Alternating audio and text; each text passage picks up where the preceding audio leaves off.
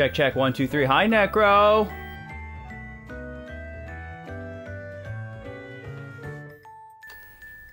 How are you? Good to see you. It's been a while. Almost ready.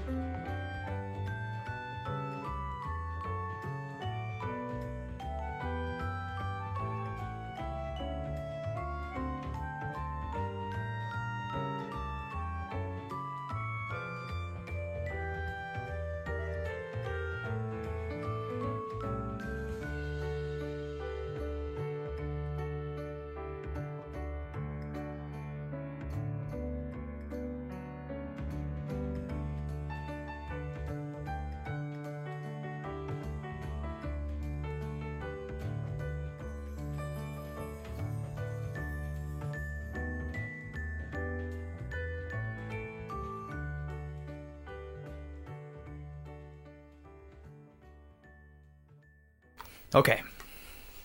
Sorry, there was a lip balm emergency.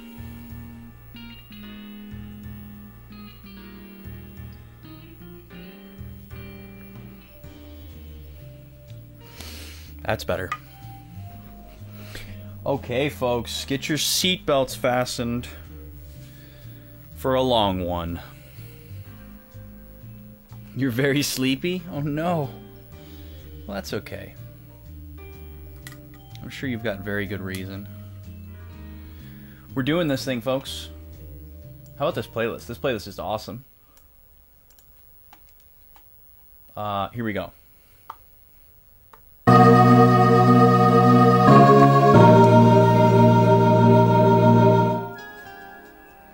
What is up, my people? My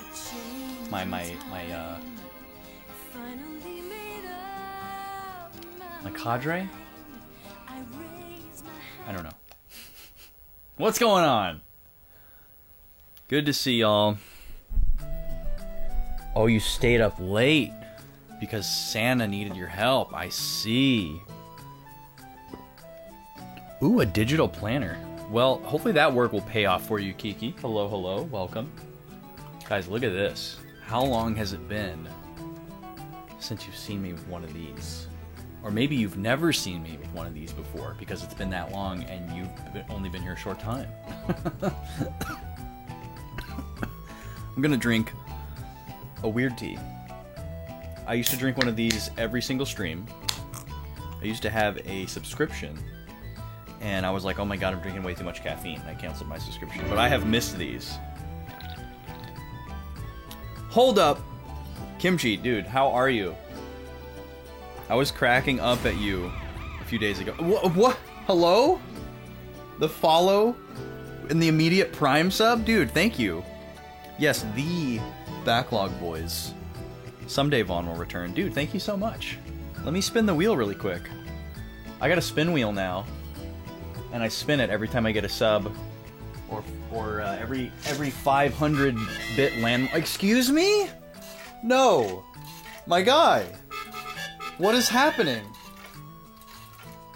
Okay. A 5-pack. Arc Squire, Simpopo, Lemon, Spooky, and Z-Bobs. Look at all those amazing people. I know almost all of those people. Dude, thank you so much. Wow. You didn't have to do that. I really appreciate it, man. Here we are, just getting started. What did the wheel land on? Endless Dreams. Ooh, we're gonna read an excerpt from Endless Dreams. The book written by the inventor of Bullet Ball. But I gotta spin the wheel 5 more times, thanks to you. Let's get spinning. Man, good chance we're gonna be tasting a soda tonight. I just cracked open my tea. I haven't even touched the controller yet. Dude, thank you so much. Wow. How are you? How have you been? I'm always like hoping to catch a stream of yours, but I know you've been taking kind of a break. Are you planning to come back at some point? We're gonna do a game gush. Austin's Choice Game Gush. Okay, there's spin number 2 of 6. I'm just gonna sit here and drink my tea and spin the wheel.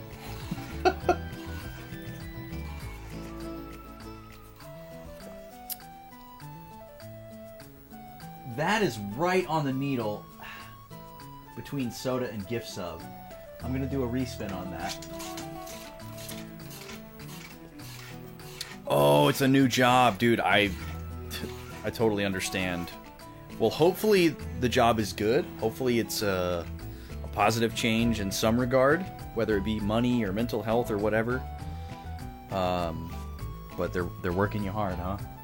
A snack. Okay, we've got a snack tasting that we're gonna do. I do have several snacks on deck. I'm gonna have to write these down. Grab my notes.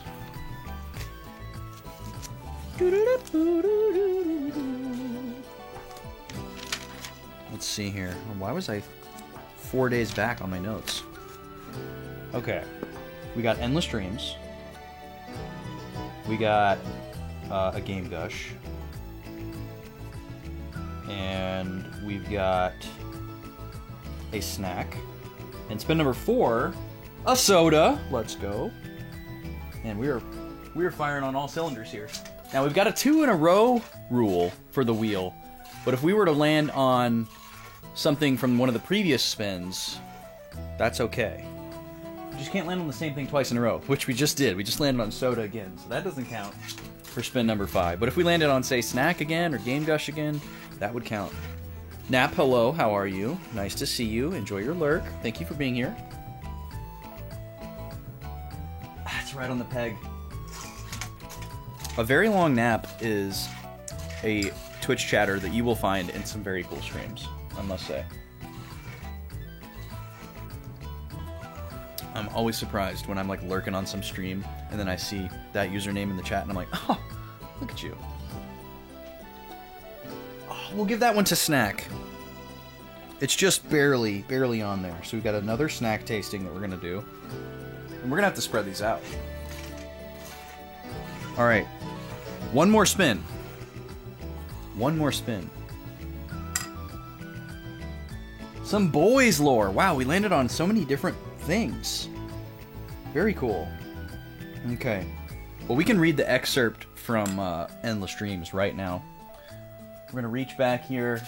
I'm just going to turn to a random page here. Wild Arms 3 is the only Wild Arms you played. Interesting. Well, this game is freaking phenomenal. I am in love with it so far. I'm at a very good place with it right now. Let's see here. Oh, this looks good. This looks good right here. During the 3rd year as a general manager, I was called into the corporate office to meet with the owners and our new director of stores. Capitalized. The newly hired director from Los Angeles stated that after reviewing everyone's job's performance, it was clear to him that I was the highest rated GM in the company, but had the lowest annual salary contract. Therefore, to be fair and equitable, I would be receiving an unscheduled pay increase along with a higher bonus percentage. I was the only minority GM in the company, so I was not surprised about the salary discrepancy. But I was surprised that the new district manager openly forced the organization to address the issue. It was a move that completely gained my respect and loyalty. Imagine my disappointed when he resigned 3 years later. It actually says, imagine my disappointed.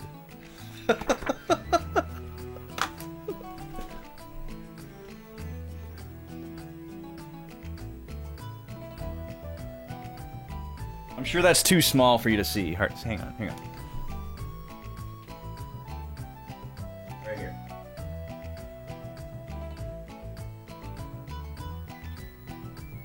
Brilliant.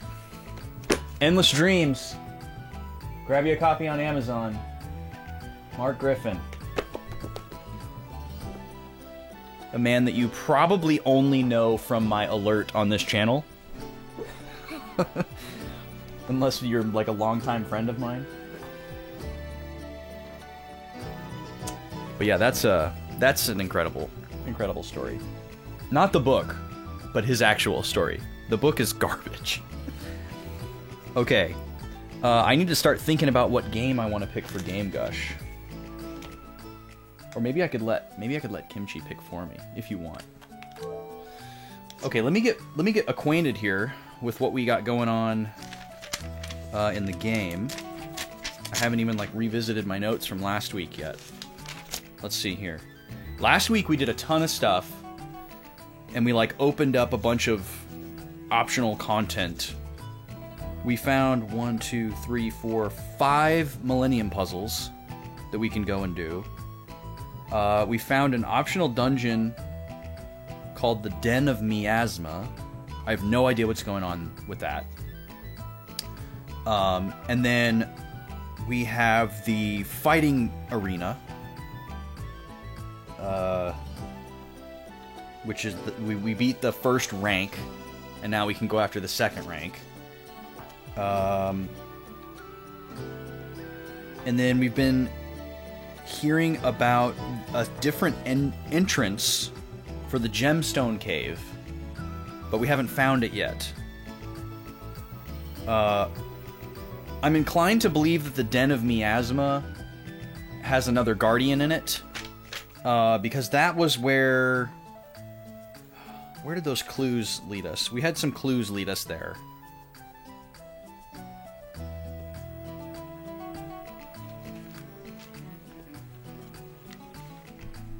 I didn't write down that dialogue box that kid said, but he said something like, it's like a bottomless pit and you can come back up once you get to the 10th floor and nobody's ever gone lower than that, or something like that. So we're probably going to go check that out. We're pretty close to there. So yeah, that's probably where we'll start, because I really want those guardians. I haven't played any of the Lunars. He said you need a flesh donut alarm clock. Dude, that's why I was cracking up so much at you the other day. I loved your tweet. Like, I could just see you, like, beside yourself, like, trying to understand that product, and I was right there with you. I think the funniest thing is that more people don't find it, or seemingly not enough people seem to find it alarming. Like, it's so pervasive. You see that thing everywhere. It's like an ad, like banner ads. It's like a sponsored product on Amazon. It's not some like weird, low-profile, under-the-radar product. Like, it's a well-known brand, and it's just like, why aren't all of the Amazon reviews like weird, cursed, like, you know, why isn't it like the sugar-free gummy bears reviews? It's such a wild, like, how did that pass the pitch meeting? Like, how much did the designer slam dunk that pitch meeting to get that greenlit? Like, how? Maybe Reddit needs to know? Yeah, like, if Reddit doesn't know about that clock, somebody needs to let them know, because holy crap. Well, actually, I've just mentioned that kid. I believe it's this kid right here. Yeah, the Abyss. It's beneath the mountain to the south, which is exactly where the Den of Miasma is. So let's go check that out. Yeah, I haven't played any of the Lunars, Kimchi. Have you? I watched... Didn't B play the first one? I watched a couple of people play Lunar 1. Yeah, see, this is directly south, and this is the Den of Miasma. So I think this is where we need to go. It's where I'm gonna go. We can't land on this rough stuff, so we gotta land here. Everyone's full health, right? Yeah. Okay, here we go. But I don't know if I've ever seen anybody play Lunar 2. I've seen a couple people stream Lunar 1. One of your top 10? Okay. You like games that use highlighted key phrases? Here it is, the Abyss. Okay, yeah, this game does that really well. You've got the red phrases, and then there's like the little chime that plays. But then there's also the green phrases where you can like ask for more information, and you'll get branching dialogue options versus if you ask or if you don't ask. And sometimes there's like multiple layers ones where like if you ask about one thing, you'll get a chance to ask about another thing. Okay, this place looks absolutely wild.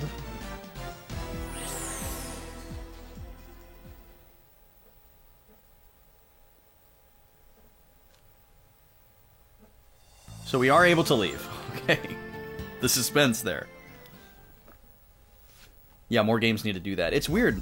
Like, very early RPGs had systems like that. Like Final Fantasy II, Dragon Quest III have, like, systems like that where you can remember things that people say.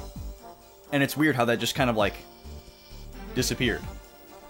Like, oh, people can save now. We don't need that anymore.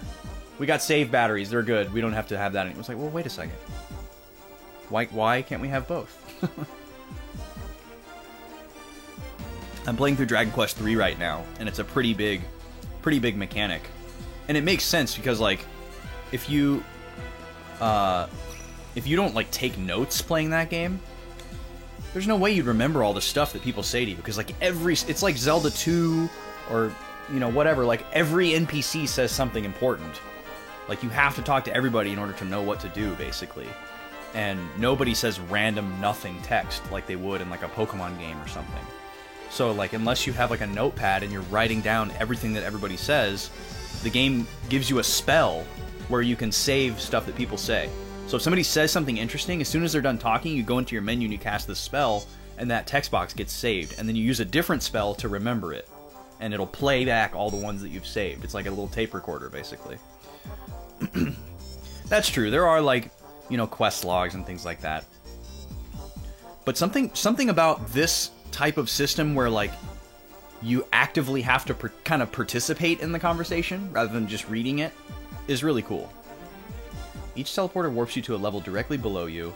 The only exception to this is when you reach a teleporter with an option to return to ground level.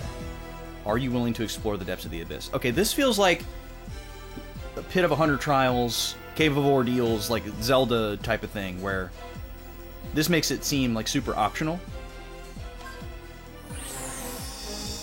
So basically, in order for us to get back, we have to clear a floor. Okay, look at this. This is like a puzzle.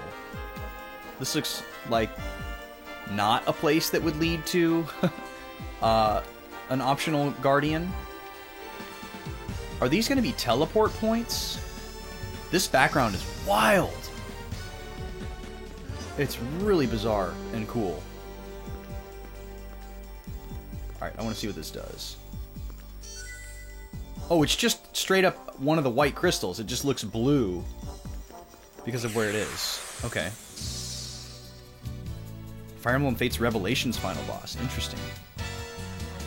Have not played a single Fire Emblem game on my own. Calupdus? Okay. It's a frog.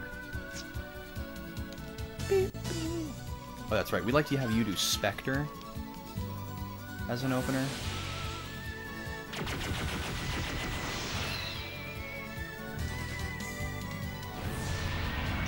He's taking my money? Good lord, that's a lot of money. 16,000? We better get that back. Wow. That's like an upgrade. Okay, this guy has no elemental affinity, so just unload on him. But he's got like, what was it, like 2,600 health? It's quite a bit.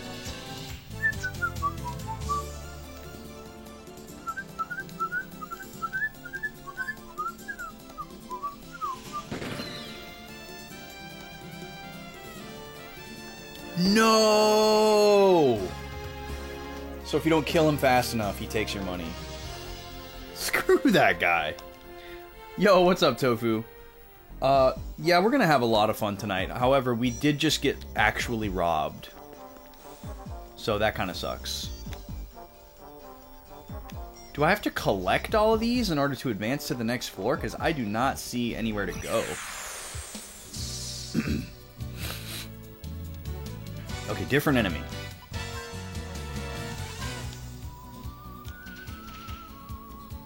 These guys are probably weak against Earth.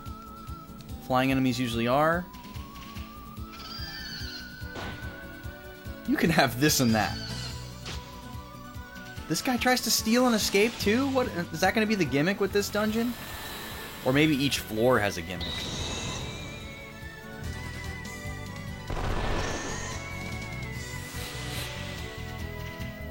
Man, this place could be really bad. Yep, weak against Earth. Okay.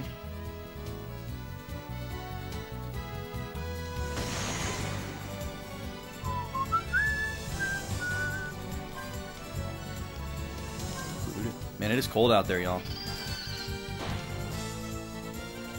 We had a huge temperature drop between yesterday and today, and it's like super windy. I know everybody's getting hit with this stuff, but like... Okay, I see something over there.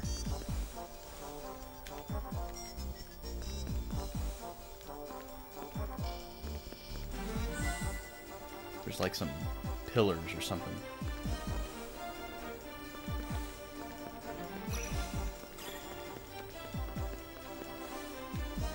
It looks like it's not a door, so I'm guessing it's gonna like come down or open in some way once I've collected all these crystals, even though that's never been a thing.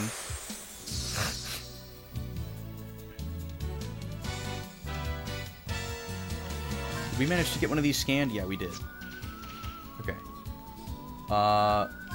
Let's see. What are they weak against? Just Earth? They resist wind. Are they all grouped together, though? They are, so I might as well just hit them all with something. Try to kill them faster.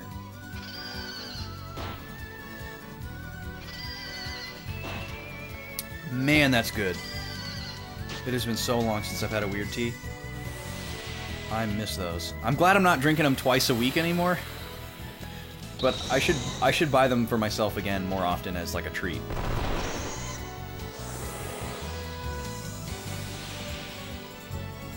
But I don't think I could discipline myself well enough to like resume having a subscription and not drink 2 a week if there was like 40 of them in my fridge at a time.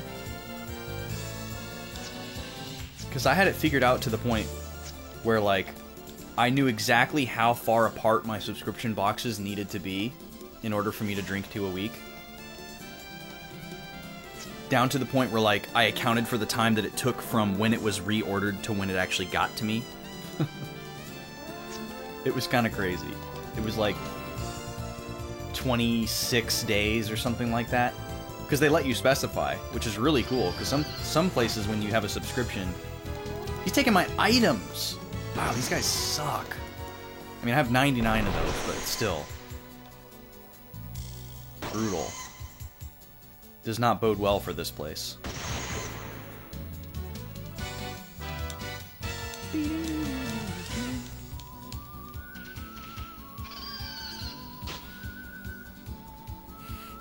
It was a little bit intense, Necro. It was a little bit intense. For sure.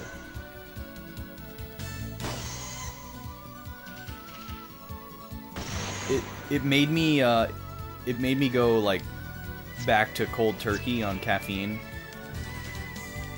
Because I was like, what am I doing?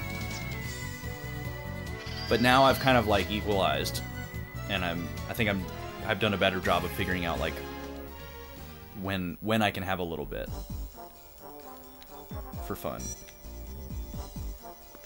I've basically cut my caffeine intake to once a week most of the time, which I guess doesn't sound that monumental when I'm coming back from twice a week. But okay, I was right. So that opens up the next floor. So it forces me to do a lot of running around, which really sucks. So now what I want to know is how different is floor 2 from floor 1? Do we see different enemies? Okay, visually looks the same. And don't forget that we can't jump. Actually, we can jump, but we can't jump a gap this far. Maybe these are blue crystals. Because they're not actually raising my ECN. Oh wait, they are.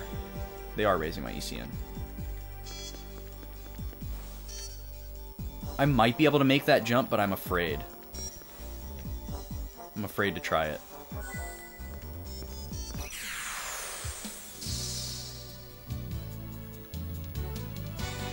I guess that's a good way to look at it. It's a 50% change. Well, and when I started drinking these twice a week, that was also coming off of a period of like years and years and years of not really drinking caffeine at all. So that probably had a lot to do with it too. I have a very low tolerance for caffeine, which is mostly a good thing because it means like if I need to rely on it for for energy, it will work because I don't need very much. Like if I drink 1 cup of coffee, I will be like zipping. Or if I drink like matcha powder, that'll last me like all day.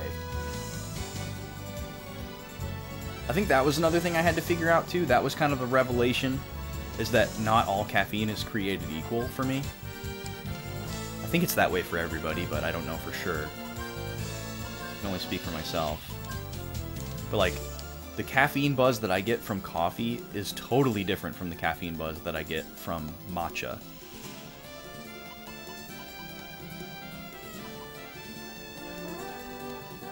And coffee buzz is mostly bad for me.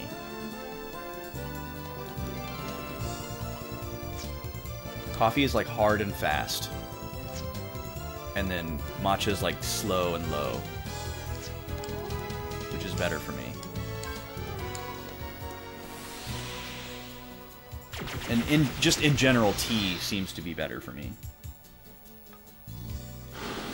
But especially matcha. Action canceled. Thanks a lot. Cool. Now you're farting on me. Cool.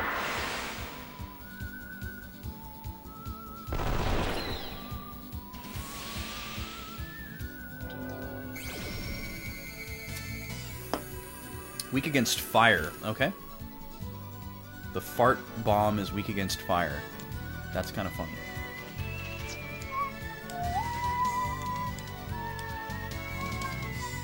Well, Jet is the weakest magic user we've got, so that isn't promising, but...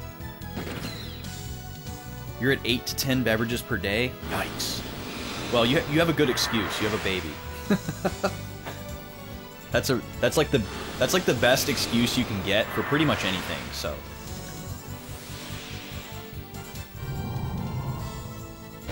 So at least you got that going for you. 35 damage. Wow, what a whopper. Yeah, we're gonna go back to physical attacks. How much health do these guys have? 1,600.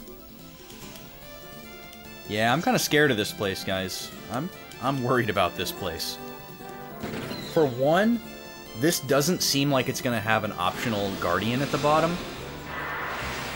This just seems like a very, very optional... This seems like it's gonna have an item at the bottom. That's the vibe that I get from this place. Is that if I make it all the way to the bottom, I'm gonna get some item. Like maybe it's an optional tool.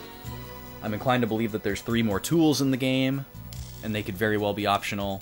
Everyone we've gotten so far has been required for the story, but there could certainly be optional ones. We're not taking a lot of damage, though, so that's good. Everything we've run into has either tried to steal from us or inflict some type of status effect, and we have a lot of status immunities, which is good. You just drink decaf because your body hates caffeine. Do you still get a little bit of a kick from the decaf? Or do you just drink it because you like the taste of coffee? Or is it like the ritual?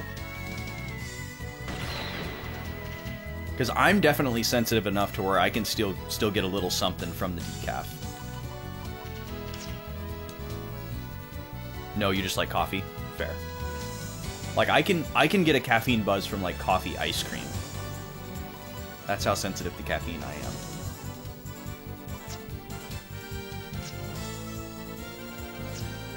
But yeah, coffee for me is, like...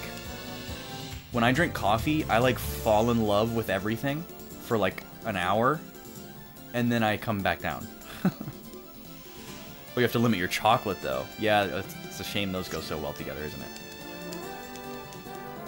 But with tea, it's just kind of like, okay, I'm like extra awake. I think the buzz that I get from matcha is what most people get from coffee. Where they're like, okay, I feel a little bit more awake, I feel a little bit more alert, my brain feels a little more elastic and reflexive. Okay, yeah, that I see that, Tofu. I definitely see that. And yeah, if it's something that you've been consistently doing for like many years, that's another good reason to like change it up and take a break.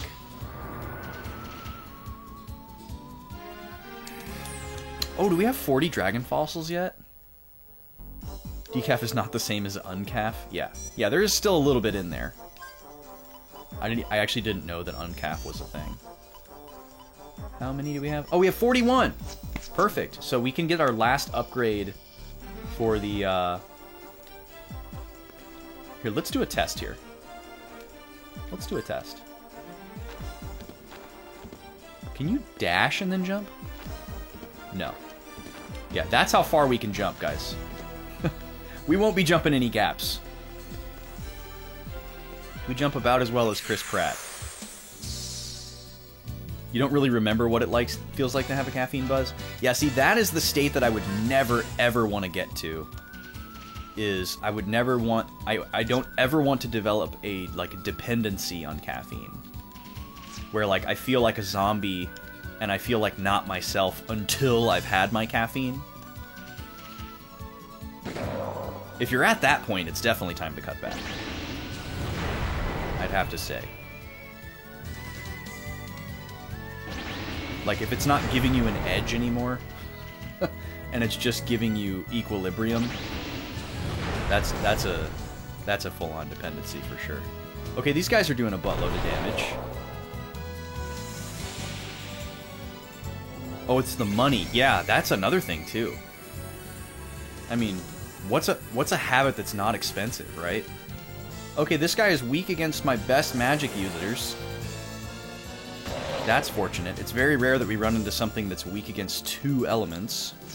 So we're going to cast Ice on everybody. Very fortunate that they're grouped together. And then we're also going to cast Light on any old one of you. I can wait one more turn to heal. To try to get some of these guys out of here. Because I'm sure they won't all die this turn.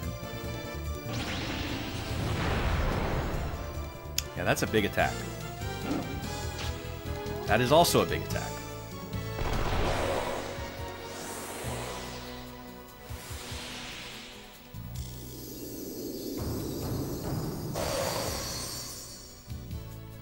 Okay, we did get out in one.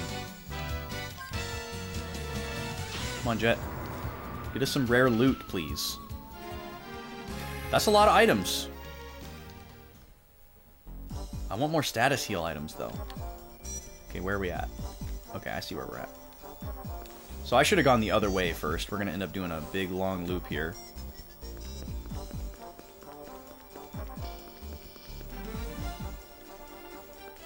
So we're trapped in here, by the way. We have to go a certain number of floors before we even get an option to go back up. And I'm assuming, to get whatever's at the bottom of this place, we got to do it all in one go.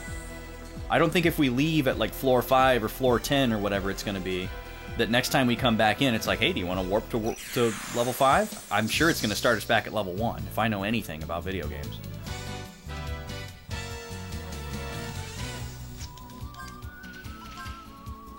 Ah, these guys aren't grouped together. That's unfortunate.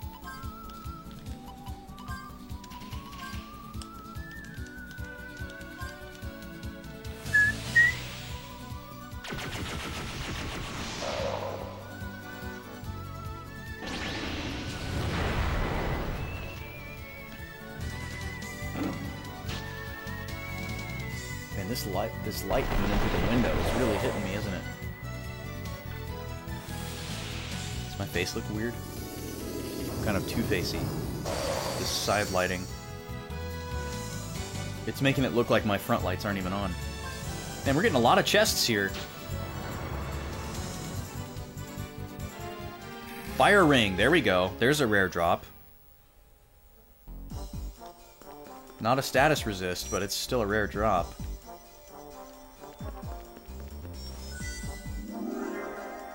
Okay. Now we gotta go all the way back around. Justin Timberlake. Man, it's too bad we can't jump.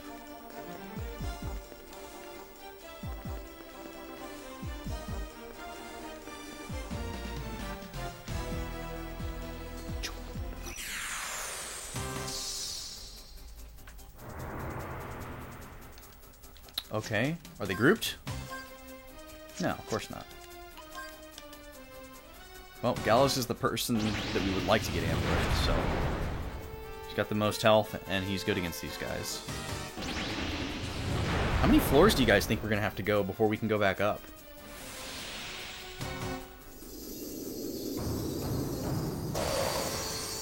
1,200. Beautiful. Let's see that again. Alright, tea's gone already. Gotta move on to seltzer. I got my seasonal Waterloo here, the spiced apple flavor. I'm gonna be so sad when this thing is gone. This is incredible. You might not necessarily think that a spiced apple cider flavored seltzer would be good, but that thing is so good. It's incredibly tasty. I can't believe that it's not sweetened at all. It's so good. How do we still have 99 berries if that guy stole one? I guess we must have picked one up from somebody.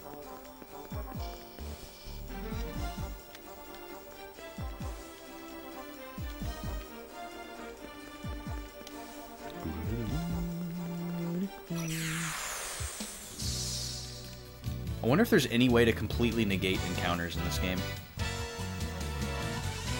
I guess we kind of already know the answer to that. I guess the answer is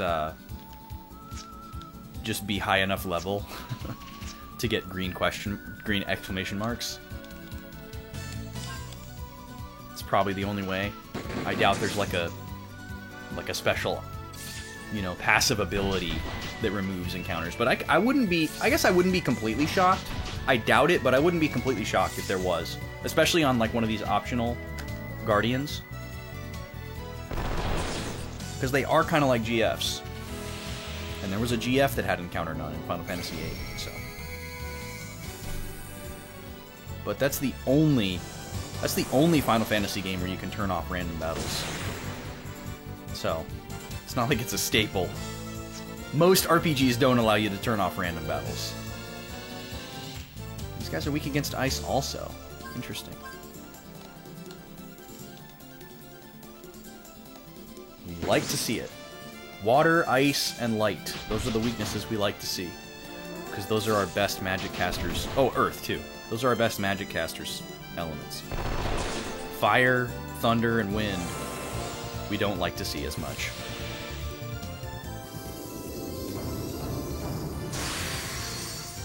Go, Gallows, go! Now, if there was a way to change the weakness of an enemy, if we could just make them weak against ice, even though they're weak against something else, then we could really wreck people.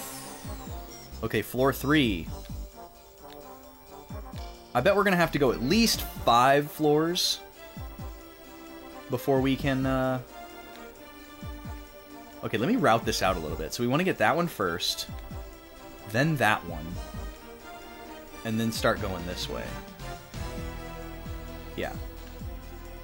Okay, I should probably start paying more attention to that. Man, this wind is insane right now, guys. It is literally pounding my house. It's whipping through this neighborhood. We're in a very new neighborhood, and there's not nearly as much around here as there was in any other neighborhood that I've lived in. Like there's a lot of like flat land over here, so the wind can just really whip up.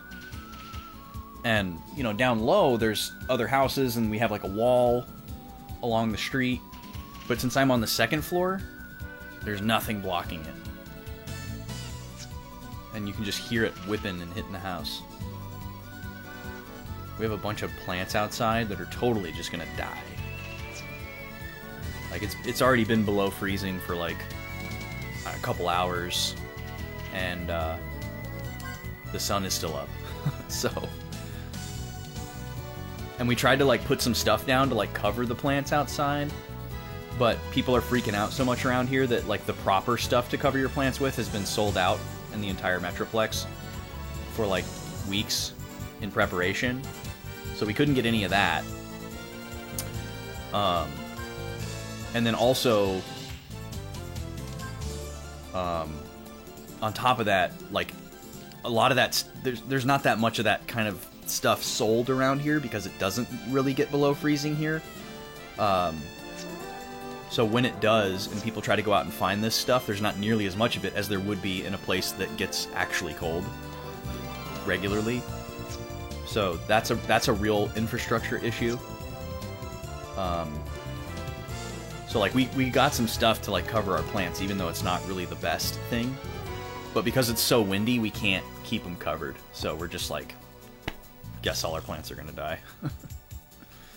We've got like towels and blankets out there, and some like weed prevention fabric, and a bunch of like cinder blocks. Our yard looks like a frickin' trailer park yard right now. Trying to save our little monkey grass. And nobody else on our street's doing anything. They don't care. All their plants are gonna die, I guess. I guess they're all just loaded and they can just buy new plants. Or they don't know what to do. Or maybe they've just lived here so little that they don't even know that all their stuff is gonna die. I don't know. There's one other neighbor that has everything like perfectly covered. He's got like the right material, he's got little cinch bags for all of his bushes and trees and everything, and he's set. He's gonna be fine. Everybody else is just naked. So we'll see what happens, I guess. But yeah, it's gonna be really, really cold tonight. And I don't think it's even gonna go above freezing tomorrow. So it's not even like a flash freeze. It's like a full like 30-ish hours. We'll see. I don't think there's gonna be any like precipitation. So that's good. Some of our little shrub bushes are holly bushes, so obviously they will be fine. That's a winter-proof plant for the most part. But our little like boxwoods and monkey grass and stuff, I think it's toast. I think it's actually already dead. I was looking at it earlier, trying to like fix the fabric, you know. And after going out like the third time to try to like fix it, I'm just like, whatever happens is gonna happen. It's too cold out there. You're expecting some wind tomorrow, Kiki? Yeah, it seems to be hitting a lot of places right about this time. A bunch of people are getting some big snow in the Midwest and in the Pacific Northwest. We're not expecting any precipitation down here, which, thank God, I don't want any.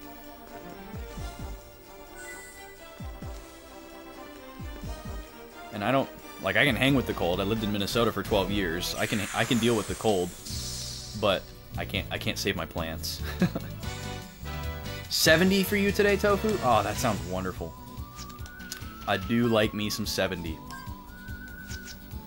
These guys don't seem to group together.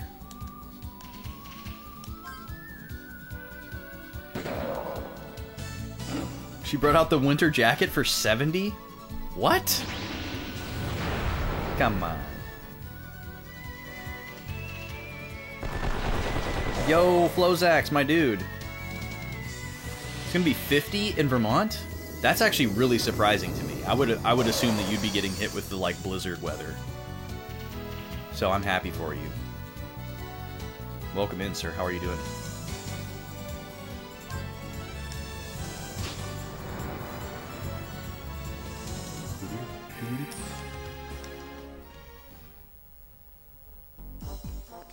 Welcome to the Abyss.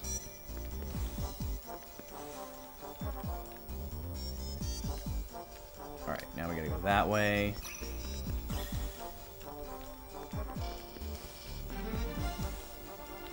So we're not replenishing the crystals faster than we can get them, but it is nice that we're getting something.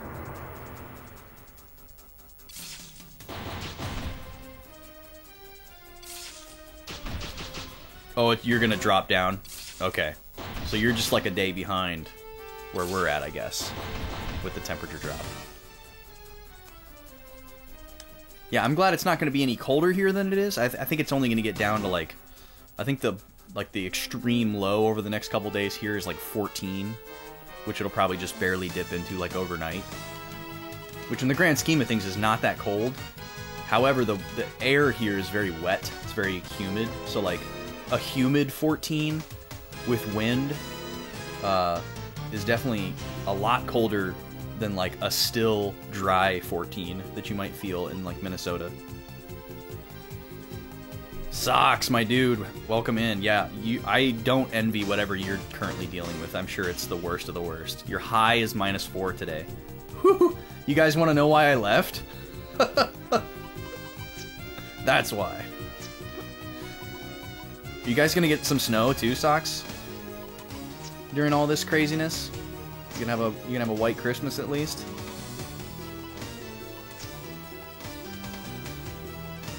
Are you guys grouped together? You are. What are these guys weak against, though? They are weak against ice. Man, everything in here is weak against ice. That is fantastic. That is literally the best thing we could ask for. Or water. You got a foot yesterday? Oh my god.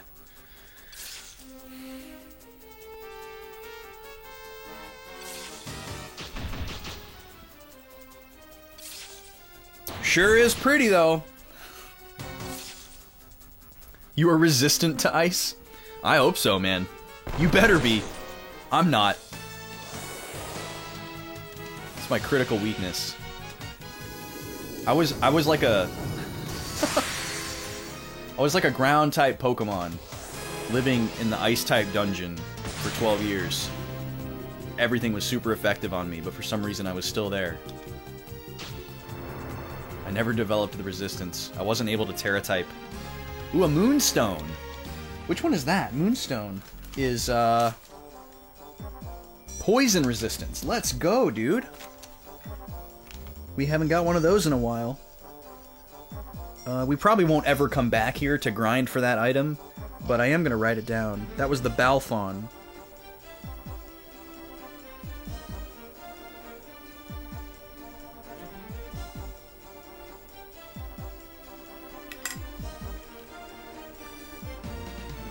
Fire type. Yeah, there were definitely days I wished I was a fire type Pokemon. I'll never forget the day that that guy got arrested for using a flamethrower instead of a shovel on his driveway. And they arrested him. And they were like, what did you think you were doing out there? And he was just like, I can't take it anymore. I'm sick of it. I'm done. I want this snow gone. And I was like, hell yeah, that man is cut from the same cloth as me. He had just lost it. He was done with the snow. He wanted it out of there. And the shovel wasn't good enough anymore. He had to bust out the flamethrower. Do I keep my gaming consoles plugged in all the time, or do I store them when not in use? They are all plugged in and hooked up all the time. I have heard many stories of... well, I shouldn't say many stories, but I've heard a few very key, reliable stories about people who warn against keeping your systems like plugged in and but powered off. Especially like newer consoles that have kind of like a low power or like a standby mode. And I remember I watched this one guy do like his whole like gaming room walk through setup tour type of deal, and he had all these individual surge protectors with power switches, and he had them all in this like linked circuit, and then they were all plugged into like a power conditioner. So whenever he wanted to play a specific console, he would turn on that circuit, and then he could turn on the console. And the console was plugged in. He didn't have to like unplug or plug anything in, but he was always cutting the power. And he had somehow figured out that like all of his consoles, because this guy had like every single console ever released. He's got like 35 consoles. He's got all these consoles in these racks, and they were all hooked up, and they were all powered off. But I guess he figured out that even just that was using like a certain amount of electricity every month. And so to like save money, he rigged up all these like surge protectors and power conditioners.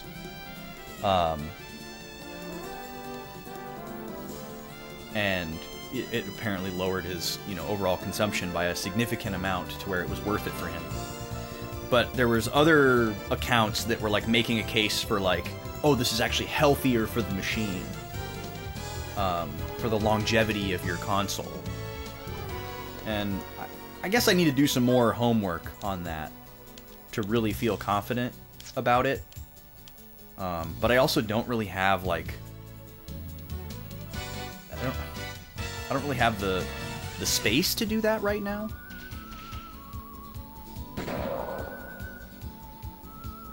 You keep stuff on surge protectors and you shut it off when you're done? Oh yeah, because you said shut it? Yeah.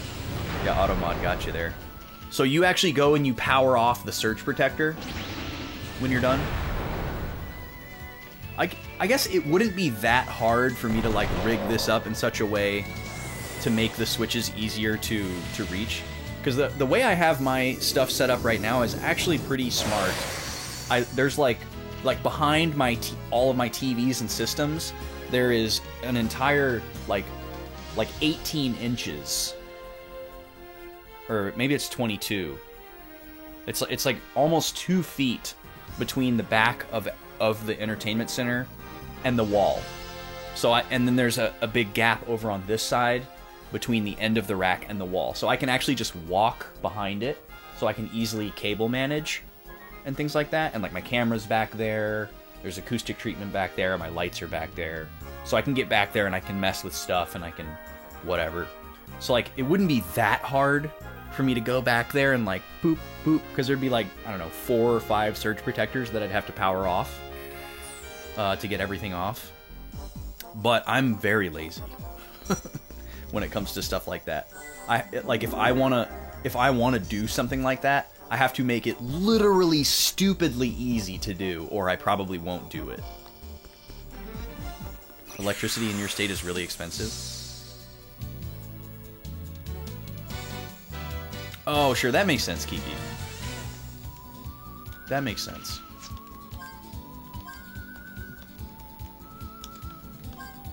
That's totally fair. But yeah, I have a lot of stuff hooked up. And I don't power off the surge protectors when I'm done. That's never been a practice for me. And plus, then it's like, where do I draw the line? Like, not only do I have all these things plugged into surge protectors in here, I also have all this stuff in my music room that's plugged into surge protectors. So I'm like, every night, am I gonna go around the house and like turn off like literally 19 surge protectors and spend like 10 minutes? Like, I'd have to like set an alarm for myself. I don't know if I could commit to doing that.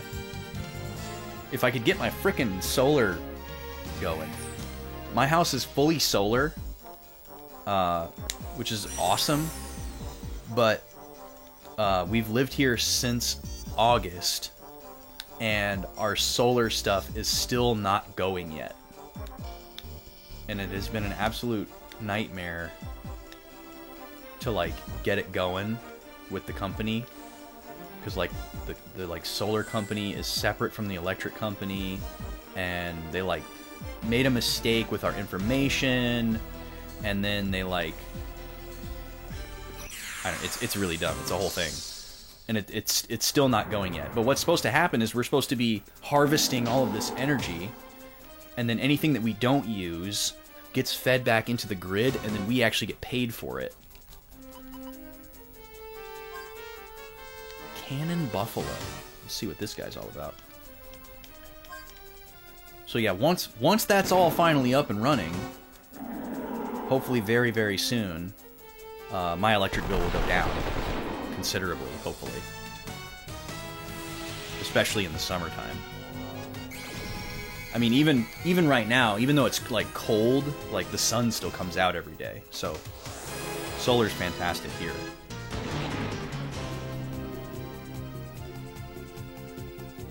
Oof, yeah, that's 2 struggles on top of each other. Well, Zax, that's tough. But yeah, like around here, solar is so efficient that it's starting to become mandatory in certain areas. Like, hey, if you want to live in this neighborhood, you have to have solar. And our house came with it, so it was kind of a no-brainer. Like, this whole community of new developments that we're in, every house comes with solar, and you have to have it. You have to opt into it. You can't be like, oh, I don't want the solar. You know, you guys can have the panels back. Like, it's required in this neighborhood. If you want to live here, you have to have the solar. And we were all for it. Okay, so this guy's weak against fire. We'll try it, but Jet's, like I said before, Jet's magic sucks. So he'll probably do less than a physical attack, but I don't know, this guy's physical defense seems really high.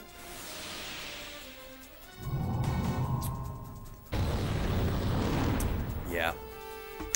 I think we could do more than 100 damage with a physical attack. If Gallows is doing 200, Jet would probably do quite a bit more. Good to know. You only own 4 consoles right now too, Tofu. Wow.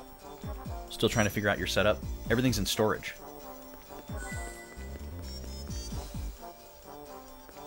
Living that struggle bus life. You'll get through it. You'll look back on it fondly, I'm sure.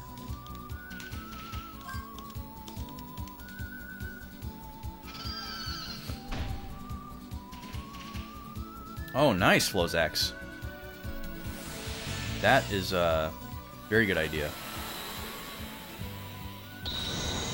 I do have to say our insulation is really good. Because the fact that it's this windy and this cold right now, it's the same in the house.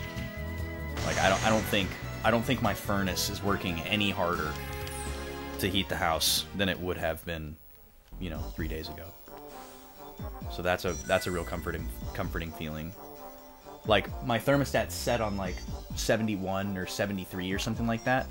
But it's not, like, the heat isn't running, you know? And it's, like, 16 degrees outside. And the heat's not even running. It's just, like, it's been at this temperature for several days, and it's just holding.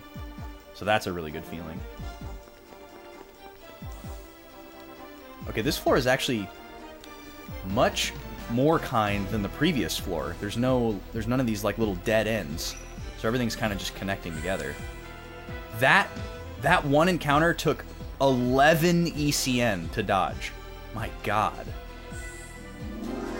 This was actually the easiest floor yet. We didn't have to backtrack at all.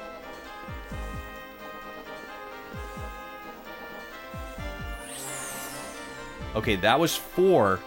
So this is 5. So if it doesn't give me the option to go back up after this one, it'll probably be 10. Which is very concerning. We do know that it will happen on 10, though. Because I remember the kids saying that nobody's ever gone beyond floor 10. And that if you go to floor 10, you should come back up. So, I wouldn't be surprised if it ends up being 10.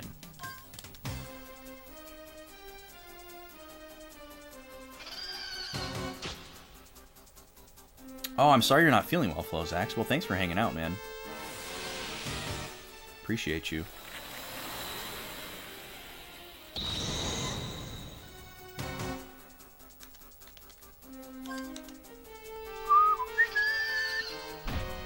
Good.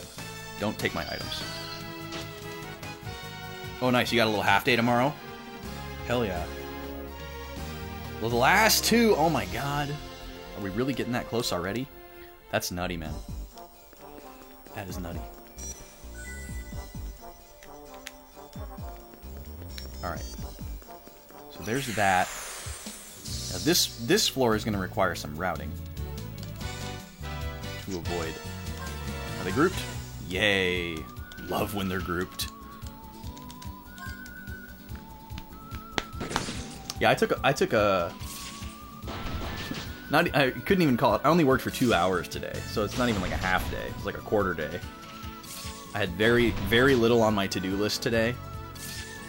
And normally I have a required meeting every Thursday. But they canceled it yesterday. So I knew that it wasn't going to happen today. They've actually canceled it the last like 2 or 3 weeks in a row. It happens around like busy times. They just cancel the calls. Because people have like either a lot of other stuff going on, or I guess if there's not a lot going on, they're just like, hey, we don't need to have a call this week. So I knew I wasn't going to have a call, and I had very little to do. So I was going into the day knowing, like, okay, I'm going to do, like, a little bit of stuff today that I have to do, and then I'm just going to leave. And it worked out great. Definitely one of the beauties of being, like, a specialized person. Like, because there's plenty of other work to do, like, at my unit. You know, like, other people had plenty of stuff to do. But, like, I do what I do, and I'm the only person that does what I do. And nobody else knows how to do what I do. And I don't know how to do what they do. So, like, I get all my work done. You know, and they can, like, joke around and be like, oh, you should stay and help us. And it's like, I don't know how to do that. You know, so I just leave. and they're fine with it.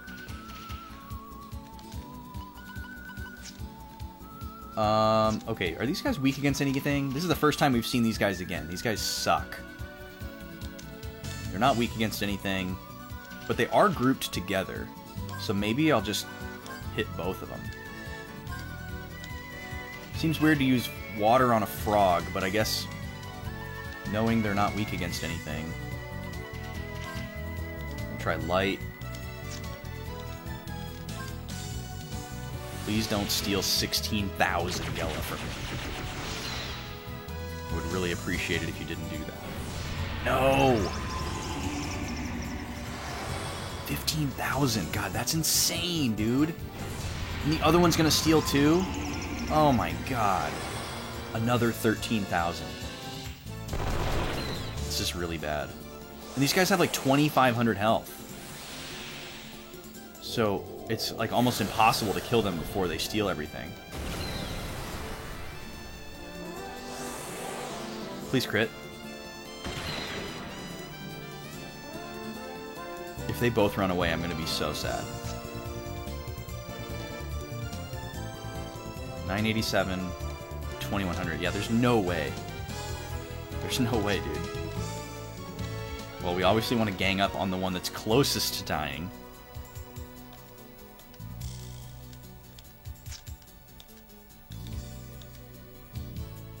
Hopefully we can save at least one portion of Gel. Okay, there goes that guy. Oh! That hurts so bad, dude. We just lost like 30,000 Gel. That sucks, man.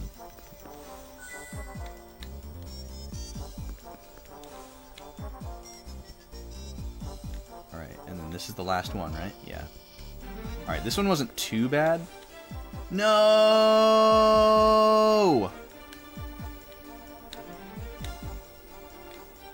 Okay, it didn't reset. But we are in... Or, like, our location reset, but the crystals didn't reset. I was worried that all the other crystals were going to come back. That still really sucks, though.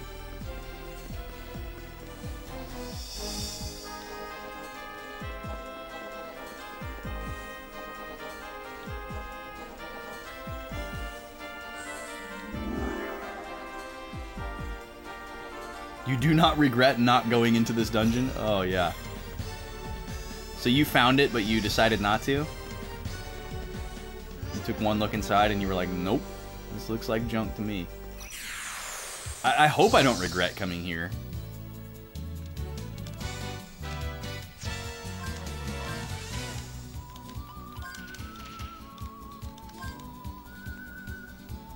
If it wasn't for the guy stealing the money, it actually wouldn't be that bad. Because the enemies aren't that strong. They're not that threatening. There's just, you know, a lot of monotonous encounters. And the exercise of picking up the crystals on every floor is a little bit monotonous, too.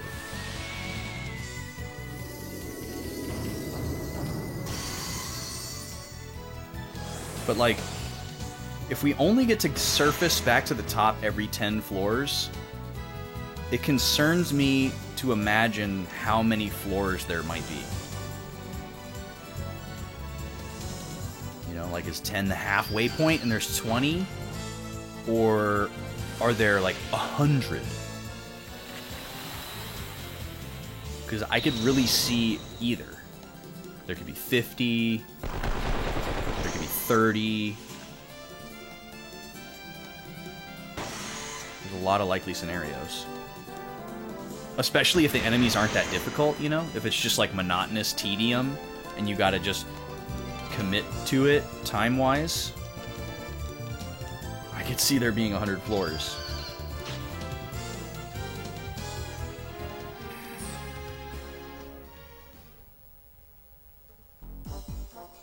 But I certainly wouldn't do 100 floors of this on stream. Okay. We get that one last. We got one over there, and then that one. And then we'll have to come all the way back over here. Oh man, this one sucks. Maybe we'll go that way first. So this one's gonna have a lot of backtracking. I can't remember if this is 5 or 6. I think it's 6.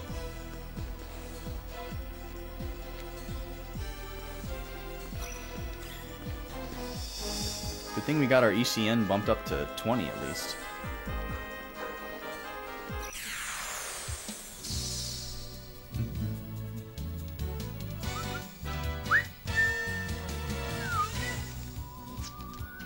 Are we grouped? Heck yeah, dude. So when we get a chance to warp out of here, I'll do a little ad break and I'll go get a snack and a soda, and then I'll pick out a game for Game Gush.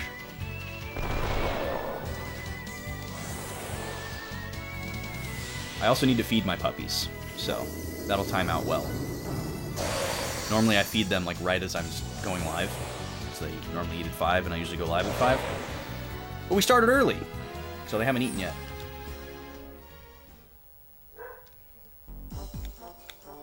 And I am the dinner guy for doggos. Now they're barking at somebody.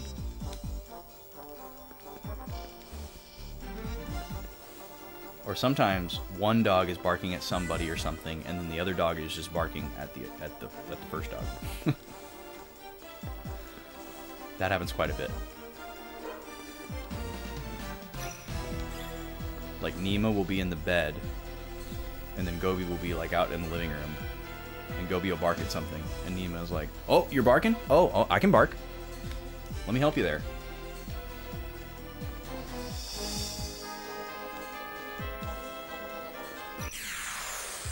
Yes, hello. I was wondering if you could play that song again. Which one, man?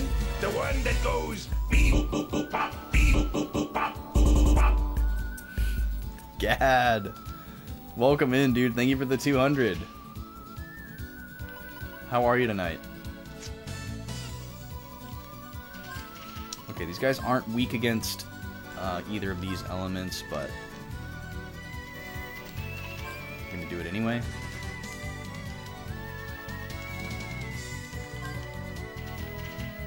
Bork, bork, bork, bork. I forgot these guys could do this. What is it with cats and always knowing when you're busy? Bothered you for snuggles 3 times while you were working, and now he's just happy to lay by himself. Yeah, now that you're not doing anything. Cats. Doing swell? Glad to hear it, dude. You dealing with this cold snap okay?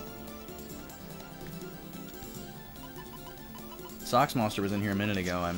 He was telling me how cold it was and how snowy it was. So I'm sure you're dealing with the same.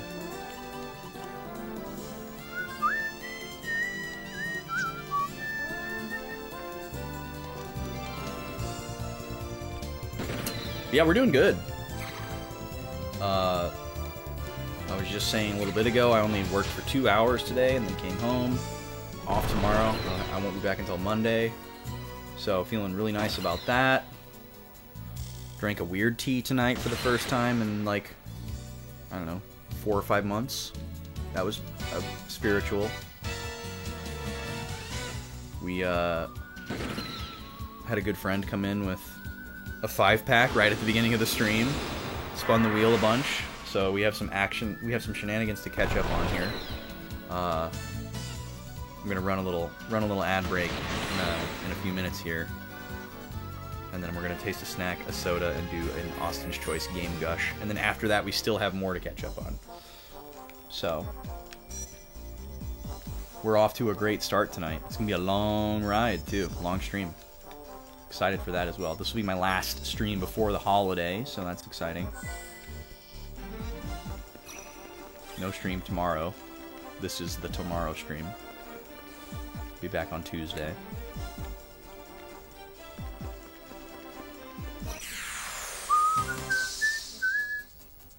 Another ambush. Well, at least they can't cancel my action if they're going first.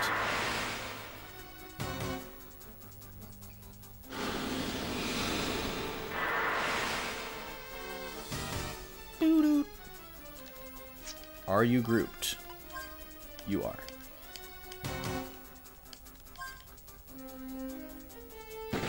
You're up for 8 to 10 inches tomorrow? Oof. Oof indeed. Sorry to hear that.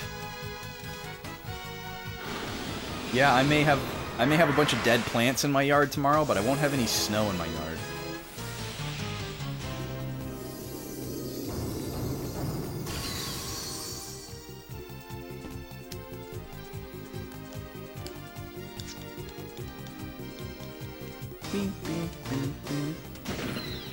Minus 28 with the wind chill? Oh my god.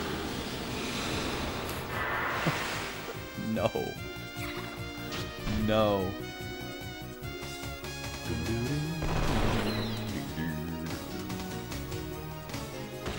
Hole up and hang out, I guess. Hopefully your insulation's good. We were just talking about insulation a little bit ago.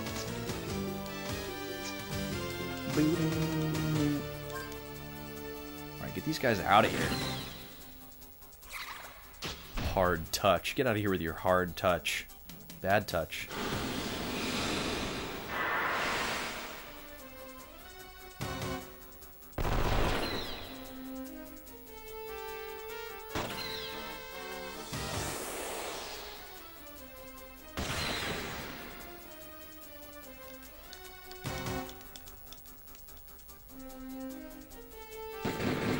Single digits tomorrow, not counting wind chill. Yeah, that's rough.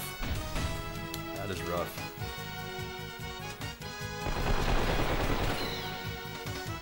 Yeah, you're gonna have to go. You're gonna have to go in with your balaclava on.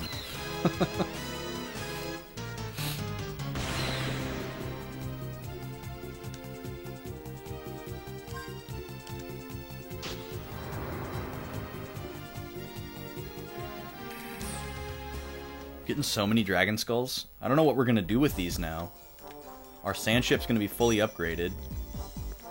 We might not use our sand ship anymore now that we have the airship. I don't know what else we can use the dragon fossils for.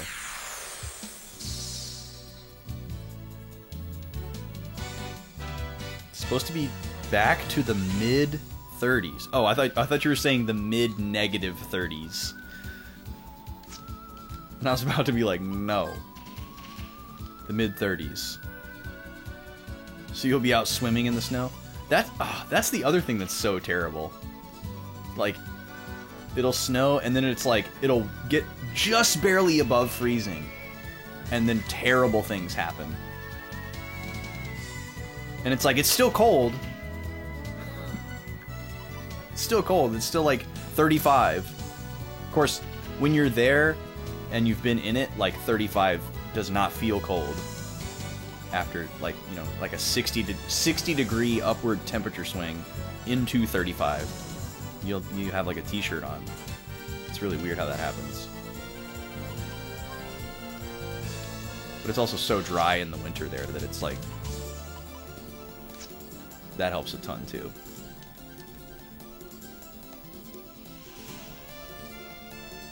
130,000 people lost power statewide.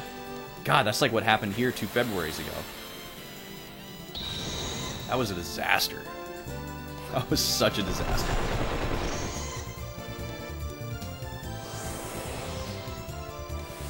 that never happens again. Oh, Flozax is in Vermont. The Ben and Jerry state.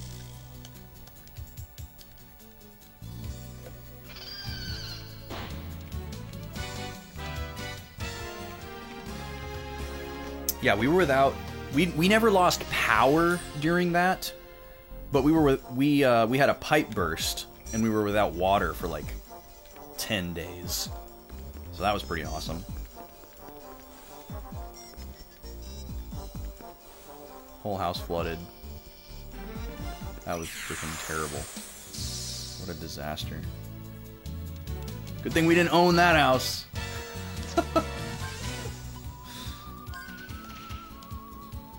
That was the landlord's problem. She replaced all the floors in the whole house. It was all wood.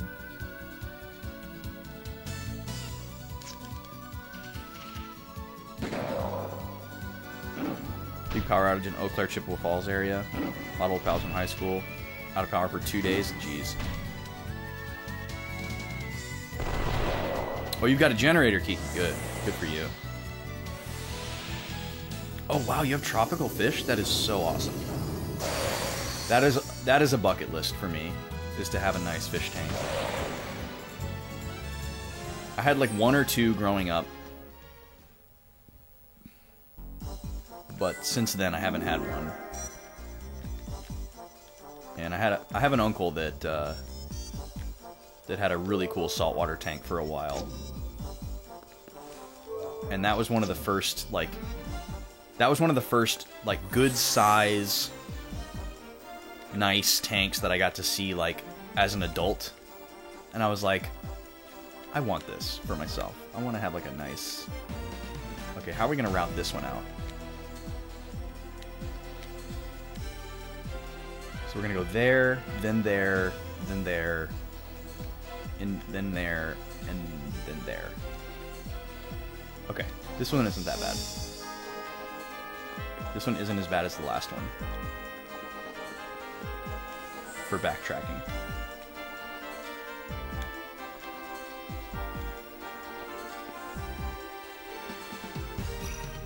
But yeah, as soon as we get to floor 10, we're gonna get an option to go back up.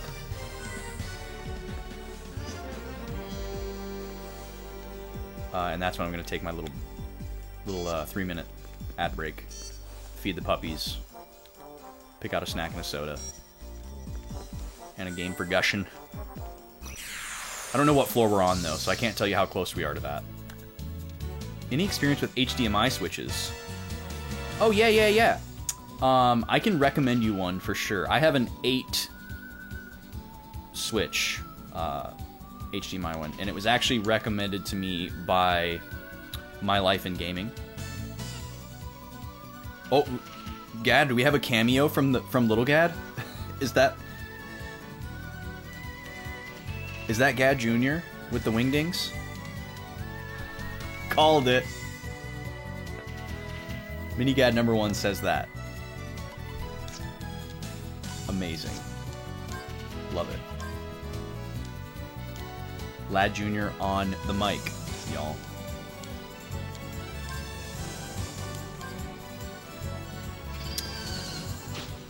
Yeah, this HDMI switcher was recommended to me by the guys over at My Life in Gaming. Not recommended to me personally, but it's one that they personally endorsed. And they are super sensitive to lag, as am I. And this one has no humanly perceptible lag. And it is made by Monoprice.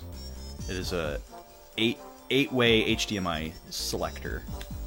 I bought it from Amazon, but I don't know if it's still available on Amazon. I could try to find a link for it and send it to you. Or if you find one that you think is the same one, you could send me the link and I'll tell you if it's the same one. Yeah, I'm not like, I'm not sold on everything that they make. But this is a good product, for sure. Hi, Nima. Nima's coming in here to tell me that it's dinner time. Okay, how are we gonna do this one? This one looks like it's gonna be kind of a pain.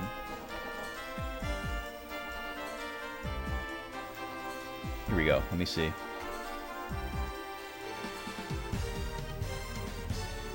Yeah, that's the one. That's exactly what I have.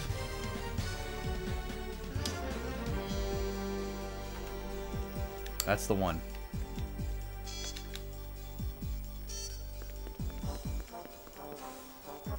I have I have multiple other things in the signal chain in addition to that. So I obviously have to be very careful about lag, because even if one device on its own only adds like, you know, 4 milliseconds or something like that, if once you get to like 3 or 4 devices, if they're all adding 4 milliseconds, all of a sudden you can perceive the lag, you know. So because I also have a 2x1 or a 1x2 duplicator going into there. And then I've got the RetroTink 5X for all my component stuff. And that's all got to get fed to the capture card. That's what the 1x2 is for. So the output of the HDMI switcher goes into the 1x2, and then one of those outs goes to my TV, and the other one goes to the capture card. I don't use the pass-through on the capture card, because it makes the capture card work a little bit harder, and it also adds a little bit more lag. Which on its own, it's not perceptible, but at the end of the chain like that, probably would be.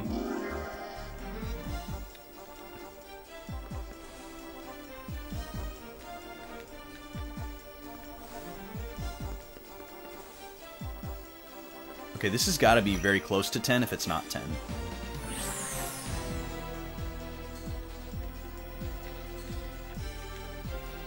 Okay, this one... Okay, this one's not bad at all.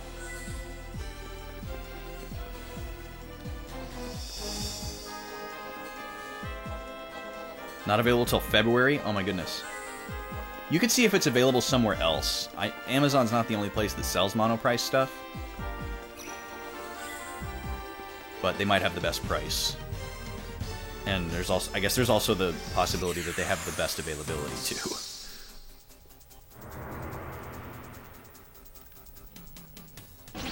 But also, you mentioned you only had 4 consoles, so they might make like a 4x1 as well. It's maybe easier to get a hold of if you don't need 8. I actually just now got to the point where I'm using all 8. When I first got it, I was only using 5. But I needed that room to grow, because now I'm using all 8. Again, my laziness. If I had to like move HDMI cables around to like play certain consoles, who knows what would happen. Probably wouldn't play those consoles. That's probably what would happen.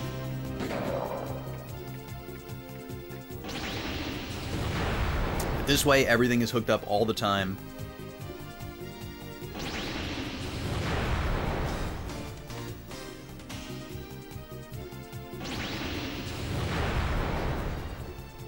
Oh, Jet died. Wow. That's annoying. Jet is the character that can bring people back to life, and he's also the person who opens treasure chests. So that's unfortunate. Oh, nice job, Clive. Yeah, and you're very welcome, Tofu, anytime. I'm always happy to help with, like, tech-related stuff. Because I know that it's such a, what's the word I'm looking for? It can be such an annoying space to navigate. And, like, the best thing when you're navigating some type of tech subject is a personal recommendation. Like, you might find, like, some video where some dude you don't know says something is a good idea, but it just doesn't hold the same weight as, like, somebody that you trust being like, do this.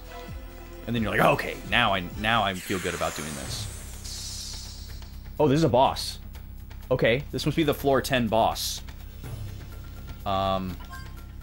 Ephraim Zine. Is this a Guardian? This could be a Guardian. It's not that big, but it's very Guardian-esque in appearance. Prepare intercepts? Oh god. Does that mean you're gonna counter me if I shoot you? Oh, you are reflecting stuff. Okay. I see. Do you reflect physical attacks?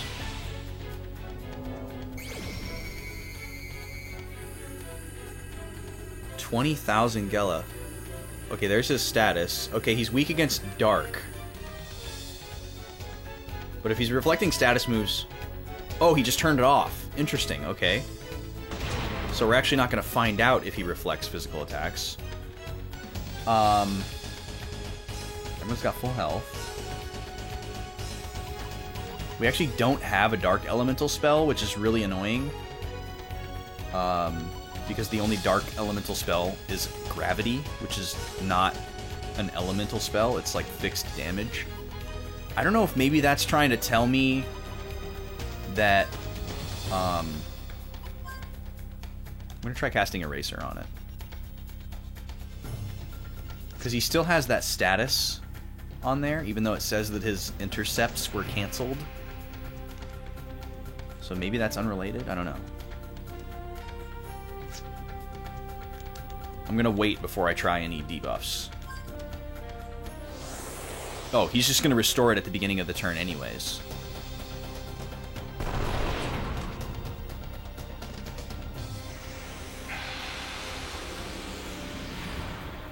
Oof. That hurts. Okay. 500 on everybody.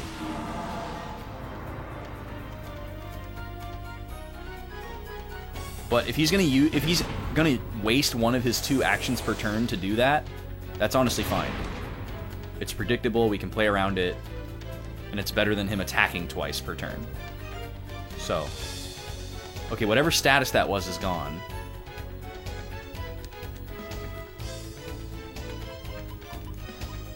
Grav is a very dangerous spell to have reflected back at me. So I'm too scared. I'm too scared to do it.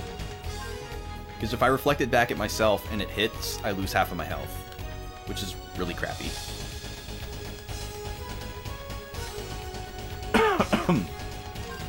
We'll go ahead and do a double heal here. Ding, ding, ding, ding.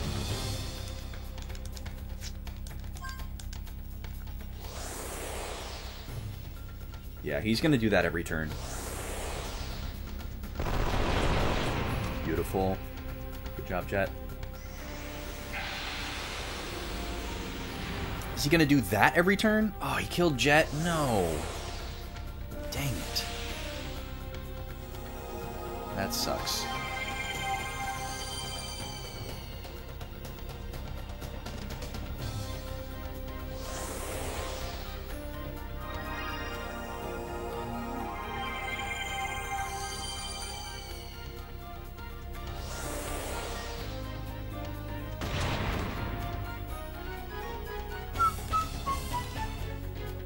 Okay, we're going to cast Heal on Jet, and then we're going to revive him. Hopefully this works.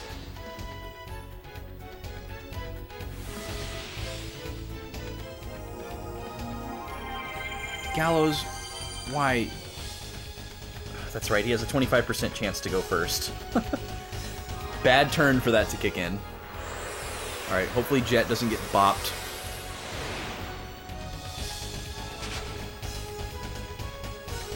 Okay, that's good. That's good. Ding dong.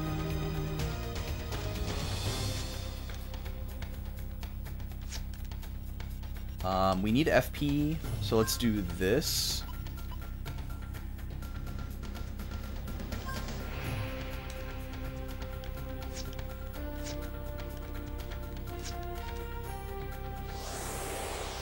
Alright, please don't go before Virginia.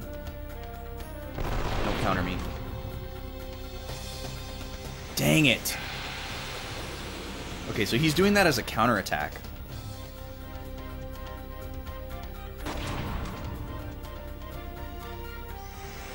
Okay, so that's what his prepare intercepts means. I see. So prepare intercepts means that if you attack me while I have that active, you get a light spell in the face.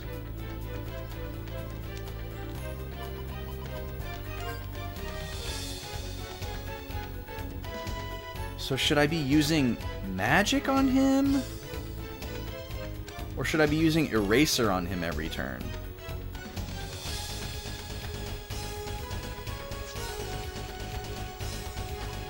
Well, okay, let's see if we can get lucky here. We're going to revive both of our characters and hope that by not attacking the enemy, he doesn't attack me.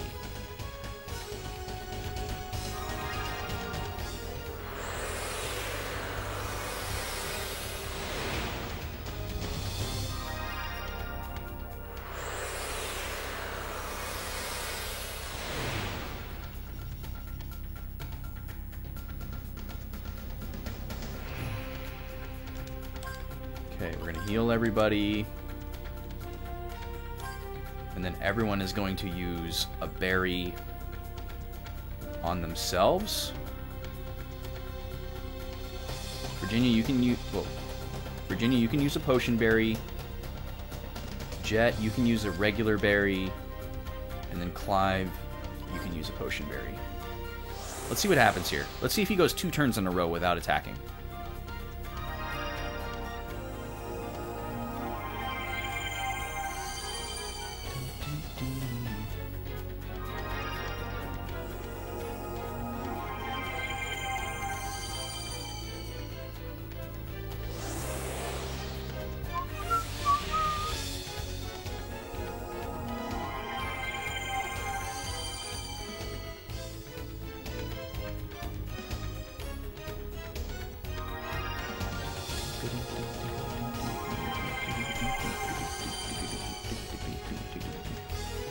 Okay, so he doesn't seem to attack me if he doesn't do his counterattack. But the problem is we need to attack in order to build FP to do our skills. We don't have an item that raises our FP other than these carrots. And this raises the FP gauge, not the FP itself. Those are 2 different things, actually. So, I want to try using a magic spell on him to see if he reflects that, but I don't have enough FP with anybody to use a magic spell. Actually, Virginia could probably do it.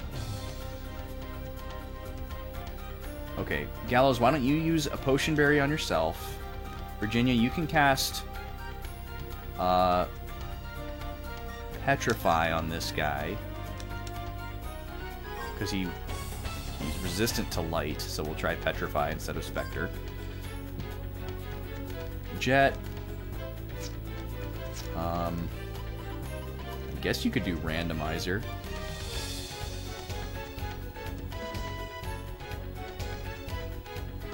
Because now I feel confident that he won't be able to reflect debuffs anymore.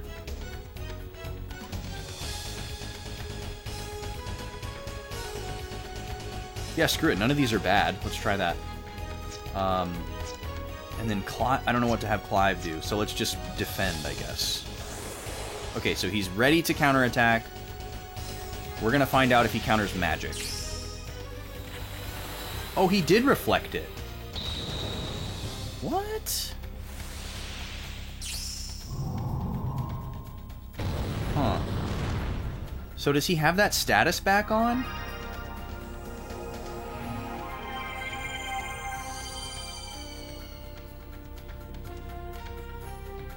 Intercept's canceled. Or does that ability give him... Yeah, he doesn't have the status change on there. That's so crazy. So he's reflecting all magic, and then he's countering all physical attacks. So what are you supposed to do against this guy? Summon? I guess we could just blow all of our summons.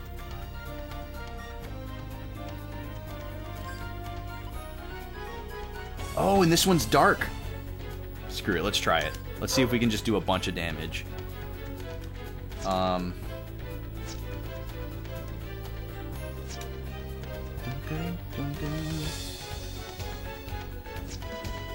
Because yeah, the only other option will be to have one person attack per turn, and then have everybody else be healers.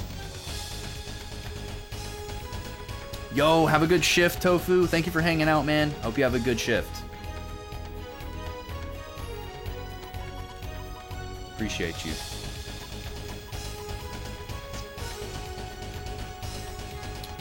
So, yeah, if the summon thing doesn't work out, that's going to be our strategy. Which we've used that strategy before, where we have one person attack because we know that we're going to get countered and we just don't have any way around it. And then everybody else just plays healer. It's not the worst thing in the world, but it's kind of annoying. Let's see. Man, is there a way that we can... Why can't we plant the nectar at the secret garden? How have we only found one of these the entire game? This seems like it should be a fairly common item, given what it does. When you die and you get revived, your max HP suffers, which is very interesting. And it doesn't get restored until you sleep at an inn. But if you want to restore it while you're out and about, you have to use that item Nectar. And we've only found one the entire game, which is crazy. I wonder if you can double reflect in this game. Maybe that's what they want you to do in this game, is cast reflect on your caster, and then have your caster, and then boom, boom. Because in Final Fantasy, you can reflect up to 2 times. Or no, wait. I think in most Final Fantasies, you can only reflect once. So if you have an enemy that has reflect on, you can cast reflect on yourself, and then cast that magic on yourself, and then it will reflect onto the enemy, and because it can't reflect twice, they won't be able to reflect it back. That was a common tactic in Final Fantasy IX that we would employ. I'm just going to defend. You know what? I'm just going to defend. Because if this summon does get reflected, we'll want to be defending.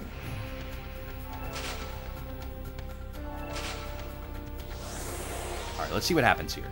Hopefully we just get some massive damage here. Oh yeah, it's the girl that looks like she's from Dark Cloud. I think we've only seen this animation one time, right after we first got it. Miss? Oh, it must be light gravity. Bummer. I was hoping it would just be a straight up dark spell, but apparently dark is the same thing as gravity. Okay, let's try another summon. He takes half damage from light. Jet has terrible magic, so let's have Clive try his summon. Oh, we can't summon because we have no FP. Oh my god. This sucks, man. Okay, so we're going to have to go to the single-person strategy here. So let's see here. Gallows, use a heal berry on Jet. Virginia defend, Jet defend, and Clive is going to shoot. Hopefully, at least defending lowers the damage that we take from this spell, but it may not. It may only apply to physical attacks. We've never experimented with this. Oh! Intercept's canceled. Oh! Clive is slower than him. Okay. That's useful. We have abilities that can make us go first, but we don't have abilities that can make us go last. But Clive is the slowest character. So, it works out that he is our weakest, or that he's our strongest.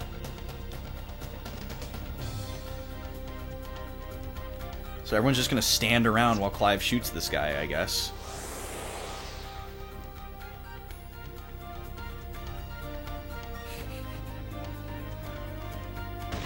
What a weird gimmick. But hey, we figured him out. We've rendered him completely powerless. So that's pretty cool. Now my face doesn't have weird lighting. The sun's going down. Can we lock on yet? No.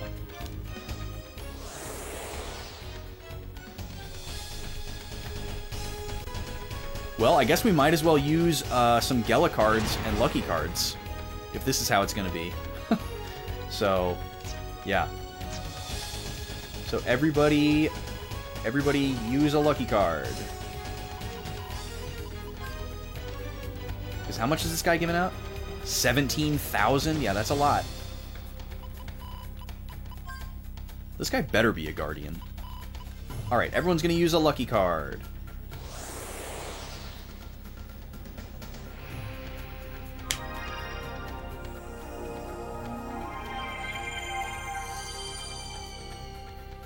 So now everybody will receive double experience.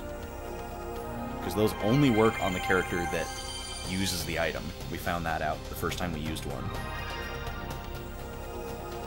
But the one that doubles money, you only have to use one.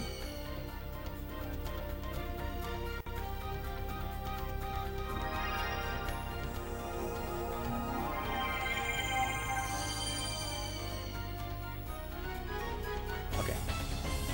Now you can use the Gela card. You can defend. You can defend. And you can shoot.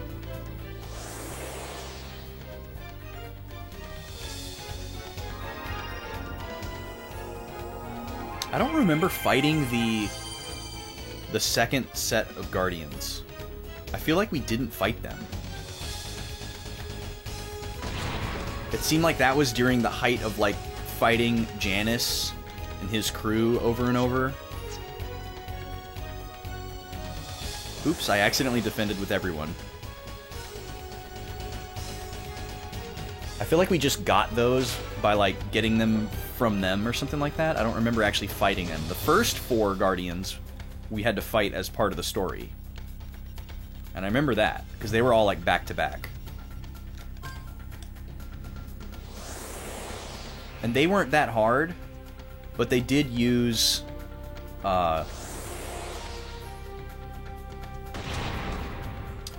spells on you.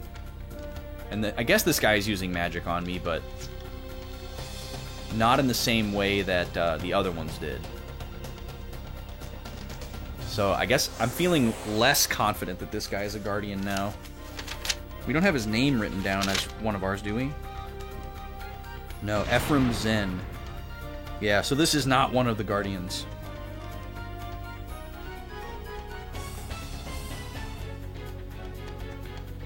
Ephraim Zine. Yeah, the Guardians' names are Raftina, Justine, Zephyr, and Luciad. So yeah, this is unfortunately not one of our 4 mediums. It's just a random boss, I guess. I wish I had some FP with Jet I could steal. But I don't think it's worth getting attacked. How many times would I have to attack before I could steal? Like 6? Yeah, it's not worth it. He probably doesn't have anything anyways. Stealing hasn't seemed to be much of a thing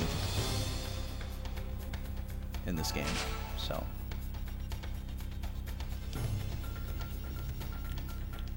Oh my gosh, we need to get to the end of this fight so my puppies can eat. And I can do all our fun stuff. I also need to go adjust the thermostat.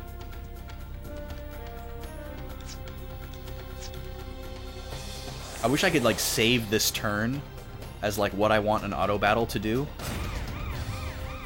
Yo! Onimar! Dude, thank you for 3 months. Welcome in, how are you? Yeah, it would be Flozax. And maybe there is, and I'm just not aware of it. Maybe there's something I could be doing. But as far as I'm aware, I only have the ability to speed myself up. Actually, there is a way. There is a way I could do it. Virginia has a spell called Decelerate, and he reflects it back at me. So I could use this to slow down another character. But I guess I can only slow down Virginia, because I can't. Yeah, but we could try this. She's not a great attacker, but it would probably speed things up a little bit. Doesn't feel like 3 months. Glad to have you, man. Oh, just got off work. Let's go. That's a good feeling. Yeah, little did you know that you were onto something, Flozex. Oh, doesn't matter. We finished. But it was a great idea. The Dragon Idol. Ooh, wonder what that does. Everybody leveled up. This teleporter can warp you back to the ground level. Okay, so there's no indication here, one way or the other, but I have a feeling that if we come back here, we're not going to get to go back to floor 10. We're going to have to go through the first 10 floors again before we can go to floor 11. I would bet money on it. But we're leaving. We're leaving here. We're not going to continue.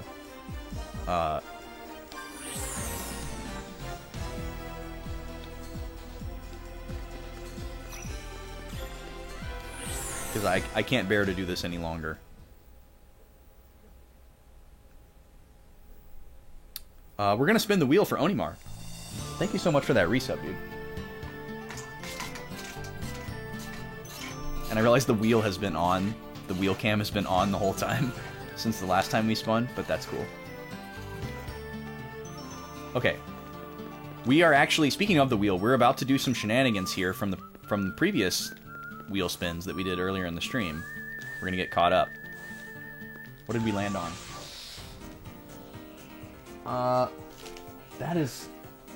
That's a tough call. I could go for snack on that one, or I could call it a respin because it's like basically right on the peg. We've got 2 snacks on deck. I'm gonna go for a respin here. I'm hoping we can land on either pull-ups or another soda. We've got some blackout potential tonight, actually. Kind of insane. I need to start keeping track. A gift sub, okay. That's more like it. Alright, guys. I'm going to take a 3-minute break here. I'm going to run an ad pack. For those of you that are subbed, you're going to hear a very fun little song that I've prepared for you. You're going to think that you know it. And you do, but it's not what you think it is. So that's going to be really fun. And then when I come back, I'm going to have an Austin's Choice Game Gush for you. We're going to taste a snack, and we're going to taste a soda. After that, we still have another snack to taste. I've got to do a piece of boys lore for you, and I'm going to gift a sub to chat. I'll also do that while I'm on the break. So. Oh, and I got to go feed my dogs. Because they haven't eaten yet, and they're very hungry. So, I will be back in about 3 minutes. If you're not subbed, thank you for supporting the stream by sitting through some ads. You're not missing any gameplay. And for those of you that are subbed, enjoy this very special song. See you in 3.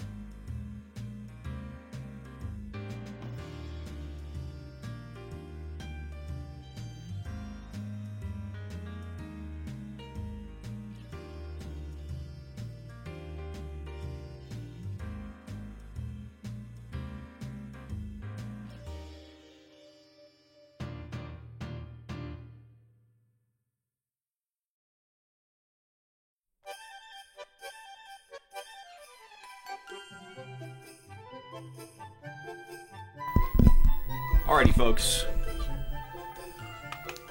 Welcome back. Did you enjoy that little song? Who loved it? Be honest.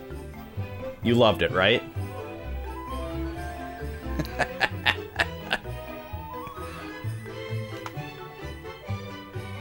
That's probably just a bit too loud. There we go. Alright, we got some housekeeping to do here. So let's go to the big cam.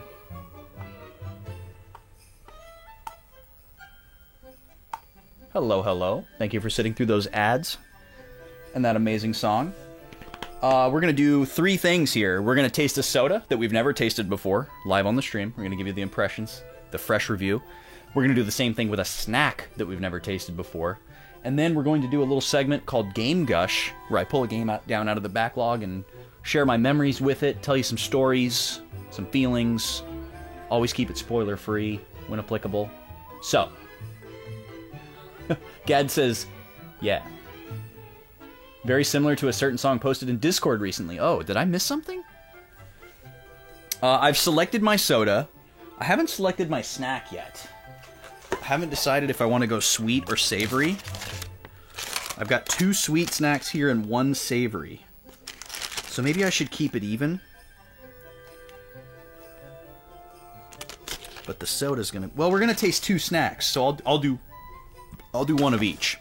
So let's do the sweet snack first. That seems like a good idea to me. And I've picked out my game for the Gushin as well.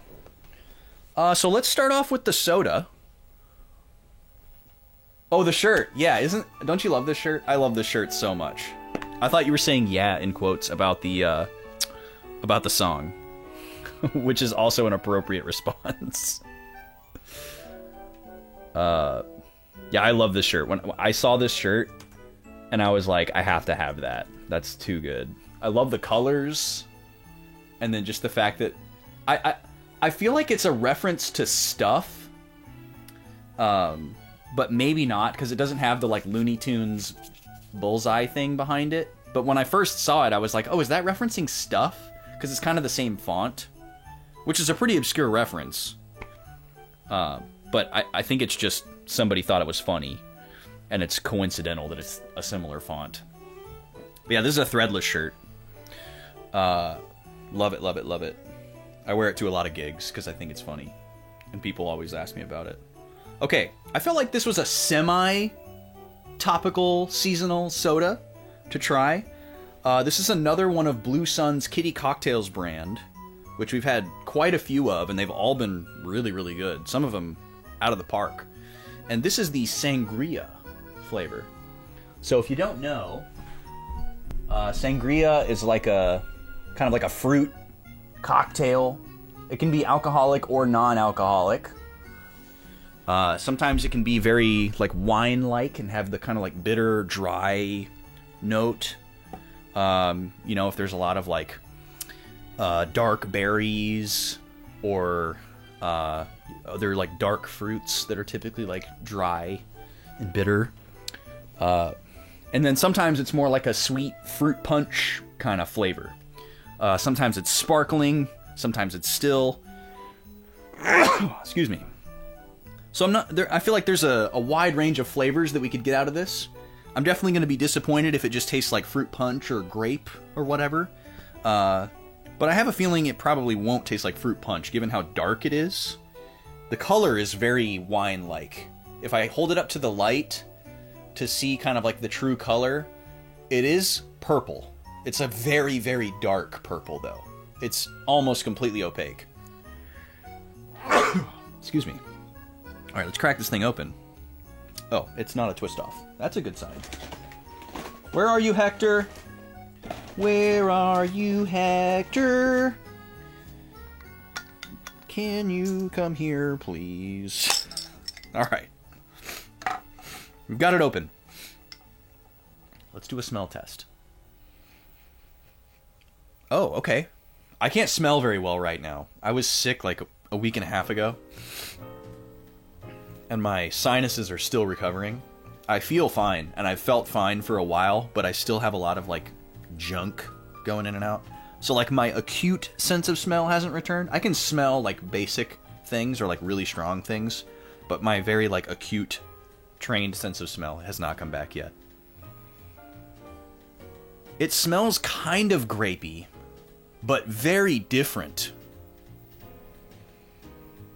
I don't know if I should trust this smell given where my nose is at right now, but that is giving me some interesting information. And it's definitely setting my expectations in a different realm. It smells like it's going to be very sweet and not very dry or bitter. So, let's see what we got here.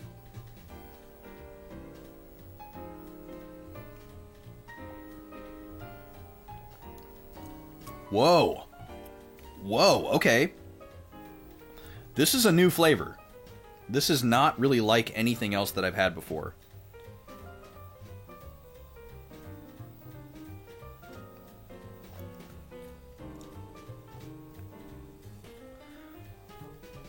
Man, that's hard to pin down. Okay, I would say the two strongest flavors that I think are happening here are cherry and grape, which is an interesting combination in and of itself. But there's something else going on in there too. I feel like a hallmark of real sangria that I've had is like the addition of like orange zest or maybe lemon zest, but I feel like more commonly orange zest. So you'll have like, you know, like plum or you know, grapes, blackberry, raspberry, all these like kind of like dark red and purple kind of family of fruits that have more of like a richer bittersweet taste, and then the foil to it all is like the citrus zest that like kind of lifts it up, and it's usually orange. It's not lime, it's not lemon, it's usually orange. I feel like they might be attempting that in here, but I'm not fully getting it. I think I could just be like wanting it to be there.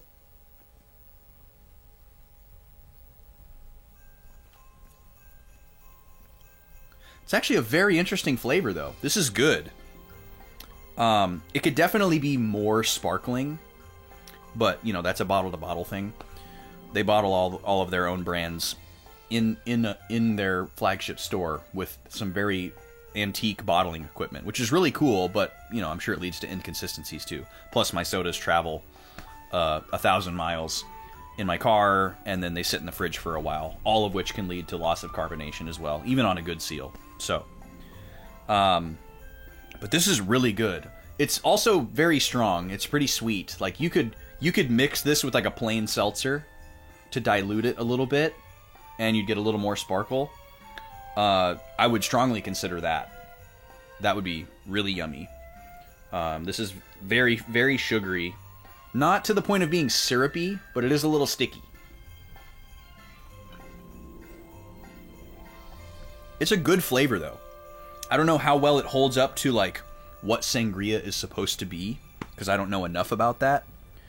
But given the track record of this brand so far, I would say that's on track.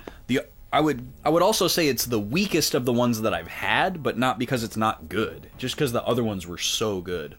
There was a did they call it Shirley Temple? They may have called it Shirley Temple. And then there was a margarita one, which was phenomenal. And what was the third one that we had? Oh, Pina Colada. The Pina Colada one was really good. I'd have to go back and revisit my Saturday sips. We had a bunch of these on Saturday Sip. But yeah, Kitty Cocktails. If you're at Blue Sun, look for the Kitty Cocktails label. I think I've had almost every single one of them at this point, and they've all been really, really solid. And more importantly, unique. Not just like a better version of something else or like an equal version of something else. They've been like unique things that you wouldn't be able to get otherwise. Okay, now we're going to shift gears and taste a snack. I have selected a candy. This is my first time delving into the Smart Sweets brand. I've seen these at the store many times, but I've never ventured. And this is like a Sour Patch watermelon, which I'm sure most of you know and love. These only use 3 grams of sugar in the whole bag, which is very interesting. The primary sweetener here is allulose, so no sugar alcohols, which they're also touting as a big deal. There's like a lot of like fibers in here. We got rice flour, chicory root fiber, soluble corn fiber is the first ingredient, which is very interesting. Normally for something like this, it would be, you know, corn syrup. Isomalto oligosaccharides, which is listed as a vegetable source. Very interesting. Malic acid, citric acid, fruit and vegetable juice for color, coconut oil, carnauba wax, spirulina extract for color. Interesting. Stevia. A little bit of stevia in here, too. So, very, very interesting, unusual ingredient list. Yo, Brax here. Is it Friday? I mean, for me it is. But actually, no. Whoa. Oh, this smells like straight Pop Rocks. Wow. That is a powerful scent. For something that's touting itself as low sugar and odd ingredients, I was not expecting a strong fragrance. No work for you tomorrow either? Dude, let's go. Congrats. How are you, Brad? Good to see you, man. We're about to taste a snack here. We just tasted a soda. We got a Game Gush coming up after this. We've been spinning the wheel like crazy tonight. Spun the wheel 7 times tonight. Unreal. Okay, this is the Sour Watermelon Bites from Smart Sweets. I almost said Sweet Smarts.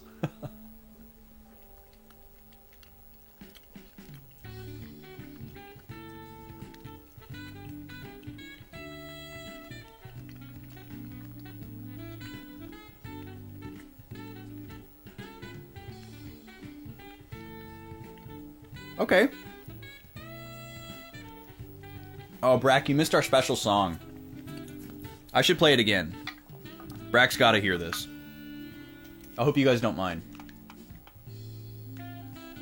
Let's pause one awesome song for another. We're gonna listen. Plus, I didn't get to listen to it during the break. Here we go. I gotta turn it down a little bit. Okay, these are good. There's a lot to unpack here. First of all, I can tell that it's not real sugar. I can taste the allulose kind of flavor. You know, it kind of tastes like stevia. Kind of tastes like other sugar substitutes. It's not that sour, but there's enough of a note where you could argue that it's sour, I guess. But it's not like a Sour Patch Kid or a Warhead or anything. The texture is good. They're soft, they're chewy, but it's a very sticky chewy. It's a very, like, stick in your teeth kind of chewy. Isn't this amazing? It's really well made. I would say overall these are good, though. Like, if you want to eat candy and you want to cut back on your sugar, it's pretty nice that this exists. Also, the fact that they take so long to chew and kind of get stuck in your teeth, that kind of slows you down, too. Yeah, these are good. This is a good little snack.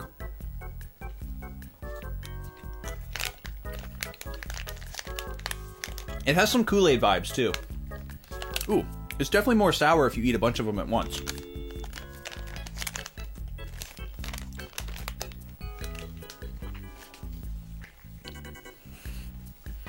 Isn't this great?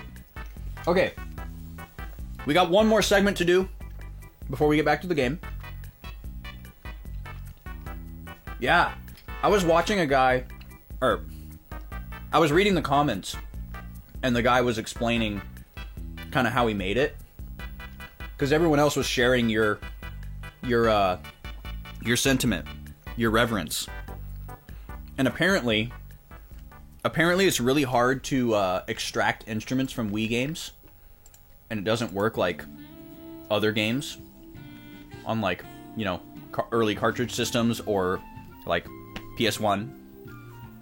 Apparently it's complicated for some reason for specifically Wii games.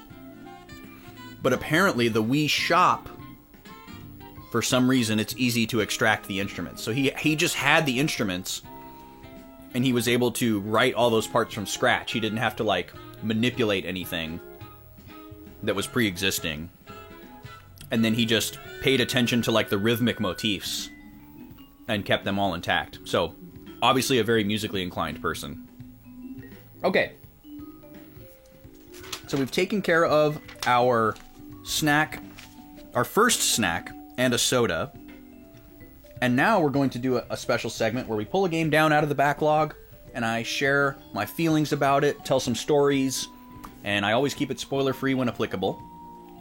And we like to call that segment Game Gush. Tonight's Game Gush is brought to you by me, yours truly. Normally, you use your channel points, and you get to pick the game that I choose out of my collection, which you can see by typing !backlog. And you can see all the previous games we've gushed by typing !gush. But when we spin the wheel and it lands on Game Gush, I get to pick. Yeah. And I have selected for you tonight a title that I bet a lot of you don't know, and I bet even more of you have seen the cover art for in a store, but don't really know anything about the game and haven't played it. And that game is Chaos Legion for the PS2. Here's a look at the cover art.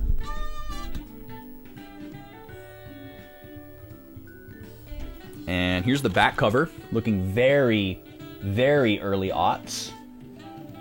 You can see the gothic inspiration. You can see the, Evanescence inspiration, the emo era. We've got a manual with this one. Very stylish back cover of the manual, just Capcom URL. This is a Capcom game. Here is the cover of the manual. Oddly, sticker damage on the manual, which is very odd and unfortunate. It's very weird to have a sticker on a manual. But for whatever reason, somebody put a sticker on this manual, and we'll never get that all the way off. It's a black and white manual, which is unfortunate. Usually on PS2, the non-red band version of the game has a color manual, and then the red version, the greatest hits version, has a black and white manual. That's usually how it goes. But for some reason, this one has a black and white manual too. I guess maybe it's possible that this manual came from a greatest hits version and somehow got swapped in. But I don't think that this game even had a greatest hits version. I think it was just a lower budget game. Let's have a look at the disc. Disc looks fine. It's certainly nothing to write home about. It's got some light scuffing pretty much all over. But here's a look at the disc art. It is different than any of the cover art, so that's something. It's got our main dude there, and also the Capcom hint line in case you want to call in, get some tips. 1-900 number there. It's probably $48 a minute. But yeah, this is Chaos Legion from 2003. This comes from an era of gaming where the gothic noir look was very popular, and it was also the era of hack and slash. You had your Legacy of Kain Soul Reavers, you had your Devil May Cry, you had your 3D Castlevania, everyone, Mark of Cree. Everybody was trying this hack and slash thing that was working really well on the PS2. You had these new 360-degree cameras. 3D was pretty well figured out at this point. Yeah, Dynasty Warriors is kind of like its own subgenre. Some people would call that a Musou game, and not a hack and slash, but basically the same thing, yeah. Press square and win. And this game was basically a Capcom idea in the hack and slash genre, and I don't know how we decided that we wanted to play this, me and my friends, but this was a game that I believe we rented first, and then I bought. But that could be incorrect. I could have just bought it on a whim. I'm not sure.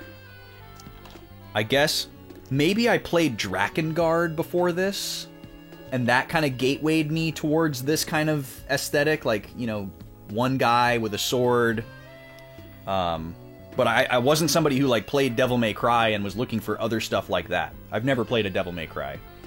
And I don't think I'd really played any other hack and slash games when it came to this. So I really don't know how I came to this game. Maybe it was because I was listening to Evanescence. I have no idea.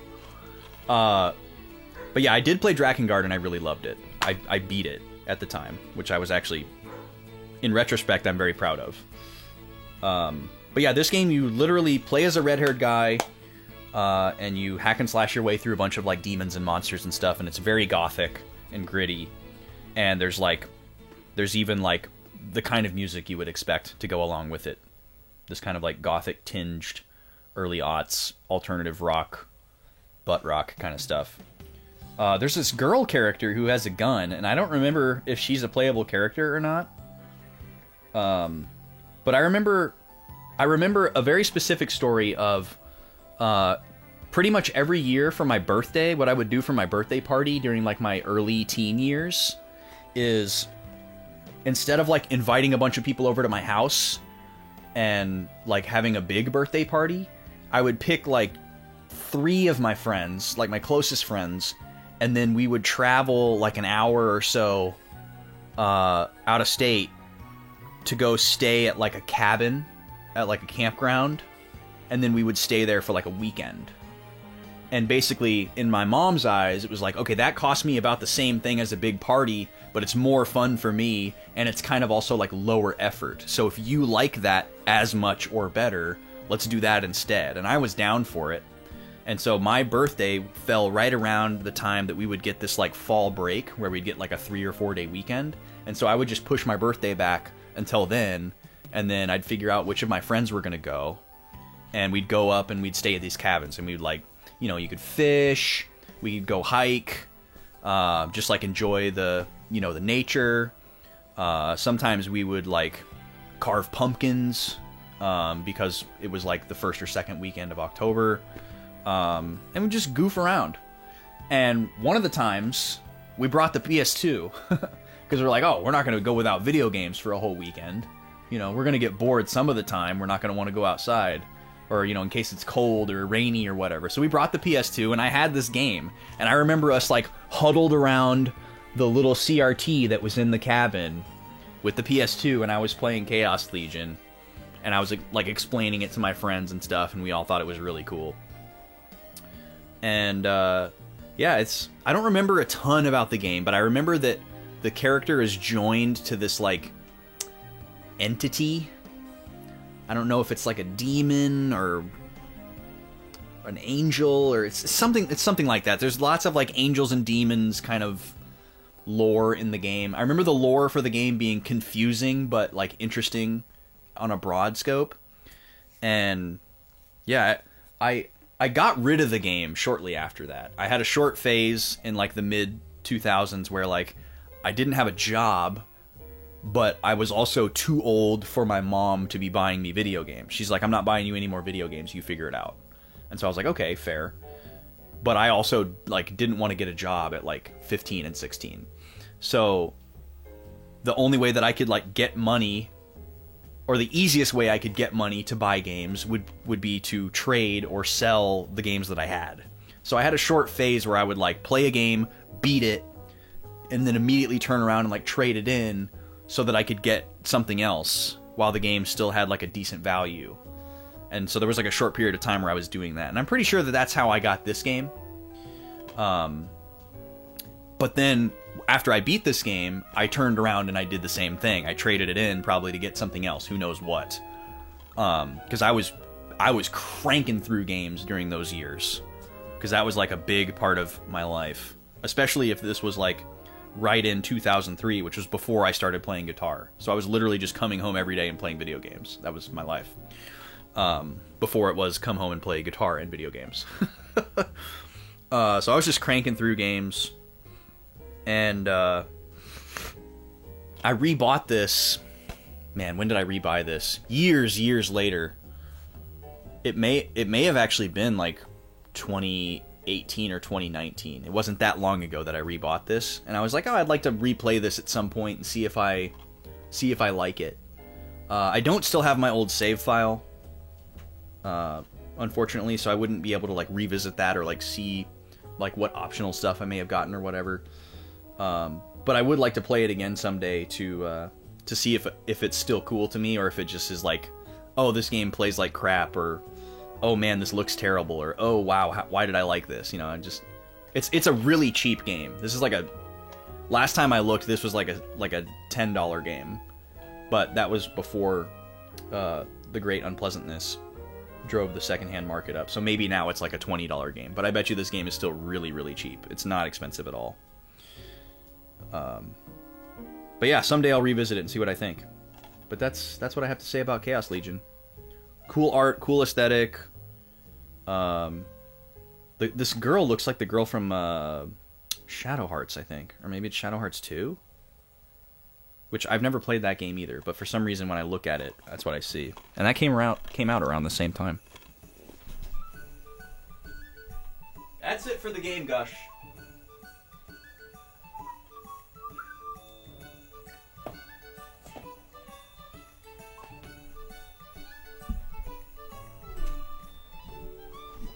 Alright, and before I forget, I guess I'm gonna go. This would be a good time for me to go ahead and gift my sub.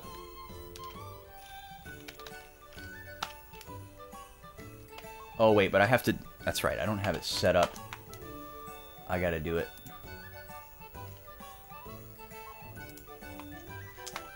Oh, that's right. It's really... It's so much easier for me to do it from my computer. Is my phone here? I don't think it is. Okay, we're gonna have to wait. I wrote it down, so I won't forget. So we still have to do another snack. I've got to give you all a piece of boys lore, and I have to gift a sub to chat. Those will have to happen later. We've got plenty of stream left, so don't worry. We got plenty of time to do those. But thanks everybody for the contributions and whatnot. Let's get that game audio back on. Pause this music, and then get the game audio back on for me. There we go. And we're back in it. Yeah, I had a lot of fun with Drakengard. I don't think I beat Drakengard 2, but I did play it, and I never played Drakengard 3. Okay, first of all, let's see what this item we got does. The Dragon Idol. An old stone statue of a dragon. Huh. Interesting.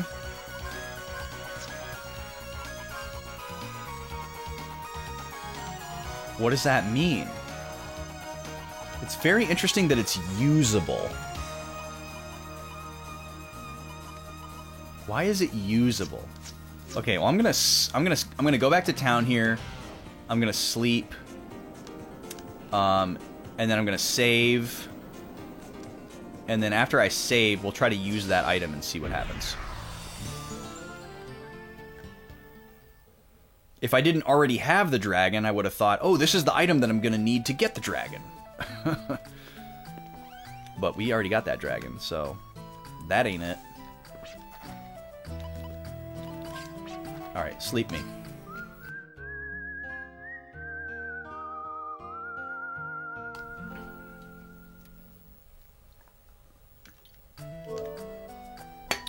Okay, Jet's got his max HP fixed.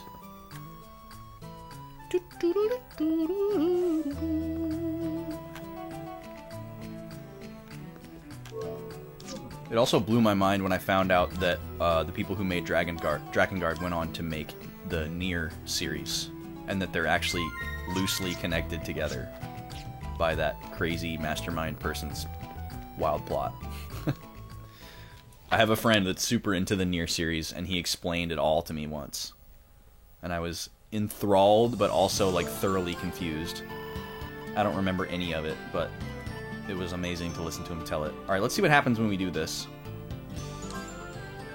No effect. Okay. So, I guess we're probably supposed to use that in some, like, specific location, and maybe something happens. There's no way we could have got to that location without the dragon, because we needed the missiles to break that rock. that was impeding our way there. So I don't think it has anything to do with this dragon. So it must be something else. What do we want to do now? We could do some Millennium puzzles. I really want to figure out where one of these dragons are.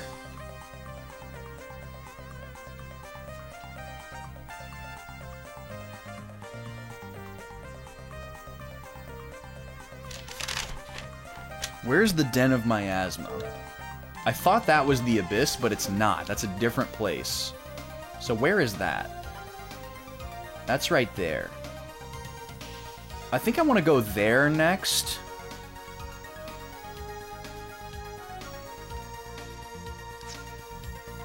Well, actually, why don't we do a couple Millennium puzzles, and then let's go to the fighting arena, and then we'll go to the Den of Miasma.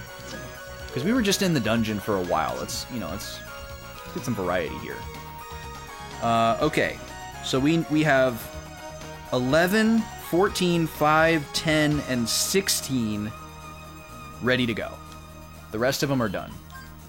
So let's do number 5 first. Let's go in order. So we're going to go southwest. I think it's this right here, actually. I think this is it.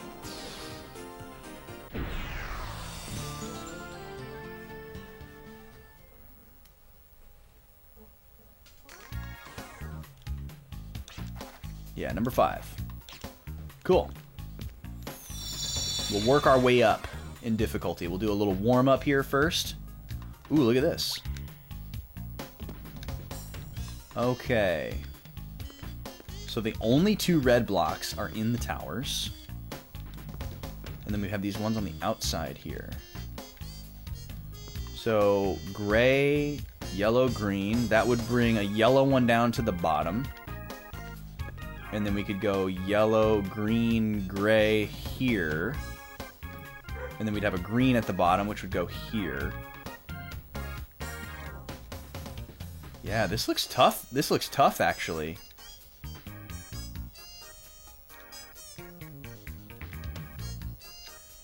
Do we have any odd numbers?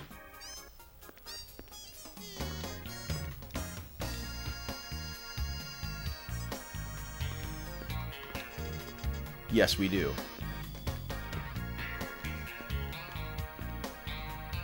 Green and yellow are both odd numbers, so we'd have to do a three pack of them at some point. Gray and red are even. Ding, ding, ding. So this red one's obviously going to be at the bottom for the whole time. So maybe our signal is to take care of this column first, to get the red ones together, and eliminate a color. That could be an angle. We can definitely do that. We have the tools to do that. And then, let's see. We don't have a way to do well, we do have a way to do a green 3-pack right off the bat, but I think we should savor these separate blocks as much as possible, because we're gonna need them. But we're just gonna have to do some trial and error here, I think, to start off with. A little experimentation. So gray is even. I could do a 3 here with the gray, but I don't need to, so I'm not going to. Or wait, actually, if I do a gray 3 here, it could set me up for... Oh, no, I don't have to worry about that, because look at this. Look at this. Yeah, I don't want to do that, because then I'd have to do another 3 with the grays. But now I can do a 3 with the yellow, which is required. So we can go ahead and take care of that. And it's basically 2 birds. It's literally... It's 2 stones, 1 stone. Oh, no, no! Oh, I screwed it up. That's okay. That was dumb. I was thinking about my joke and not what I was doing.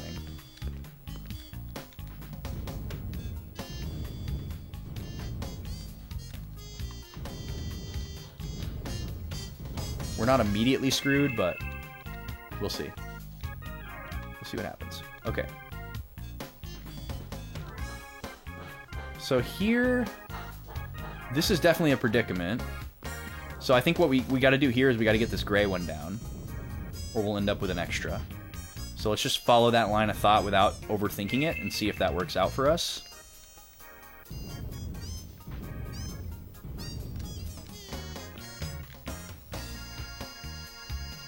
Yeah, so we're gonna get stuck on yellow here, is the problem.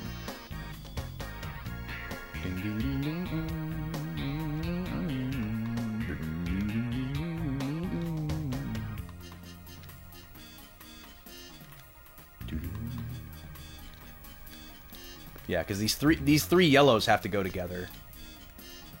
And we have to do a 3 on green as well.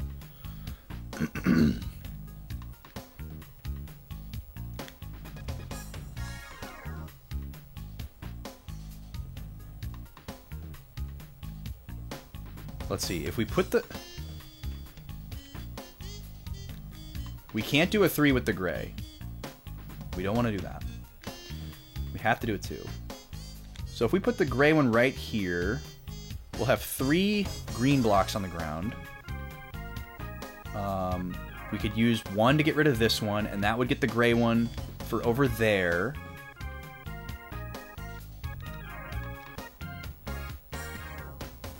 And then we would have another green one, and that would get the yellow block down. But we have no way to get that other... Yeah, I think we're screwed because of the yellow here. We don't have a way to get rid of that yellow, or the green one there. We don't have a way to get rid of that green one that's trapped between the 2 yellows. So I guess you have to save a yellow.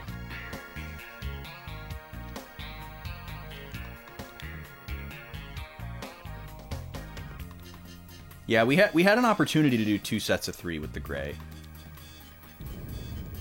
It could be that that's what it wants us to do, but I don't think it's required.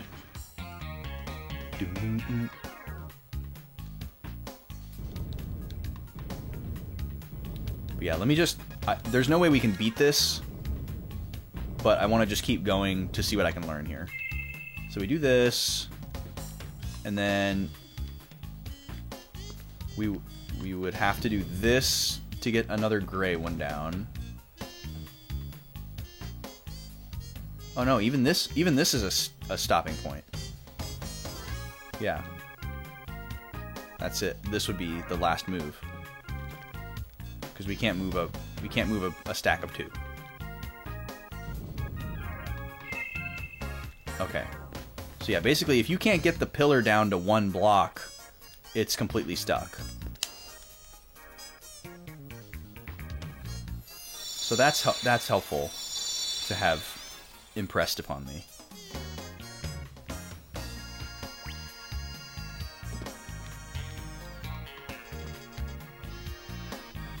So how do you...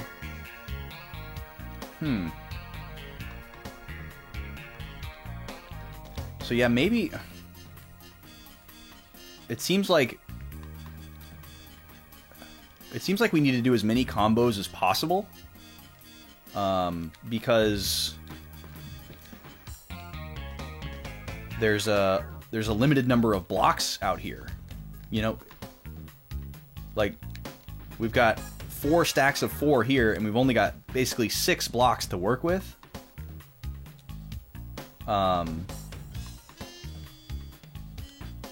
So there's basically not enough moves for us to do 1 at a time. So if I go like this, I can set up a bunch of combos. So let's just try that. Let's just see what happens here if we do a bunch of combos.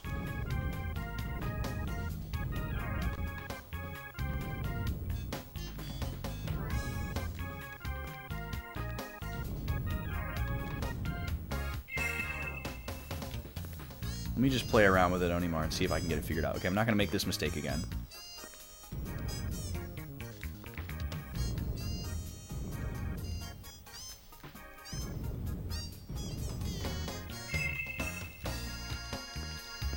Yeah, that is one thing that I really like about these, is that there's almost always multiple ways to solve.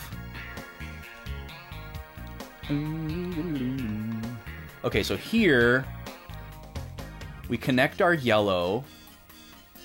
We get the red, we connect the red, and then we go gray.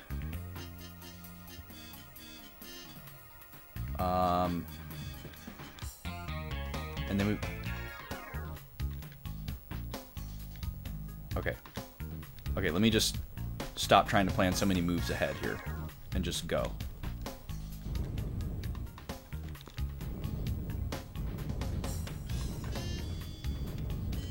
That wind is whipping up again out there.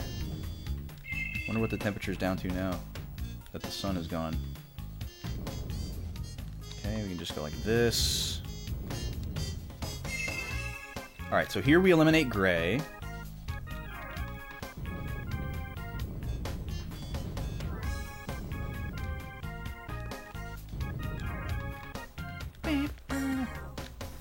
Now we can't do a 4 with the green.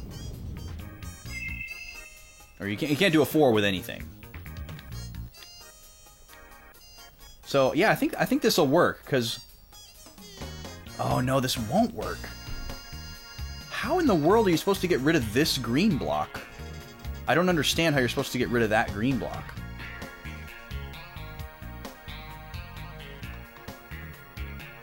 There's no way to hit something at a height greater than 1.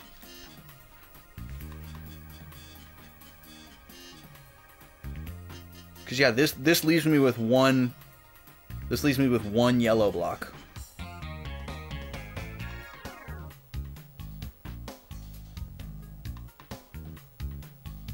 Like we have enough. We have a right number of blocks to eliminate everything if they were like all on flat ground. But I have no way to get rid of that second green block. Because if I connect these 2 green ones, the yellow one falls down, and then I would have to use the yellow one to drop that pillar down, and then I'd connect the green one, and then I'd have 1 yellow block all by itself. I have to connect these yellow blocks all at once, and there's no way I can do that with this configuration.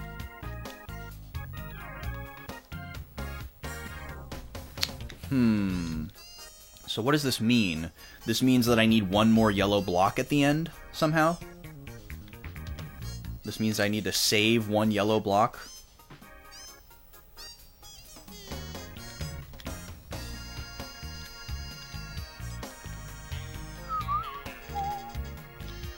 For science.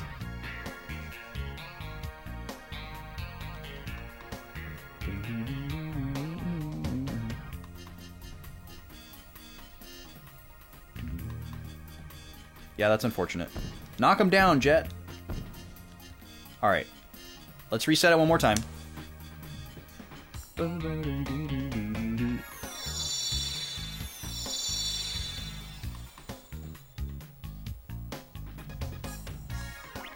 Okay.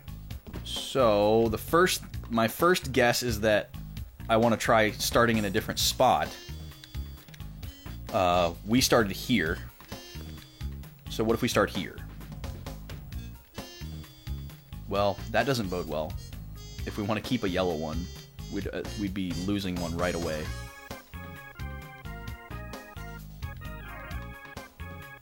So last time we did green here, and then we went gray, yellow, and then we put the red over here. And then we went gray, and then that's how we got into the situation we were in before.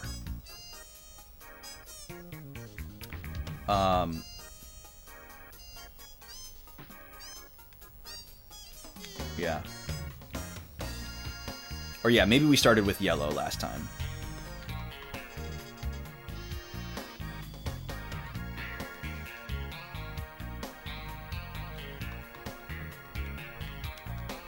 Yeah, I mean, it seems obvious that we have to start with this column.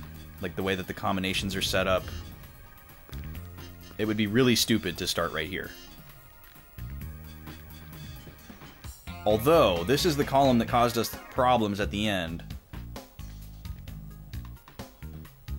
2, 4, 6, 7 yellows. So yeah, what if we started right here? What if we went gray, and then yellow, and then we could do a 3 with the green. I'm just going to try it.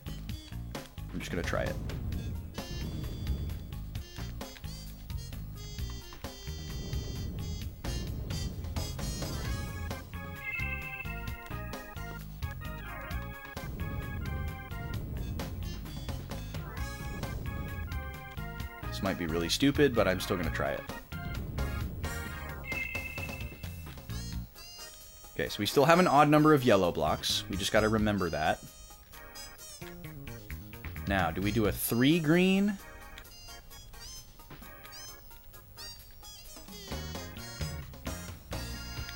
Not a bad idea. We do have an odd number of green blocks right now.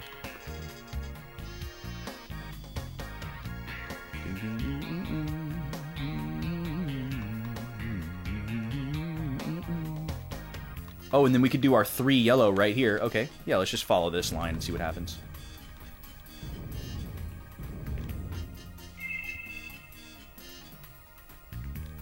Alright, here comes the gray.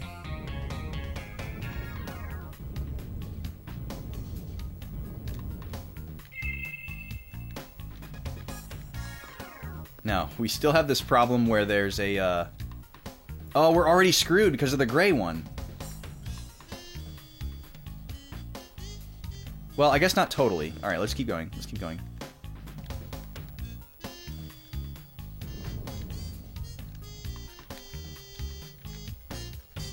We did say we wanted to save a yellow block for the end, which we are doing, even though we're going down a completely different path here. Alright. No, yeah, we are screwed because we don't have a way to connect these gray ones together. So yeah, that's a problem. We're toast.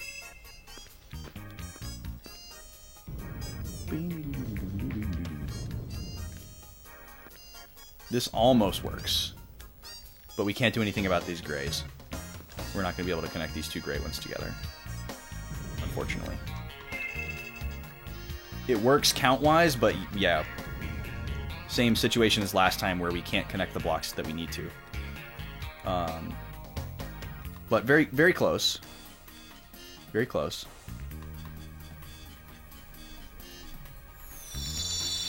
Try it again. I wish it would just reset, but that's okay. Okay, so we've now started in 2 different locations. We definitely can't start here. What if we started with this column?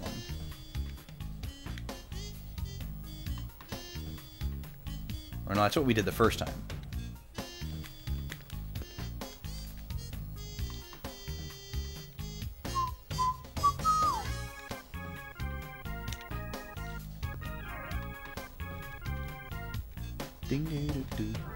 Okay, so we've got all 4 colors on the bottom.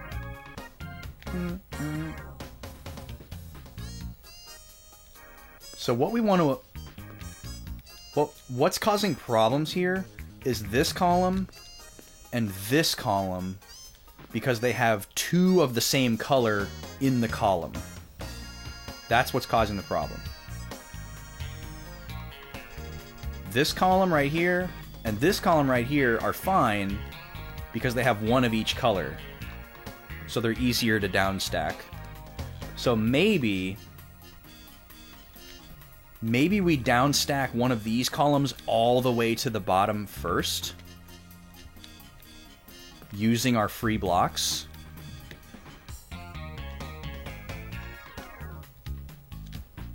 And then the second set of blocks we would use for this one.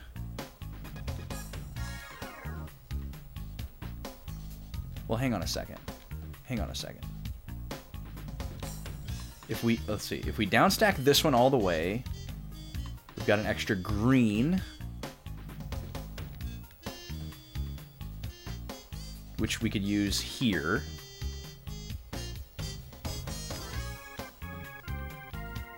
So let's see, we would go yellow, green, gray, and then we have a green block, and then we would go green, gray, yellow there, and we'd have a red block and a green block.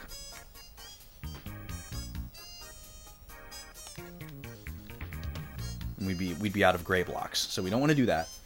Okay, what about over here?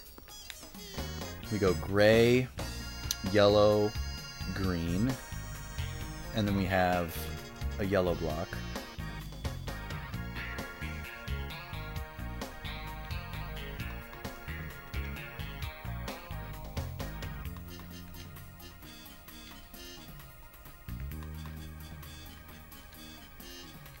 I feel like one of the columns with the red block has to go second, or this column has to go second. But then you still have to have at least one of each color left over.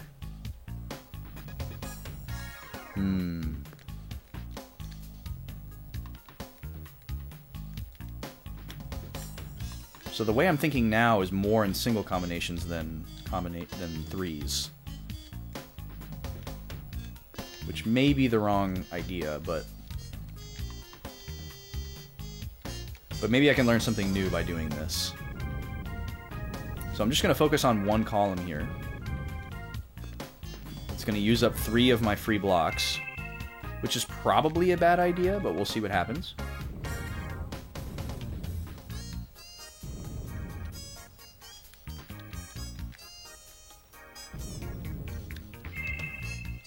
And then, do we want to do a 3 green right here? Sure. Seems like good economy.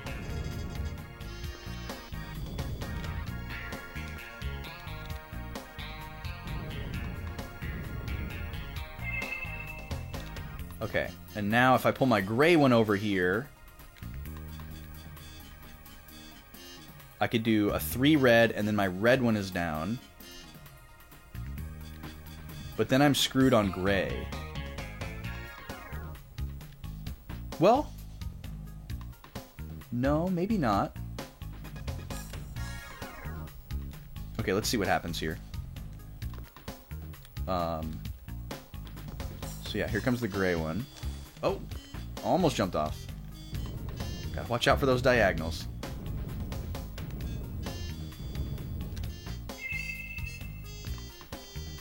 Alright, so now we're gonna do a 3. Oh, but which one do we want to do?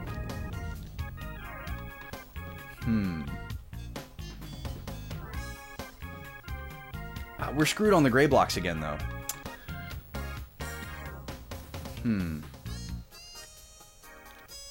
But still, let me look at this for a second. If we did it right here, we'd have a free red and a free yellow. Red goes connect together.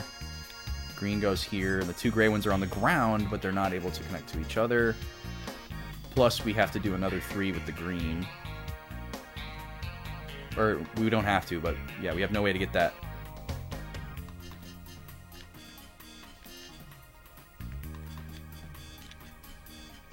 And then if we did it over here, we would just have the free red block. So, yeah. Erg.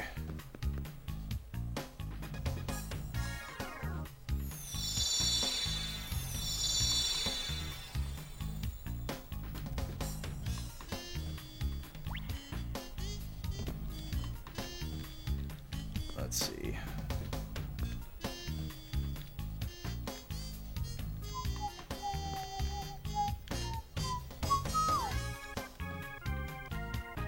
Well, in order to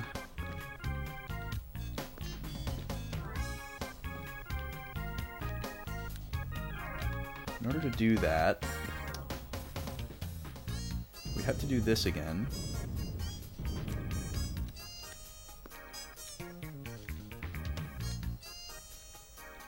Because we're not going to be setting up any double combinations over here until we get this column all the way down and we can get the red one going.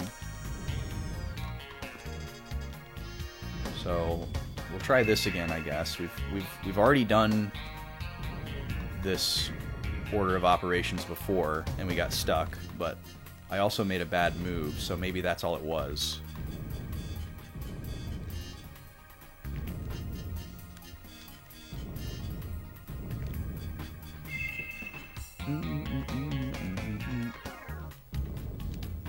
Alright, so we'll do this.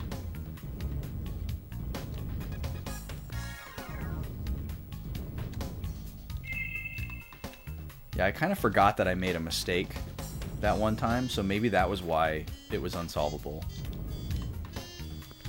Oh, what are you doing?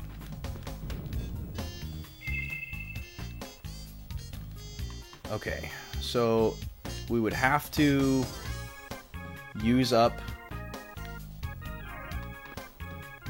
I guess the smart thing to do would be to use the free green over here and then use this yellow here. Well, no, we can't do that. We're screwed on the... Oh, cool. Have fun.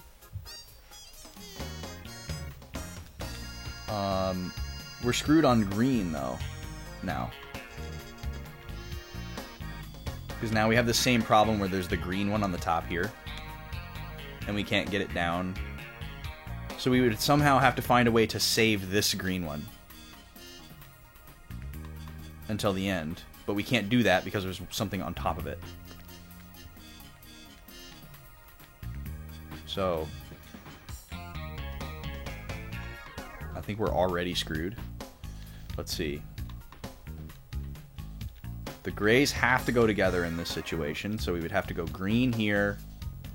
Or we'd have to go yellow here. And then... yeah, there's nothing else that we could do besides green. So then all of our greens are locked up. So yeah, we're already screwed on this one.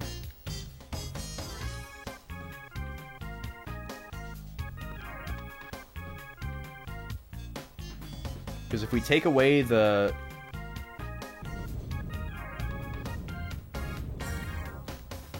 if we take away the 3 combination of green here to free this yellow block...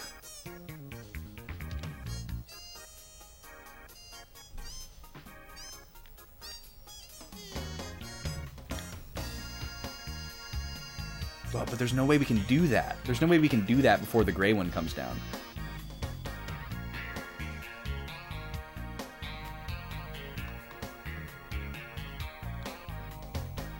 I don't think... let's see. Yellow here. Then green would allow you to do the gray. But then you've got no green blocks left for over here.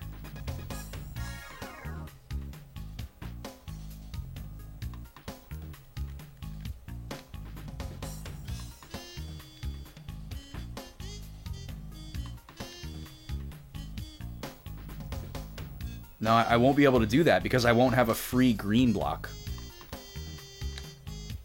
I won't have a free green block. Because I only have one free green block right now. So if I go yellow here and then green to get the gray one down, and then I do my gray one, I have no more free blocks. Then I just have 3 stacks of 2.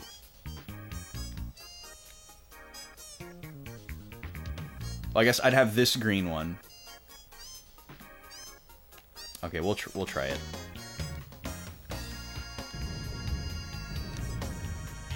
We've got the right number of blocks. I just don't know if the order is going to work out here.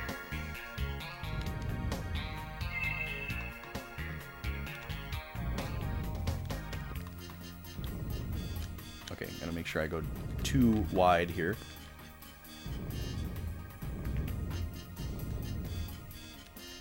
Or wait.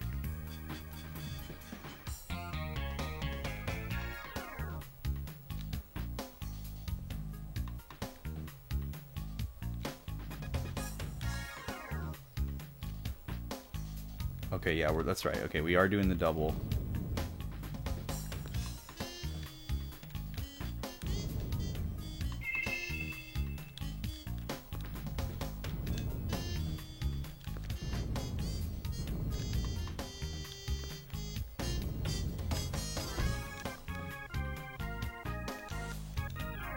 Okay, yeah, this is gonna work. Sweet.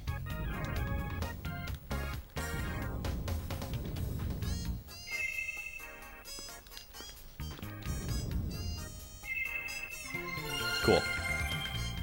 Alright, that was supposed to be the warm-up, but it was actually pretty hard for a 2-star.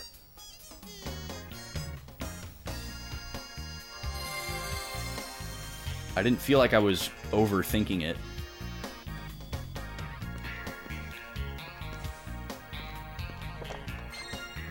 Oh, another Holy Grail. That's actually a really good item. Cool. That protects from the death status effect. Okay, cool. Let's do another one. We're going to go to number 10. So we're going up a star in difficulty here. Where is this? Over there. Okay. Is that this one? Oh, no. Way over here.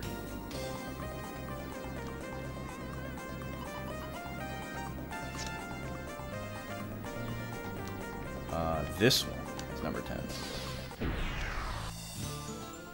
God, it's so nice to be able to fly. So nice. Yeah, number 10.